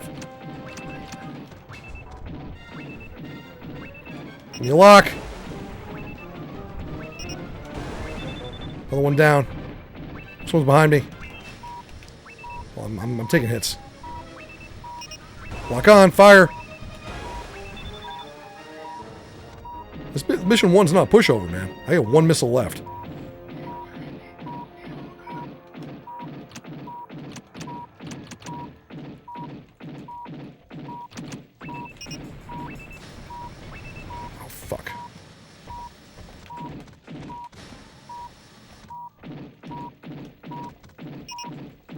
Locked.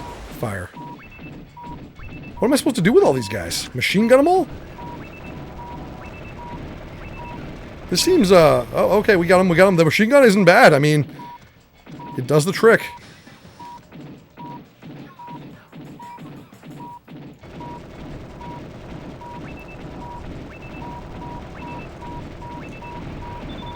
Got him. Is that it? Hell yeah! We had no health left. That's a lot of PNGs on your screen. Anti-Xeon, anti-Earth Union Group. That was pretty cool. I like that. I liked one of them, which was kind of cool, too. These games were always good, though. The Gun Griffin games were always neat. It's kind of close. I get to enter my name. Thrill House. There we go. Mission 2. Kill more shit.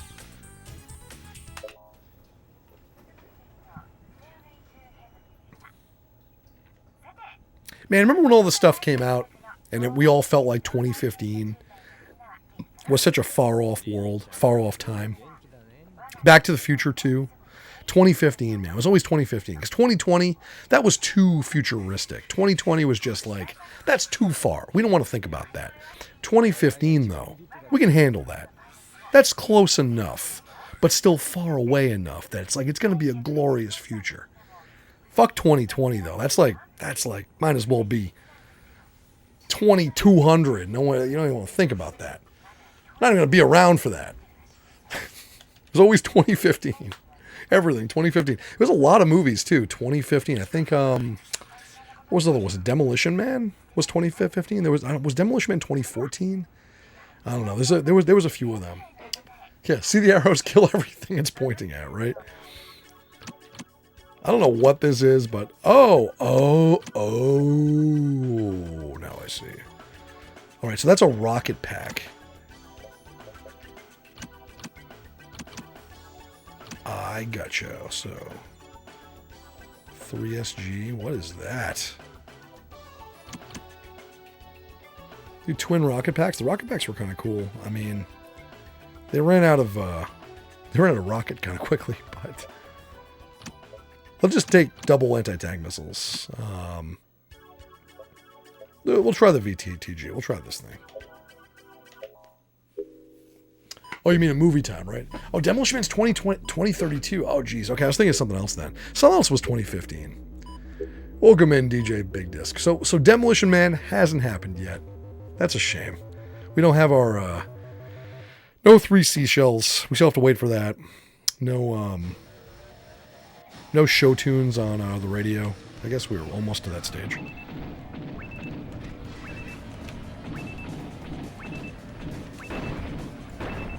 Oh, these are like high. This is high explosive.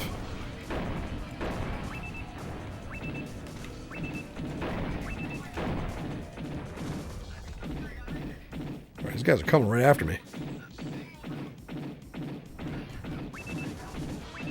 All right, what do we got? Yeah, that's some HE for sure. This is actually a really cool game. I'm getting into this. You know me and 3D graphic stuff, not really my thing, but I don't know. I'm having fun with this one. This is sharp. I can see why people said the sequel was actually really good. It's a shame we never got it.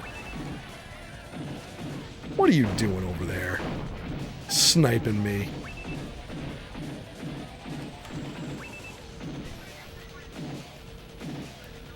Helicopters, huh? Bye-bye. Happy landings, asshole. Okay.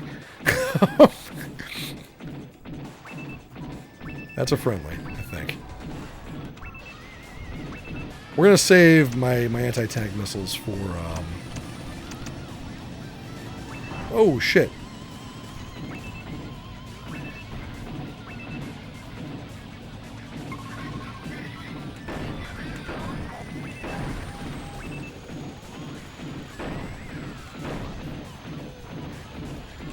Last guy. Nope, missed. Shit. Got him. Okay.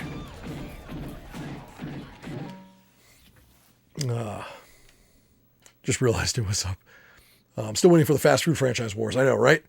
Feels like we're headed for Demolition Man. It does, Shaggy. It does. It does. Demolition Man is close to the dystopian nightmare future. I think that might be the one out of all of them, outside of maybe Idiocracy, which was just 500 years too early. It's 500 years earlier than expected. Demolition Man does have that saccharine, overly moralistic, like nanny state type of feel that you got in like Demolition Man was definitely, I mean, like that was surprisingly accurate. So privatizing everything. Exactly. Yeah. The weird fast food wars, everything like being run by corporations that are pretending to love you.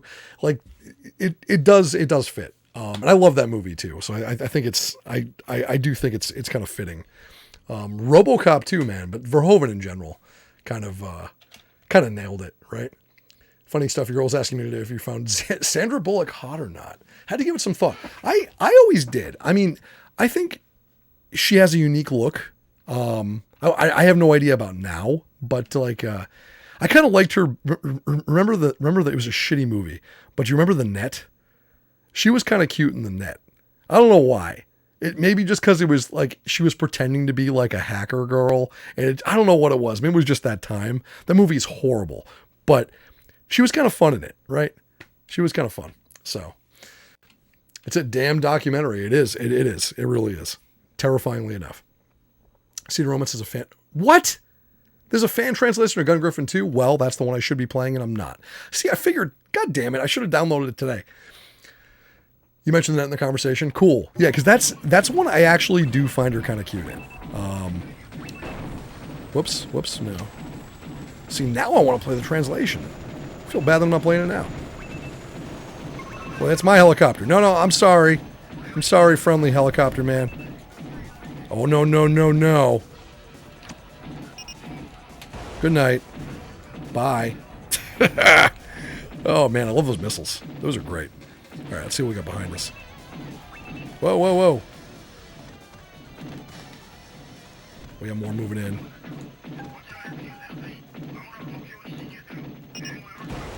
Too close? Not. Oh, I'm fine. Deal with him too. While we're at it, yeah, I'm digging this. This is cool. All right, let's go back to the VTG.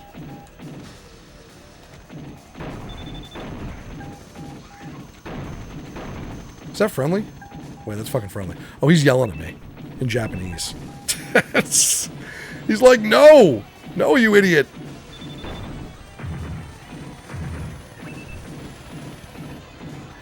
Wait, are those?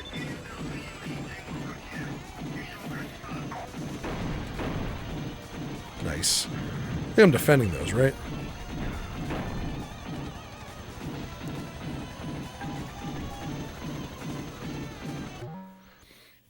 You love Johnny? Yeah, it's a good movie. It doesn't hold up as well as I would have expected, but same team, yeah. That is part of amazingly bad quadrilogy of 90s films that got things very wrong alongside Hackers, Lawnmower Man, and Virtuosity. You know what, Tiber?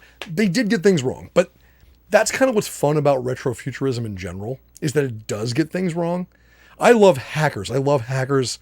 Always will be one of my favorite movies. It's cheesy, it's stupid, it's dumb, it makes no sense. I don't care. It's amazing. Lawnmower Man, I'm like 50-50 on that. I saw it in the theater when it came out. We watched it. We made fun of it that whole summer. It's not a good movie. The CGI was kind of cool at the time. I don't know. Virtuosity, however, I think is a much better film than people give it credit for. I think it's a great movie. I think it's aged well too. And that's, yeah, I've watched that one multiple times because it is a fun film. Reminds me a little bit of Strange Days, which is another great movie that no one remembers. Strange Days, again, got a lot of things wrong in terms of like where tech was going, where VR was going, that whole concept. But Strange Days is an amazing movie. It's a mind fuck. If you haven't seen it, underrated film. People totally forgot about it. I almost wonder if it got buried. Like, because it was dealing with some kind of like, some heavy shit. Watch it and see what I mean. But Strange Days is cool. It's a cool movie. John DeMott, yeah. There's damn 3 shells in Demolition Man, right, Tonda? I know. Big fan of Hardware. DJ Big Disc, Hardware is my favorite movie. It's my favorite movie. If I had to pick a movie, and it's hard because I'm a big movie guy, but Hardware might be my favorite. Strange is a good time. It's weird, man. It's a weird movie. Brain Scan, it's another good one. Yep. Really on sci-fi for getting things wrong. It's fiction. Yeah. And that's again, what's cool about retrofuturism is that it's fun to see the way the past envision the future because it's never going to be accurate. Right. But that's what's interesting about it. It's the inaccuracies that actually make it interesting. And it's also really cool because it's a way to envision the present through what you're predicting the future to be. It's why there's a lot of like retrofuturistic stuff in Star Wars. I'm not even a big Star Wars fan, but the stuff about Star Wars that I liked was the clunkiness, the bulkiness, just the clearly not what you would expect in a miniaturized future with technology. And I liked that Rogue One, the MacGuffin in it and shit was like a big ass hard drive. See, I liked that. That was cool. And you know, it should be a stupid little microscopic flash card or something, but it's not. It's a big, stupid hard drive. And that's the kind of stuff I dig because it gives it some character. It gives it some life. And Class Star Wars has some great design aesthetic. Yeah, definitely. Had a hard time with Strange Days. Kind of suspended disbelief when you saw it. Couldn't believe that I had memory recording tech in 4 years, but that's more in me than the movie. Right, yeah. But again, it was just, I think Strange Days was almost like a weird social commentary. And the reason why I like Strange Days was because, while again, it's not a complete analog to social media and whatnot today. It kind of is. And you could see that's where they were going with it. That's kind of like, oh, we're not quite there yet, but this is a way it could go. And in some ways, it's right on, Electric power guns, wires on them because we can't bring a lot of weaponry to Mars. That's awesome, dude. Very cool. Thank you for shouting out Rush too. Rush is a great streamer. One of the greatest streamers in the high seas.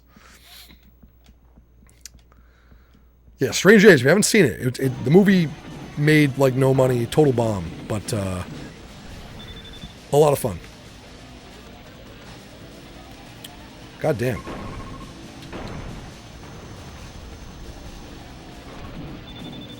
Whoa, back up.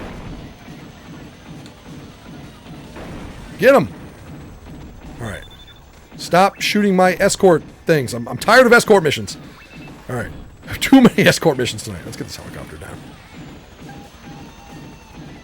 What do we got coming in? All kinds of stupid shit, huh?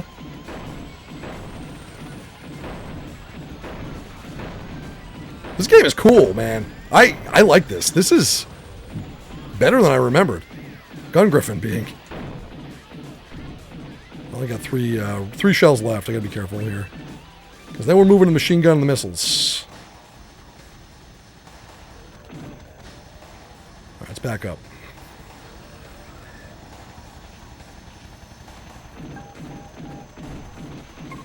Oh, you know what? Okay, let's switch off to MGs.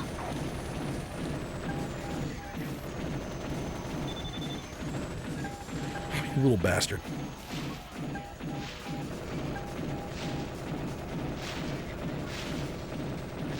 Don't go out of bounds.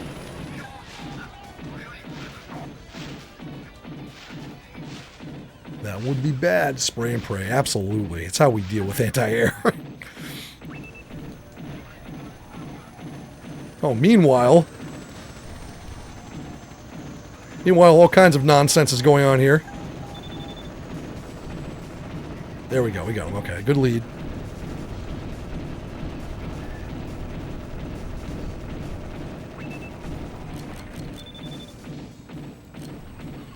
MG's reloading.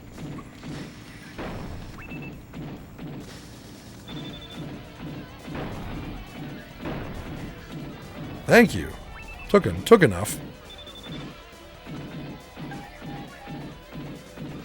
Alright, let's go and see what we're dealing with over here. My MG is reloaded.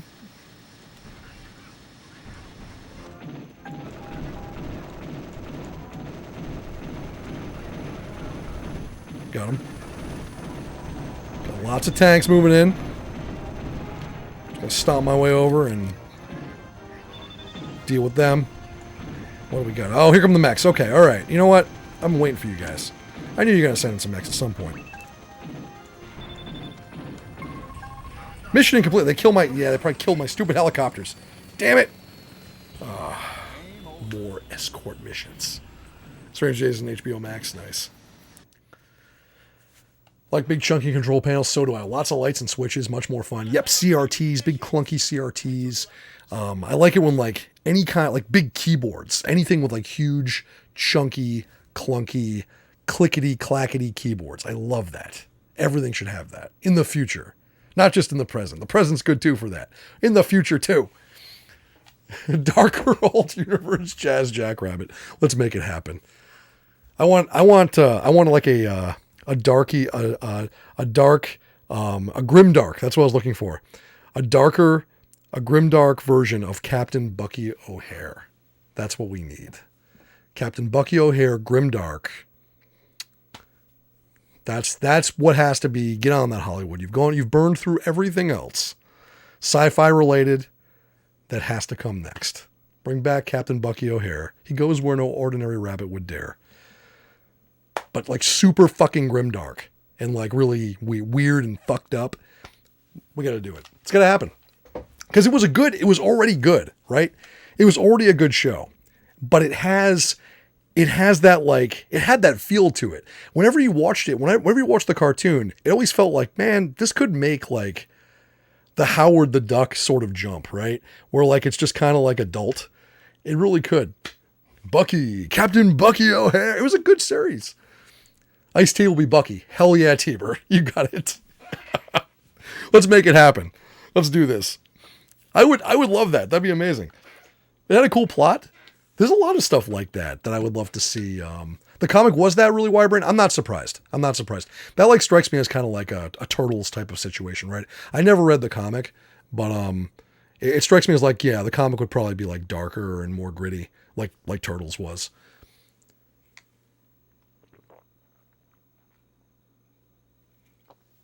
You love Bucky O'Hare Rush? Yeah. It was really good. I watched the whole thing. It didn't last long enough. It really needed more. All right, let's try this again. This time I'm not going to shoot. I think I was the one that probably did most of the damage to the helicopter. Oops. Oh, that would be, what was that? Lee, I want to say. Who was it? Shit. I know you're talking about Wirebrain. He's awesome. You had all the toys. Nice. I didn't have Bucky O'Hare toys much. I don't think I had any Bucky O'Hare stuff. I had tons of Turtles. Tons of Turtle stuff. We were talking about this the other night too. You know what was another cool cartoon that I wish had another season, had more, was the Pirates of Dark Water. Man, what an incredible freaking masterpiece that was. That just did not, like, it was amazing. It was really good. It was amazing back then. I remember I was a little older too, so I wasn't into like cartoons as much when that came out, but it didn't matter because it was awesome. Same thing with Batman the animated series, but Dark Water was great stuff. Yeah, Rocket Raccoon's origin story in the comics is like that too. Nice. The Bucky O'Hare yeah, it was the finale of the cartoon Wirebrain. I know. Pirates of Dark Water is unique. Yeah, you know what was cool about Dark Water, right? Pirates of Dark Water was so cool because you could feel the amount of world building that went into that. Like, they didn't show it off because they only had a limited number of episodes, but you knew, like, behind the scenes, there was a lot of world building that went into that. That was supposed to be like something long term that was being built there, and you could feel it because there's a whole bunch of details and shit that they never touched on in the animated series that you felt they were like waiting to drop in like movies or, I don't know, video games or who knows what. But it just seemed like there was a lot of world building shit that was already going on with that. It was so cool. I just loved the setting. The setting was really cool. That like pirate punk, right? It was very cool. I loved that like the bad guy's ship was like that giant like fossilized skeleton. How fucking rad was that shit? And it had like a monster that lived inside of it that no one knew where it was because it was so big. Like it was just, oh man, I can go on and on about how cool that show was.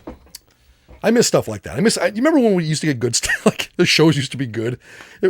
Man, I feel so bad for kids these days. They don't have anything compared to that. The Constrictus, yeah. It was like that worm. It felt bigger. Yeah, it really did. It felt like there was just tons of world building stuff going on with it that we never got to see. Series suffered from slowdown, so the creator hold off the show. Oh, that's terrible. All right, let's try this again. You know what? I'm gonna do maybe double guns, maybe gun and V. Okay, yeah, we'll do this. We'll only have one missile, and we'll take an MG because we need the MG as a backup. So we have an armor-piercing gun, high explosive gun. That makes sense. Let's try this.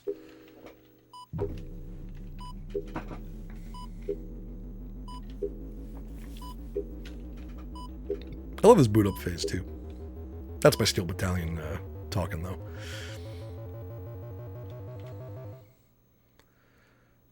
Well, all shows you would have loved. Yeah, Shaggy, you would have liked that one. I think you would have really been into that, knowing your taste.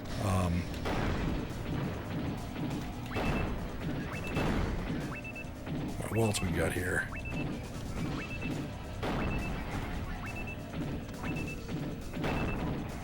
Nice. Okay, we are getting off to a good start. That armor-piercing shot is pretty solid. Let's see who's over here. Wish you could torso twist. That's my only regret here. No torso twisting. Yeah, leave this guy.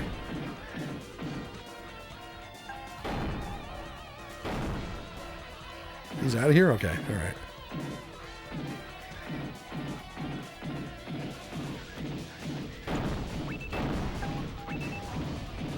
I'll switch to the VTG. These guys are light armor, so...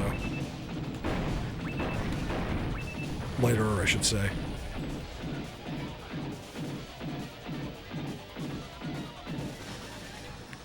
Go deal with this up here.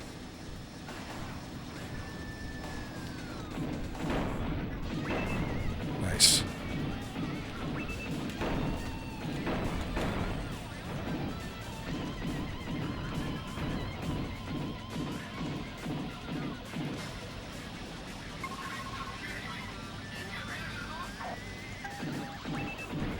Ooh.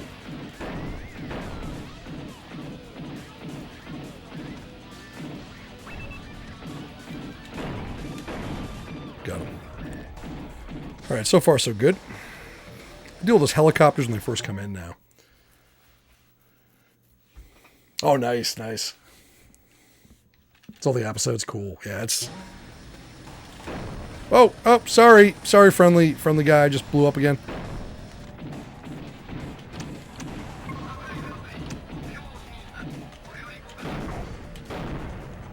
Oh, there we go. Just knocking my own helicopters right out of the sky once more.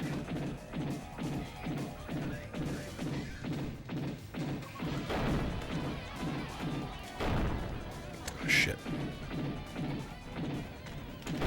Ah, I'm too close. I hate that. It's okay. You got him anyway. Good job.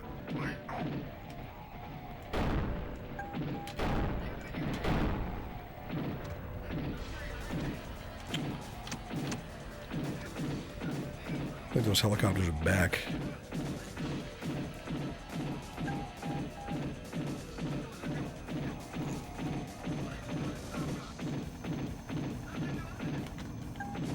Yep, here they come. I knew it. I knew it. One down. Come some more.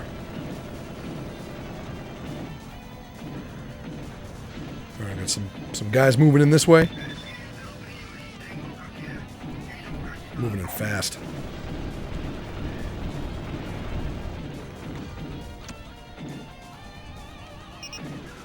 No, I don't need that. Go to VG. VCG, there we go. He's down.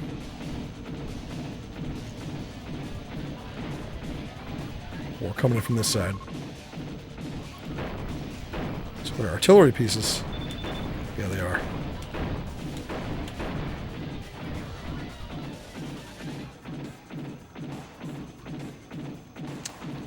Cool for sure. Gotta admit, some first-person mecha games less than 2D stuff. No clue why. Yeah, usually I'm the same way. I am enjoying this though, and I did get really into Mech Warrior back in the day, and Steel Battalion. So I like mechs in any regard. What is that? What is? Oh, it's another helicopter, I think. Okay, well, let's deal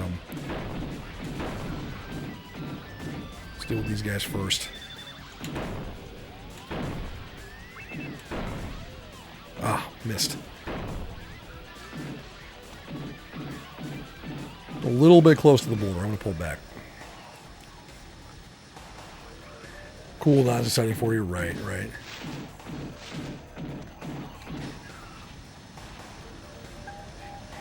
He likes big bots and he cannot lie. It's true.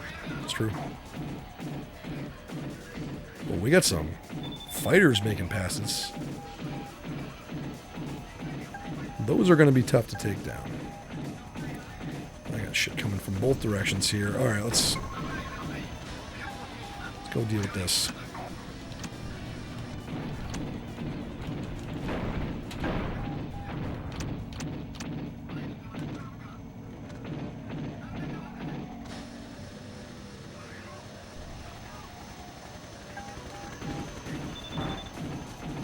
Do not slam into the chopper.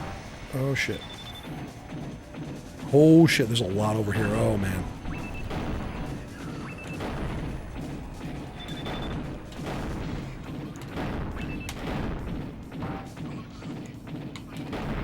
Alright.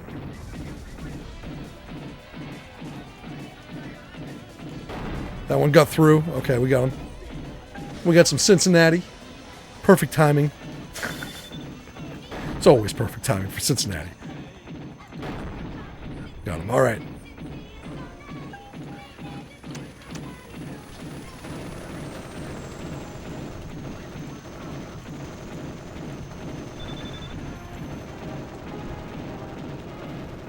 Come on, tag him. All right, we got some firing back here.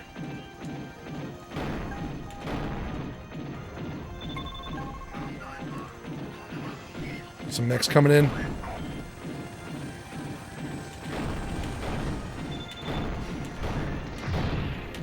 Oh shit! That guy's big, man. He's down. All right, time for the missiles. Oh, they got them both? Oh, come on. Oh. More escort missions, goddammit. Sega Saturn's so underrated. I know, it really is. It is. We'll try one more time. One more time. I'll call it a night. It's getting late. It's almost 3. Fucking escort missions. That's been the bane of my existence all night. Is fucking protecting random crap from random crap. We were doing a good job too, I thought, right? Brothers Immortals today. Be immortal, yes. The other guys are slacking on Cincinnati. I know. It's like, you know what? All it takes is one stream. Remember the rule. If Cincinnati doesn't get played for one whole stream, it's gone forever. That's how it works. I don't make the rules. I just make the rules. I'm going to go with two double guns, I think, actually. And look at the MG because it's really good, and ATM for dealing with those last guys. Yeah, that's what we'll go with. Let's do it. Used to fight for that redeem. There's a reason escort missions are terrible. Yes, there is.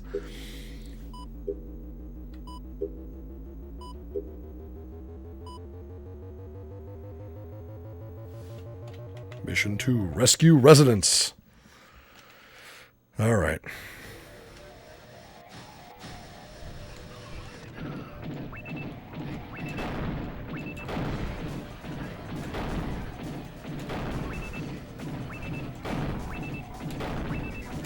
Firing too high. I got one behind me. Still. Where are you? There you are.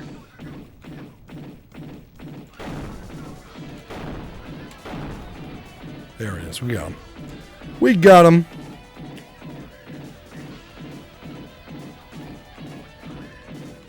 Just like the rando electric guitar music in this too. It's fine. It's fun.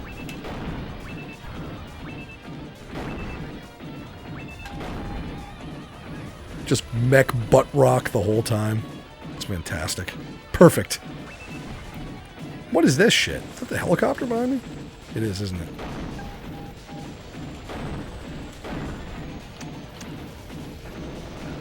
Oh, how you like that, Mr. Helicopter? Didn't see that coming, did you?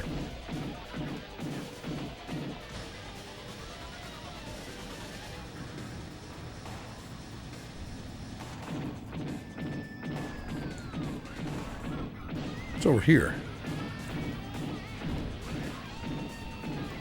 Uh-oh. I gotta leave this guy more.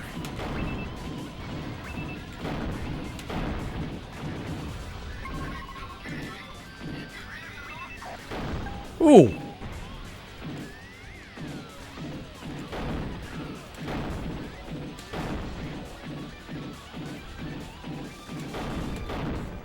Wait, what the hell?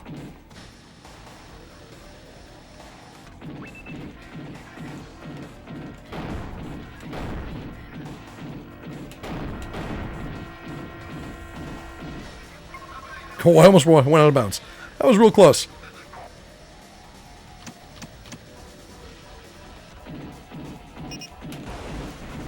Good night.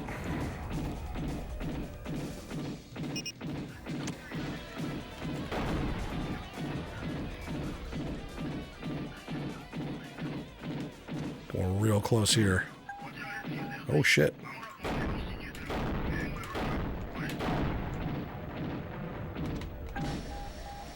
Who's this guy? And the mech. He's making a move. Ouch.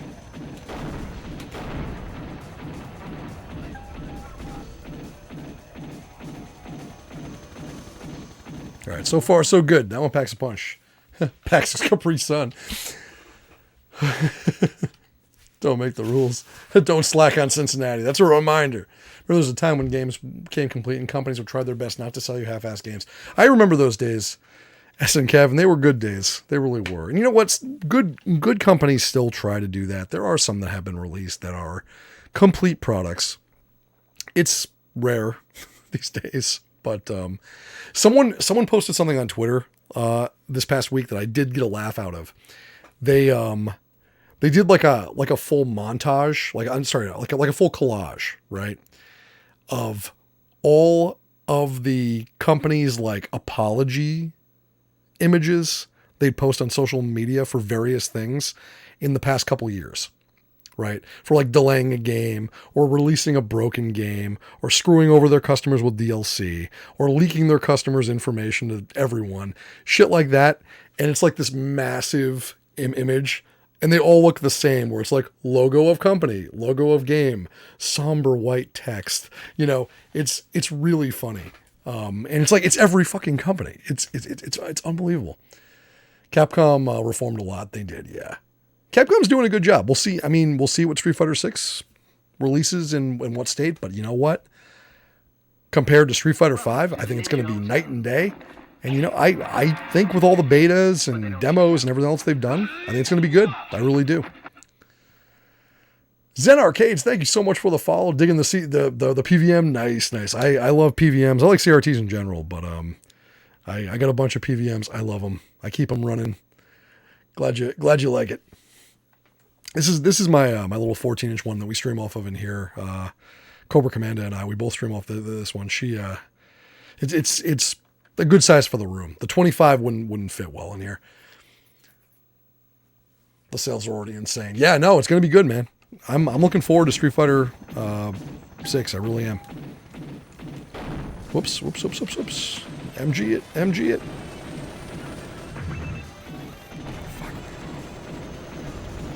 Got him. There we go. Oh, there's another one. There's another one right there.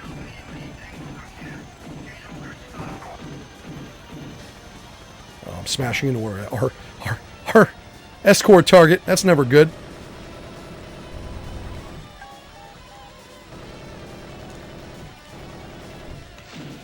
Come back here. Got him. There we go. Okay.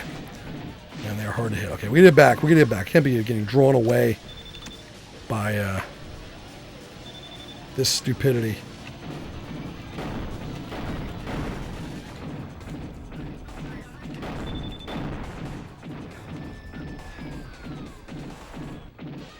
Let me deal with what's closer to them right now.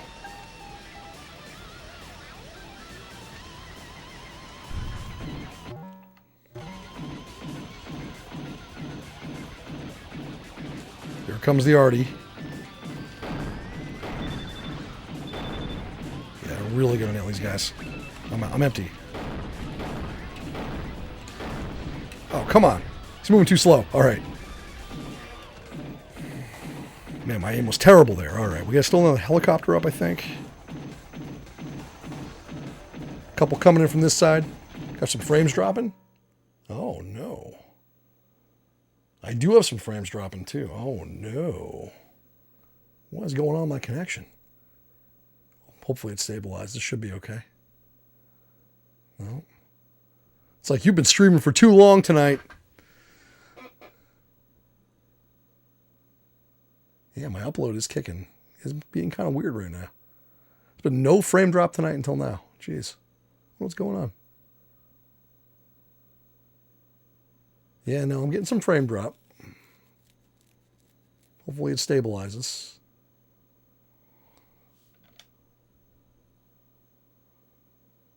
It's weird how I get frame drop sometimes like that, too. It's like in the middle of the night. It's 3 a.m. No, it's not on yours. It's definitely on mine. My upload's being weird.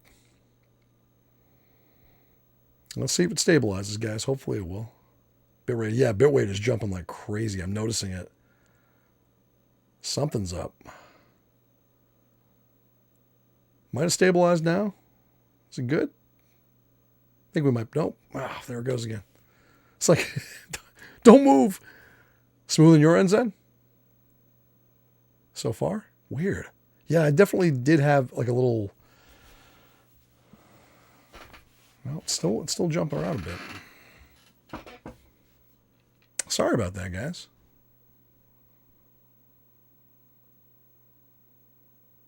Man, yeah, it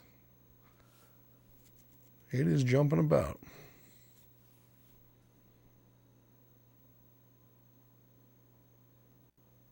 Hopefully it smooths out. Let's see.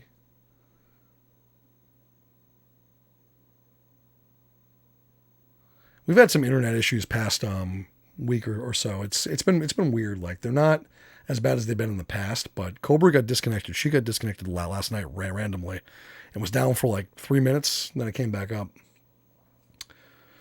Maybe they're working on something, I don't know. And then last week I had some upload problems. All right, well, oh shit, no, there it goes again. I shouldn't say anything. All right, well, let me finish this up. We'll see if we can finish this mission. I'm going to probably call it a night soon anyway, but...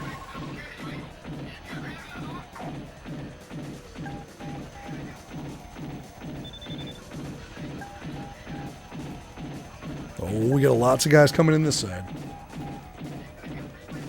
Here we go.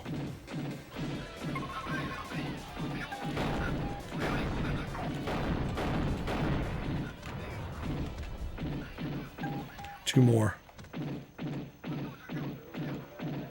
Probably have to take those jets down too. I don't know if those jets are doing damage. They might be.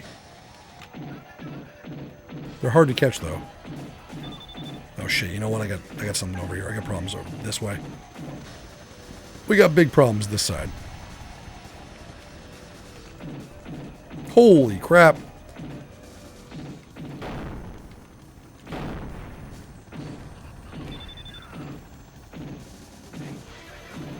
Someone sneak by me? No, there's helicopters in. Shit.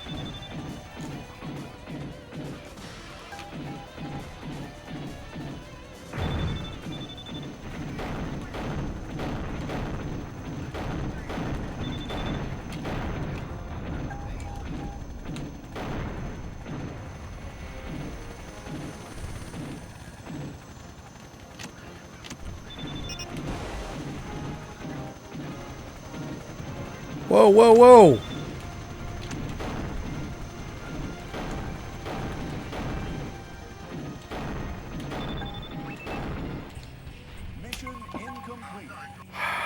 Taking those mechs out at the end, that's key. You gotta preemptively nail those guys. You really do. That's hard, man. More escort bullshit. Ugh. Anyway, it's been about 5 hours anyway. It's 3 a.m. I'm gonna call it a night. We've gotten some good mecha action in. And it's been a fun night. So thank you all for being here. Hope you had a good Mecha Memorial Day. I think this is going to turn into something. I think we are going to do like Mecha Mondays. Since Kojunma, though, is coming up in a few days now, there's going to be lots of mechs. Perhaps even weapons to rival Metal Gear. But yeah, I'll tell everyone about that. So Kojunma 3 is happening. Starting up 2nd of June. This is the time of year that I play nothing but Kojima games for 1 full month because I'm crazy. And I like to be more crazy. And that's what's going to happen by July when I'm done. So if you want to see me lose my mind over the course of 30 days, Kojunma 3 is happening. It's called Kojunma 3 Stream Eater. I know, it's lame. Last year was cooler. Streams of the Patriots was way cooler. But Kojunma 3 Stream Eater is starting up on June 2nd. It's going to be a damn good time. Hell yeah. Ocelot Meow. It's always the most fun month of the year for my channel. I don't know why. It's crazy. But it will be a good time. So this year some other streamers are taking part too. If you're one of them, if you want to play any weird Kojima games during the month, anything he participated in, directed, was part of, put his name on, did anything to, looked at the wrong way at some point, Drop me a line or just post in our Discord. There's a forum for it, and I will promote your stream as part of the schedule as well. So there's a few people taking part, so it's not just me this year. It's going to be fun. We're going to be announcing that soon. Oh yeah, the Croc Hat's coming back. Jygos, I got it right here. In fact, it's not on camera. I'm not bringing it out on camera yet because we have to wait. But it's right there. I can see it from where I'm sitting. It's on top of my egret. So the crocodile hat will be back, and the whole month I'm playing some stuff I've never played before this month. So definitely, like I said, Zone of the Enders. We're gonna be doing some of that. Probably Tokameki Memorial, because you guys, I've been trying to hide from that one for 2 full Kojunmas so far, and I don't think I can escape it anymore. So that's going to be fun. There's going to be lots of cool stuff. Maybe even the return of Penguin Adventure might happen. So I'm thinking about going back, replaying through Metal Gear 2 on the MSX, because that was for Kojunma 1 we did that. So it's been a little bit since we did that one. The clips will be chef's kiss, absolutely. So it's going to be a crazy month. Lots of fun stuff. If you want to follow along and see what's coming up, join the Discord. We got a whole channel for it. I'll be posting everywhere else about it too. And there's going to be some surprises. So definitely stay tuned. Don't miss a stream, because especially the beginnings, you know what happens. I think a lot of folks didn't realize what I had for some of the beginning, the openings for some of the streams last year. There were some good ones. I'll be replaying those if you missed them last year. Don't worry. A lot of people have asked if I could replay my Snake Eater one from last year. That will be replayed. Don't worry. If you missed it, I'll show it again. Maybe there's going to be an extended edition. There might even be something new.